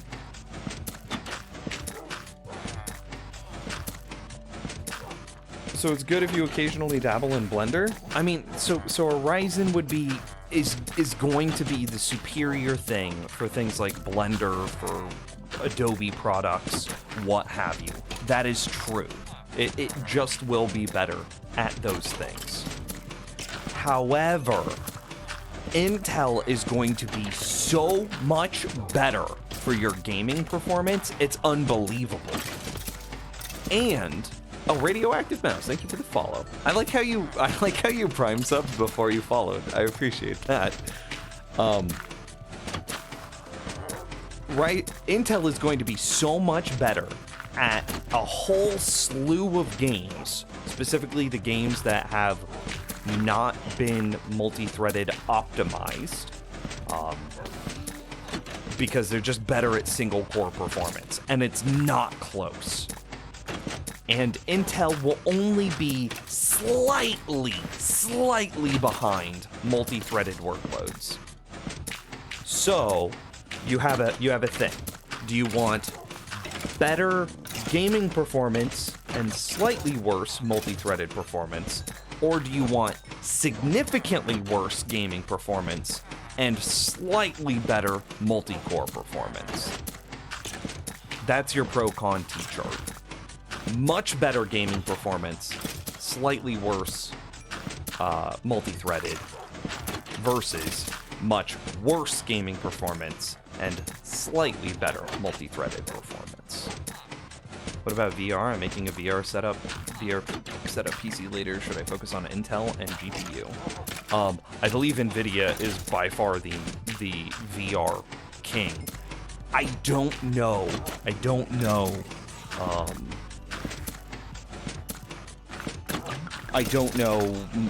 VR stuff as well, though. But the same thing should hold true, right? Like if it's a single core workload, then it's Intel, and it's not even close. Minecraft, as an example, is a single core workload, so it's Intel, and it's not even close. So if these VR games are single thread bottlenecked, then it's Intel, and it's not even close. But if they are multi-threaded workloads and they are well optimized, because they can't just be multi-threaded workloads, they have to be well optimized multi-threaded workloads. So then if they're poorly optimized multi-threaded workloads, then it's still Intel. But if it's a well optimized multi-threaded workload, then it is Ryzen. It is. Well, it's AMD.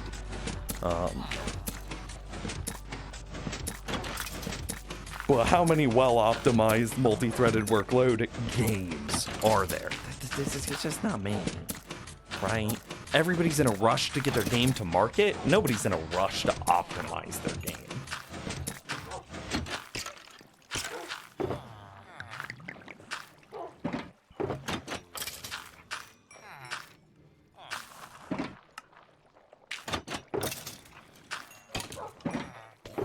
I need to do something with that bone meal at some point. Oh, well, it seems like I'm gonna buy a standalone headset sooner rather than later. All right. Let's see. Well, I need to do a thing where,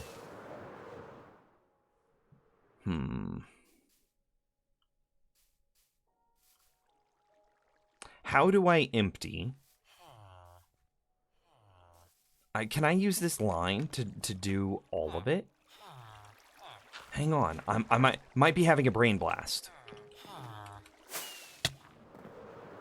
You have an RTX 2060 and a Ryzen 7 2700 with 16 gigs of RAM right now. I mean, that's a fine computer. Yeah, that's you and I basically have the same computer, but you're one generation behind me, right? I have an RTX, I have a 2070 Ti or a 3070 Ti and a Ryzen 7 3700X, right? Please put composters on those hopper lines. I will. Oh, rephrase. I do put composters on hoppers. Where's an example? Bro, everything is so tightly integrated that, like, I can't show you that I do. Oh, I know where I can show you that I do. Haha. It's in the nether. Be patient. Haha.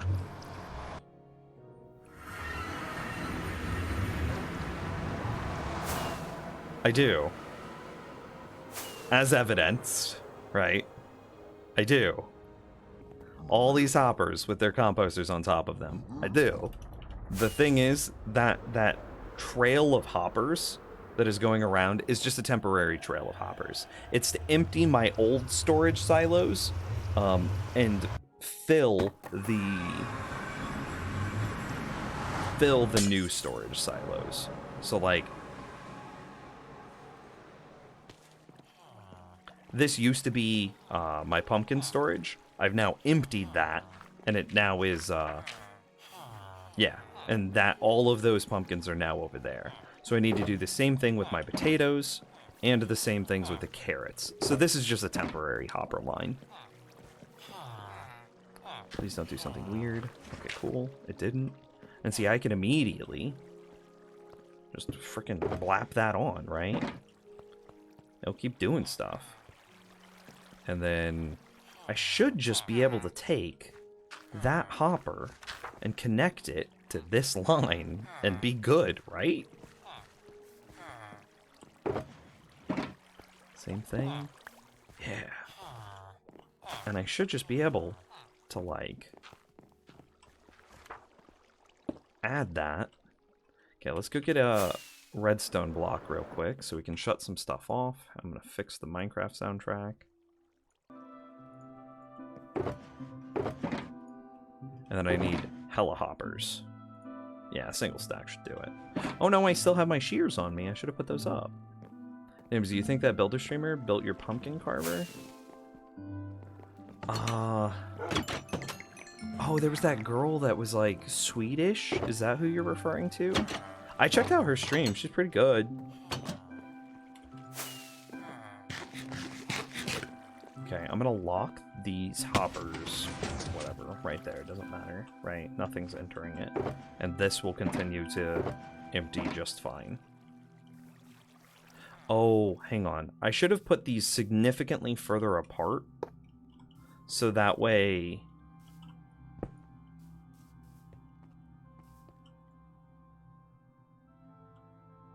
I should have put them significantly further apart. That way the hoppers could have a chance to buffer. There it is. Okay.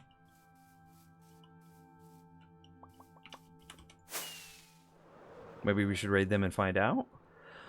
Sadly, I mean, she's Swedish, right? Which means that she went to bed like 4 hours ago.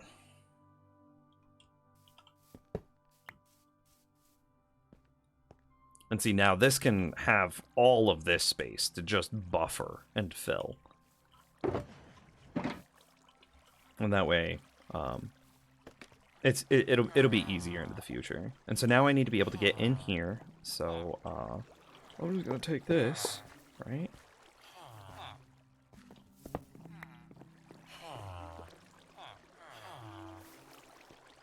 Yeah, we'll run it up the center, I don't care.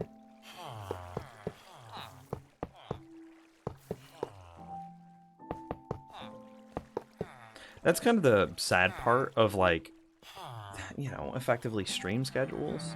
Is because, like, you can almost never raid the person that raided you. So the best that you can do is just keep that love going forward, but you can never give it back, you know?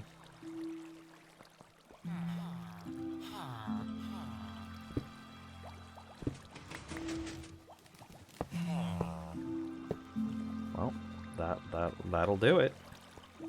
Now can I do roughly the same thing?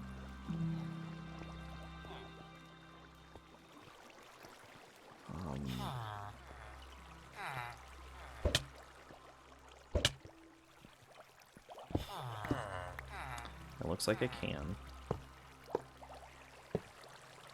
Cool. You thought I was gonna fall, Lamau. And so this should now have, okay, carrots. And we should have a buffer of potatoes here, which we do. Okay, release the floodgates.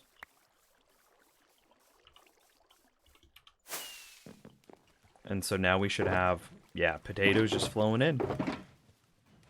And then once the potatoes finish flowing in, we'll have hella carrots flowing in. And then we'll have more potatoes, actually.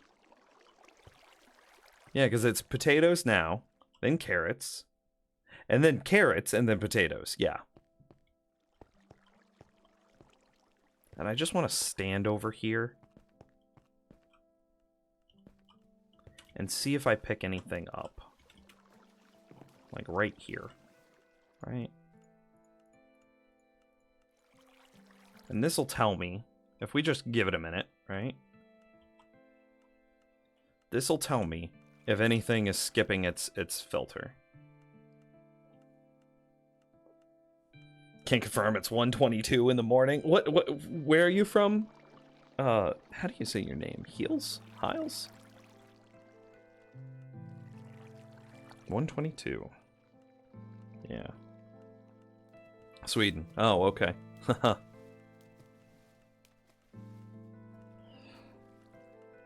Oh, Ricky, thank you for the follow. I missed that. Well, no items have entered my inventory, which means that the filters seem to be doing their job, right?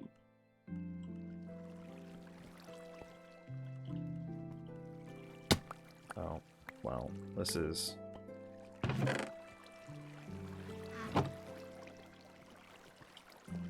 This is that temp line of hoppers, right? You're from the Netherlands? Henkin? Henkin Hank? Okay, cool. I mean, you guys get one guess to guess where I'm from. I guess maybe I could be Canadian. But no way, right? Like...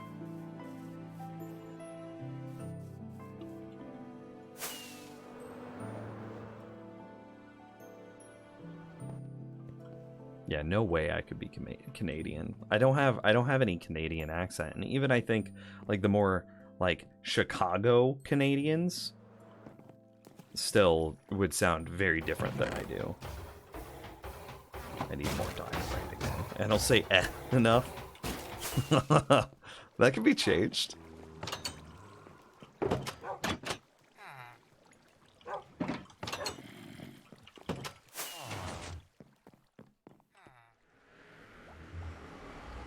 You haven't apologized enough. Oh yeah. No, my accent is very just centered American, right? It's not how you say eh. You want to go to a Tim Hortons, eh?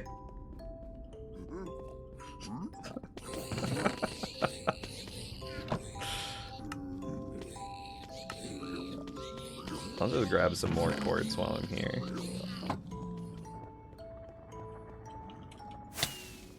I hear that Canadians are pretty unhappy with Tim Hortons lately. I don't know why.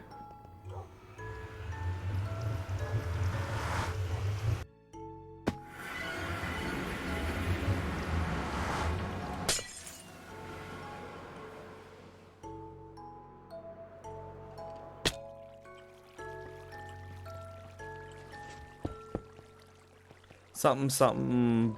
Yeah, I don't know. Tim Hortons got bought by an American corporation. Burger King, wasn't it? I'm pretty sure they got bought by Burger King.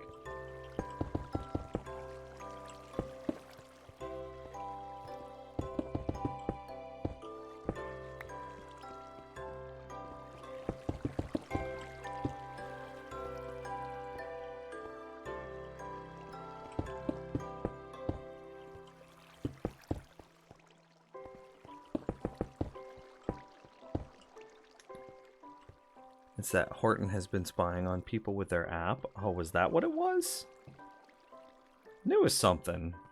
They legit tracked if you were at work or at home. Yeah, that's a huge invasion of privacy, right? Even if you do all the things that you're air quotes supposed to do, right? Like you ask permission to use location data, whatever. An app should never pursue that as an option.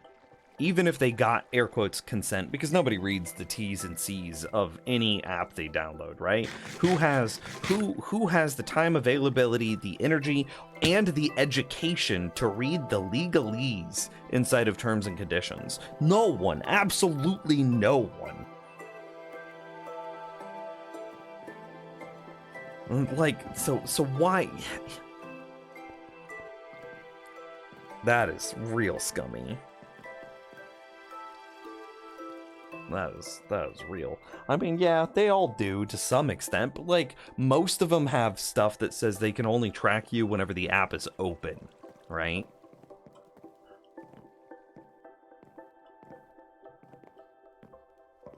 Which I guess is a little bit more reasonable, right? They need to use location data to be able to do certain things.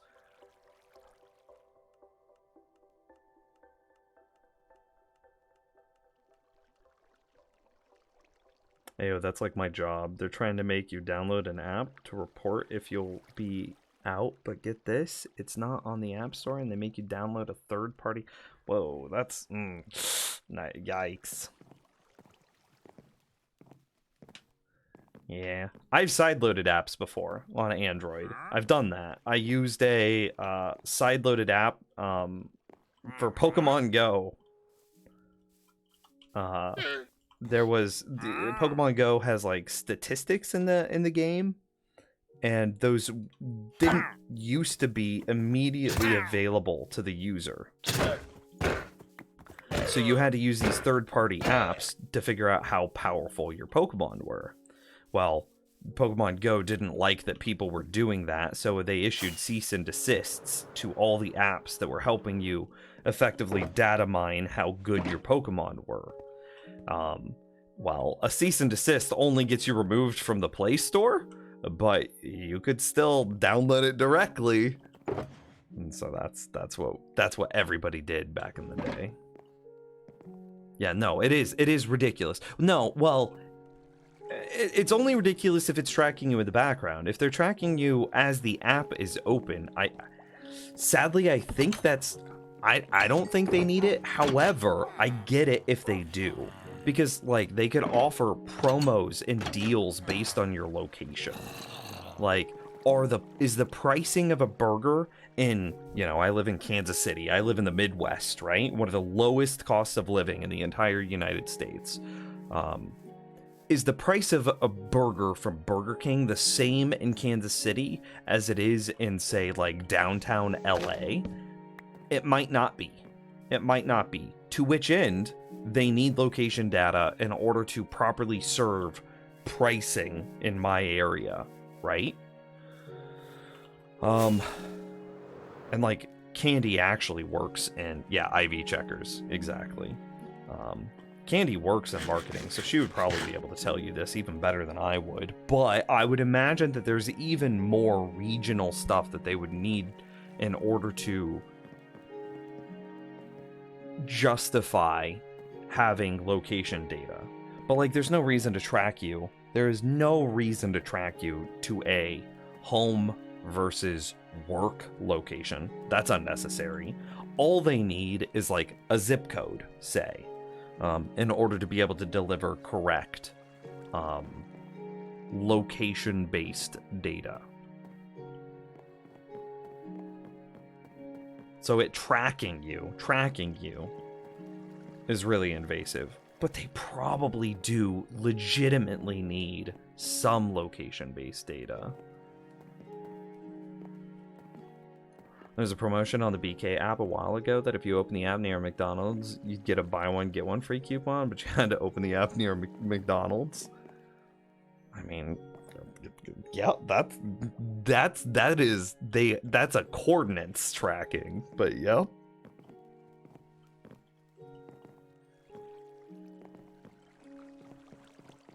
I remember that. Okay, so I've got... Oh, okay. I know what I do. I've got the pumpkins, the melons, excuse me, the pumpkins, the potatoes, and carrots all emptying into that line. I just need to do the iron now. So, same plan, right? I just blap this, grab it.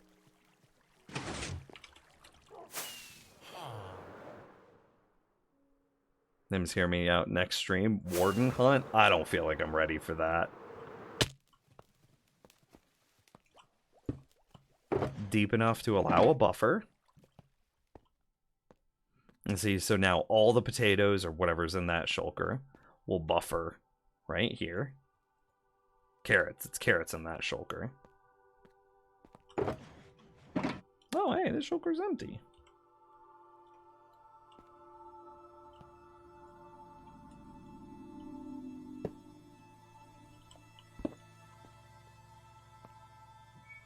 No, yep, perfect. Do you think this shulker's empty? Oh, perfect.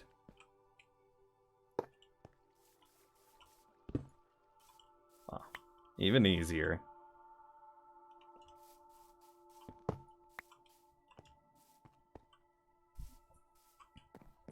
If you say that, you'll never be ready. Think about the skulk. Nah, I don't think I ever want to fight a warden. It's way too risky. And I definitely don't want the first time I fight a warden to be in a hardcore world. There might be an argument that says that, like, I go warden hunting in a alternative world, and then I spawn, you know, this gear. Netherite full, protection full. But, like, protection doesn't even matter against a warden, but I would still have it on just in case I ran into something else. And, like, and practice? But, you know. Boring hopper fact. Hoppers can transfer 9,000 items per hour. What is it, 2.5 items per second? And can't you just extrapolate from there? 2.5 items per second. And then it's like 60 times 2.5 to give you the number of items per minute. And then 60 times that number to give you the number of items per hour.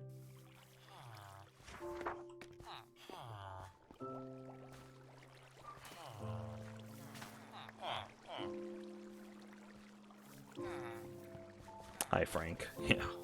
The cities have lots of corners. Okay.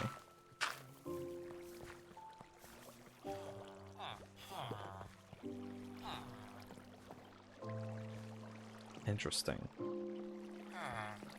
You build a corner where the warden chases. You can't move around. Oh. So he's just stuck like this, trying to get to you. Right? And he can see that he can path to you, so he doesn't use his ranged attack. And then you just stand right here and you hug the wall and you go blap, blap, blap, blap, blap, blap, blap, blap. Yeah, wait, cities? Yeah, Deep Dark was added. I'm gonna show you some shit that's gonna blow your mind, ZGS. Let's see, how do I even get into my, like, the cave system under my base anymore? Okay.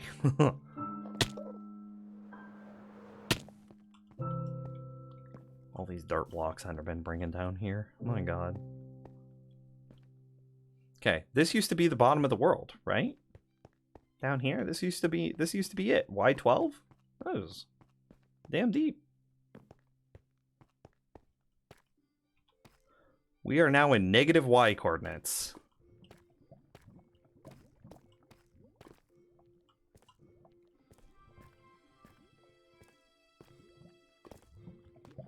And like, It is. Hang on, let me see. This is like older cave generation style of deep. I don't know what you'd call this. Deep caves. But that's just because this is old style chunks. You're willing to bet there's a city under the factory? Nah, I don't think so. I've explored quite a ways down. But yeah. So like, this is technically deep, I think. I wonder. I think it opens up a little bit more over here. Yeah, still not a whole lot.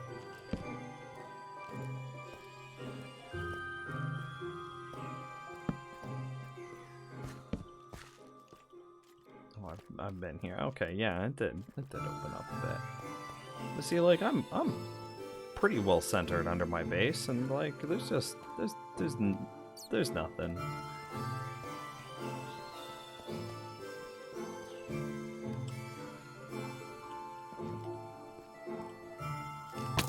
Ah! You spooked me.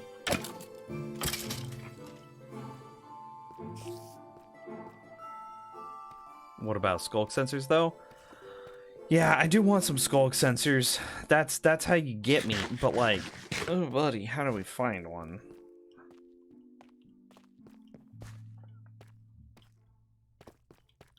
Really, what I want to do is, oh, there's the way out.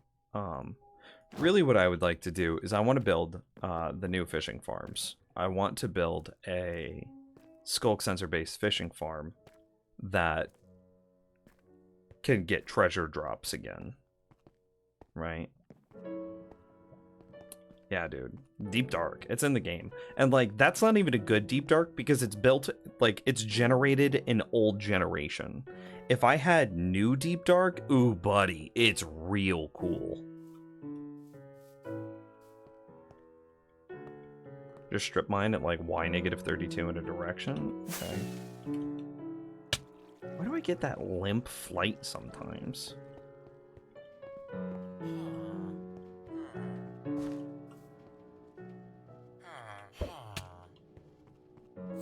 Or just locate. Locate's cheating. Does that even work? Locate witch hut? Yeah. I would have to open to LAN and then cheat. Oh, hey, let's make sure that that iron is entering the system. Oh, hey, while that iron is entering the system, we should revisit that little nubbin spot from earlier. Okay. Ooh, I did grab one, which means it's still going too fast.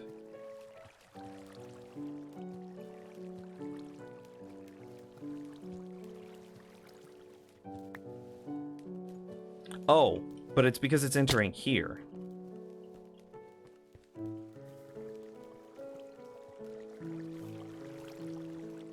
That'll slow it down. It means it'll take longer for everything else, but...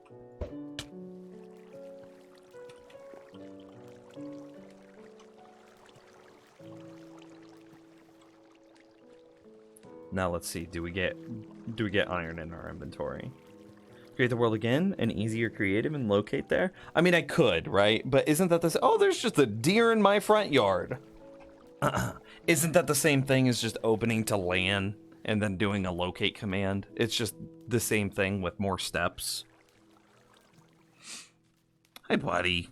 Yeah, across the road. Go into the woods on the other side of my house. Yeah. Don't stay in the road. Yeah, there you go.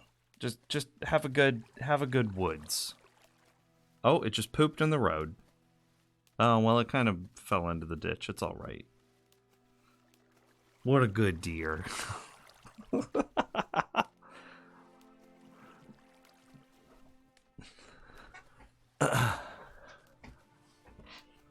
Has anything entered my inventory. Oh, boom, right as I say that. Yes, iron does. Is that just because it's... I'm laying here? Oh, hey, Zero Knight, thank you for the follow.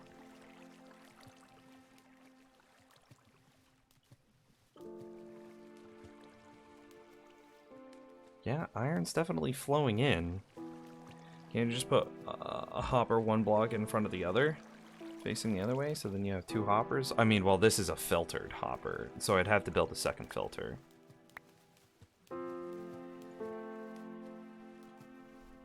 What do you mean? Can't you just put a hopper one block in front of the other facing the other, so you have two hoppers?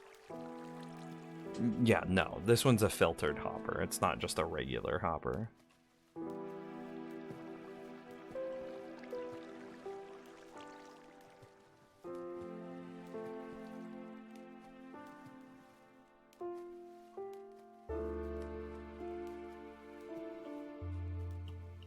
Let's see, this is slowed down, right? Which means that the hopper that, or the iron that's coming in this line is slowed. It's bottlenecked on, yeah. Not surprised. Can I avoid that bottleneck at all?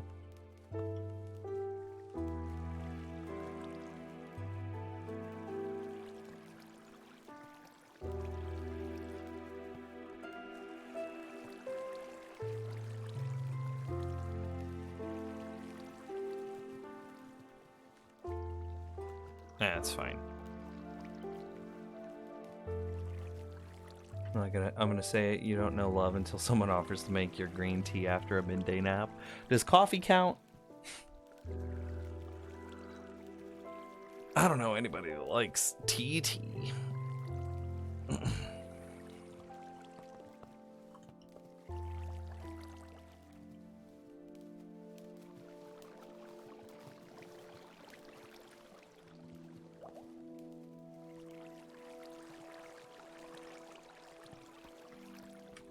Right. Whatever. It's good enough. If I wonder if,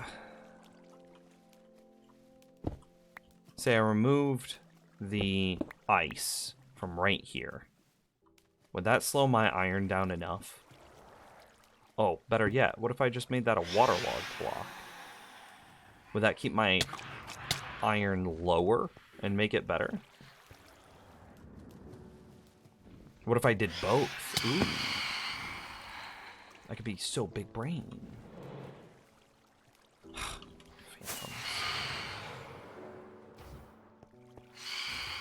Hang on, I want to do a different thing first. Well, first I need to sleep.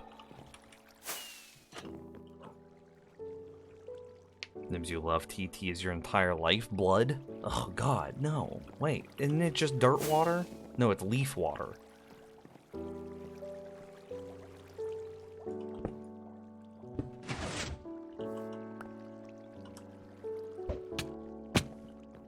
I'm gonna need way more than 37 hoppers. Let's get that other stack. Okay.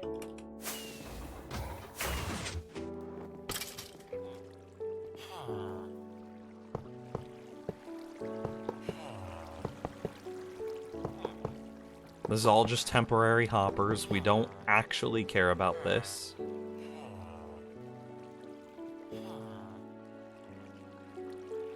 Actually, I don't want it to enter there. Because this is just going to create such a bottleneck, because I'm already doing carrots and potatoes there. If we instead have it enter here, it'll create massive buffers, allowing me to deconstruct those storage silos quicker.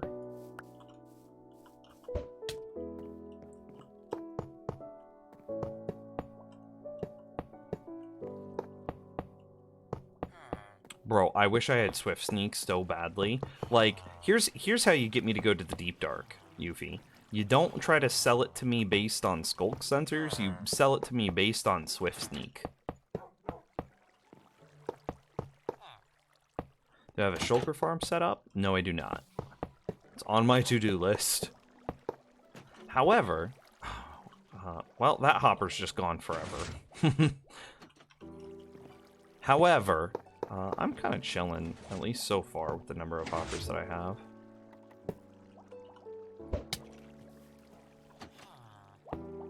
And that's it, right? Iron now flows. Okay. Swift Sneak, what is this? It's the first of its kind, a leg-only enchant that allows you to sneak swifter. A leg enchant, while holding your sneak button, you move at increased speed.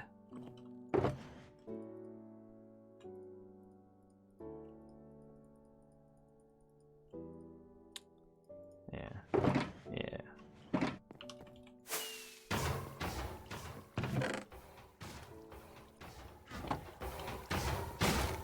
Can't even build a proper iron farm, portal-based one? Oh, man.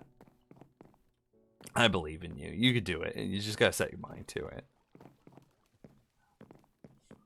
It's a matter of time. You can't escape the call of the void.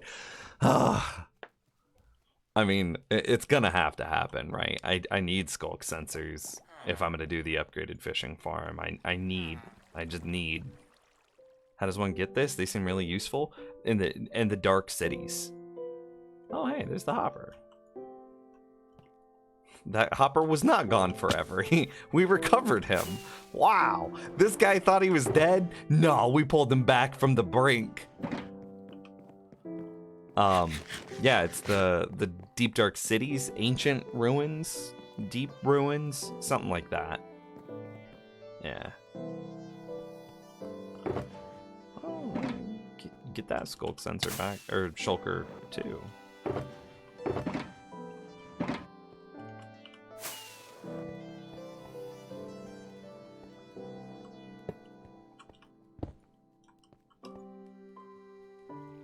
There it is.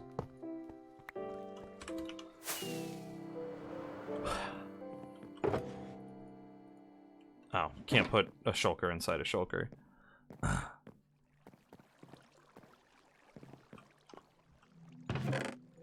Yeah, sick. Shulkers coming back. I just beat the Dragon Wither, so next is the Iron Farm. Base built already. Only one pillager. Huh. Yeah, I mean, you're getting there. You could also use a zombie for your Iron Golem farm. You can go find a video of those. Those sound awesome. It seems like a massive quality of life improvement, right?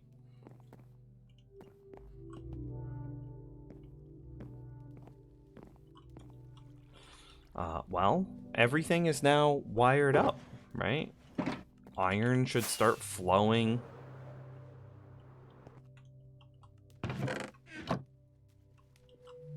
It's got to be in one of these, right? Oh, there it is. Boom. And here, let me actually get more rockets before I run out. Let's see, this should be moving. It is.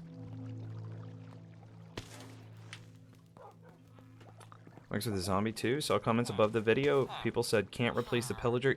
I mean, I with 99% certainty, you can replace the pillager with a zombie. But I don't know the exact design that you're looking at. Maybe there is something specific about the height and the hitbox of the pillager versus a zombie. But like, my Iron Golem farm uses a zombie instead of a pillager, and like, it works just fine.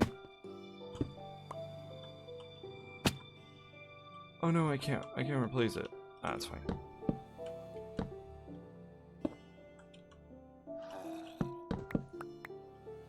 See, zombie instead of a pillager. It's the same thing.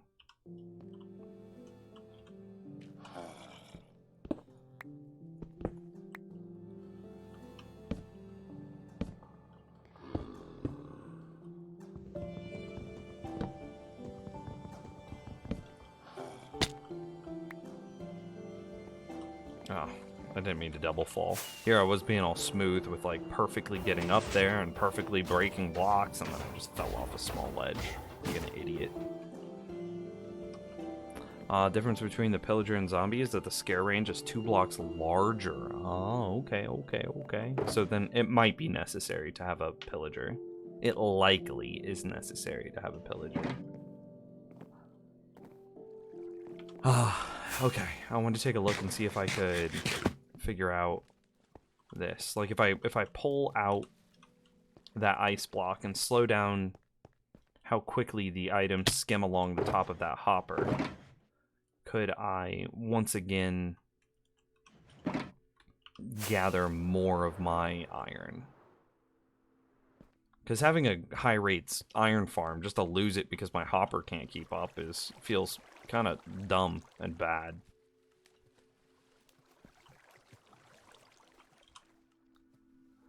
Okay, so this is gonna be weird. I need to break like that. I didn't get that block back, but I didn't have water go everywhere either, so like, yeah, you know. Oh, small victories.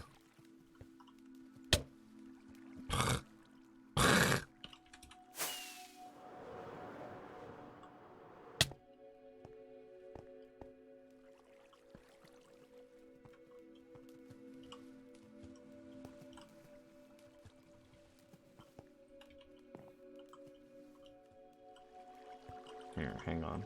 Actually, I want to look at this a different way.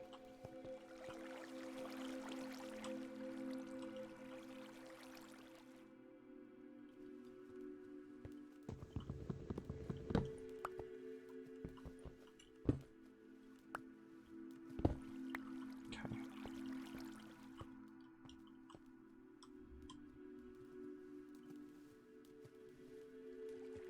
I'm most interested if the item comes in contact with the cactus. Well, my old world, I used Zombie also because it was a simple one. Now we wanted a more complicated and effective farm. Fair. IDK, why though? Because your previous world also didn't know what you should do with that much iron. Trade it to villagers, get tons of emeralds. Use your emeralds to do things. Right? You can effectively transmute iron to diamond. Hell, you could technically transmute freaking string and sticks to diamond. Right? Through villagers, you just sell enough of whatever. Sell enough string, sell enough iron, sell enough sticks, sell enough fish. And you eventually have enough iron, or excuse me, have enough emeralds to then turn around and buy diamond armor, diamond weapons, diamond tools. Right? So you're effectively transmuting. Yeah, seems better. I'm just gonna trust that I did everything I could.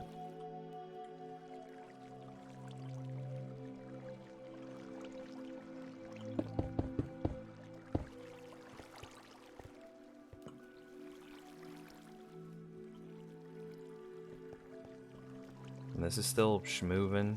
Carrots. I need to clean up that bottle now. Well, I guess not, right? Didn't mean to.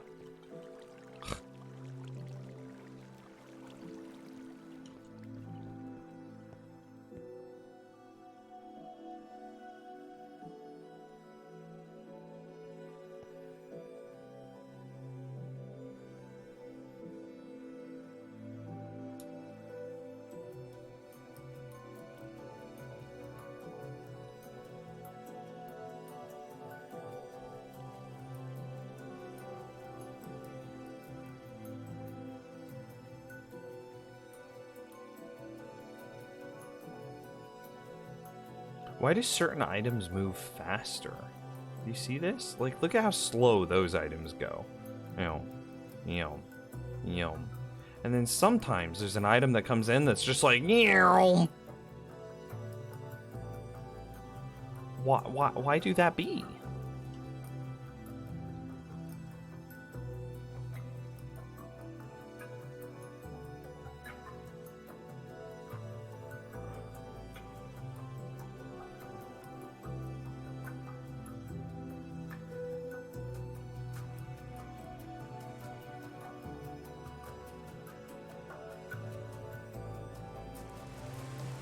Huh. That's heckin' cool though. I'm quite happy with this. Yeah, look at this, dude. This is bottlenecking.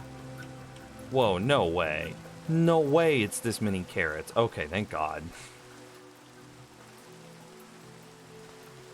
Yeah, maybe. That I agree, Zero. But yeah, this is big changes to the base.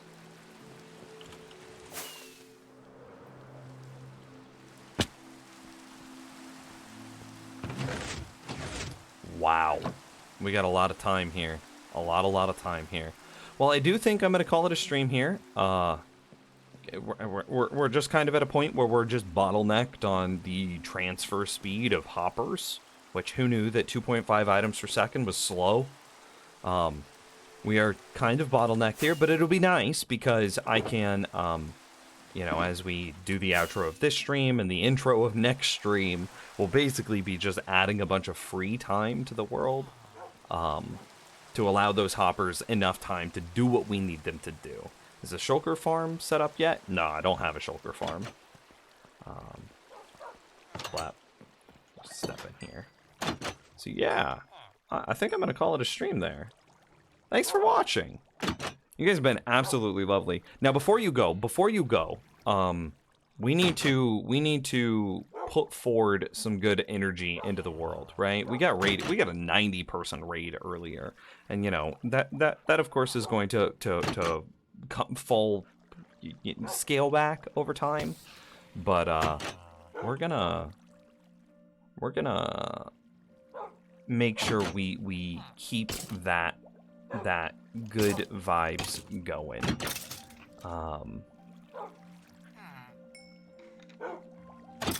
Man, I think I've raided this guy before, but he's roughly the same size as me. Yeah, okay.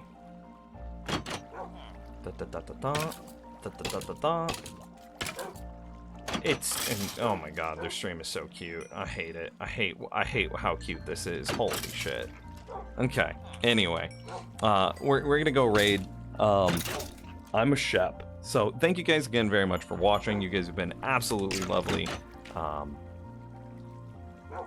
Yeah, and like I said, we got raided multiple times, so we're gonna put forward that energy. We're gonna put forward that good energy back into the world. So thank you guys very much for hanging out. You guys are lovely. And I will see you tomorrow. Same time, same place. Oh, thank you for the follow, Lauren. Ah! Okay, have a good raid. Tell him that the Nimrod sent you.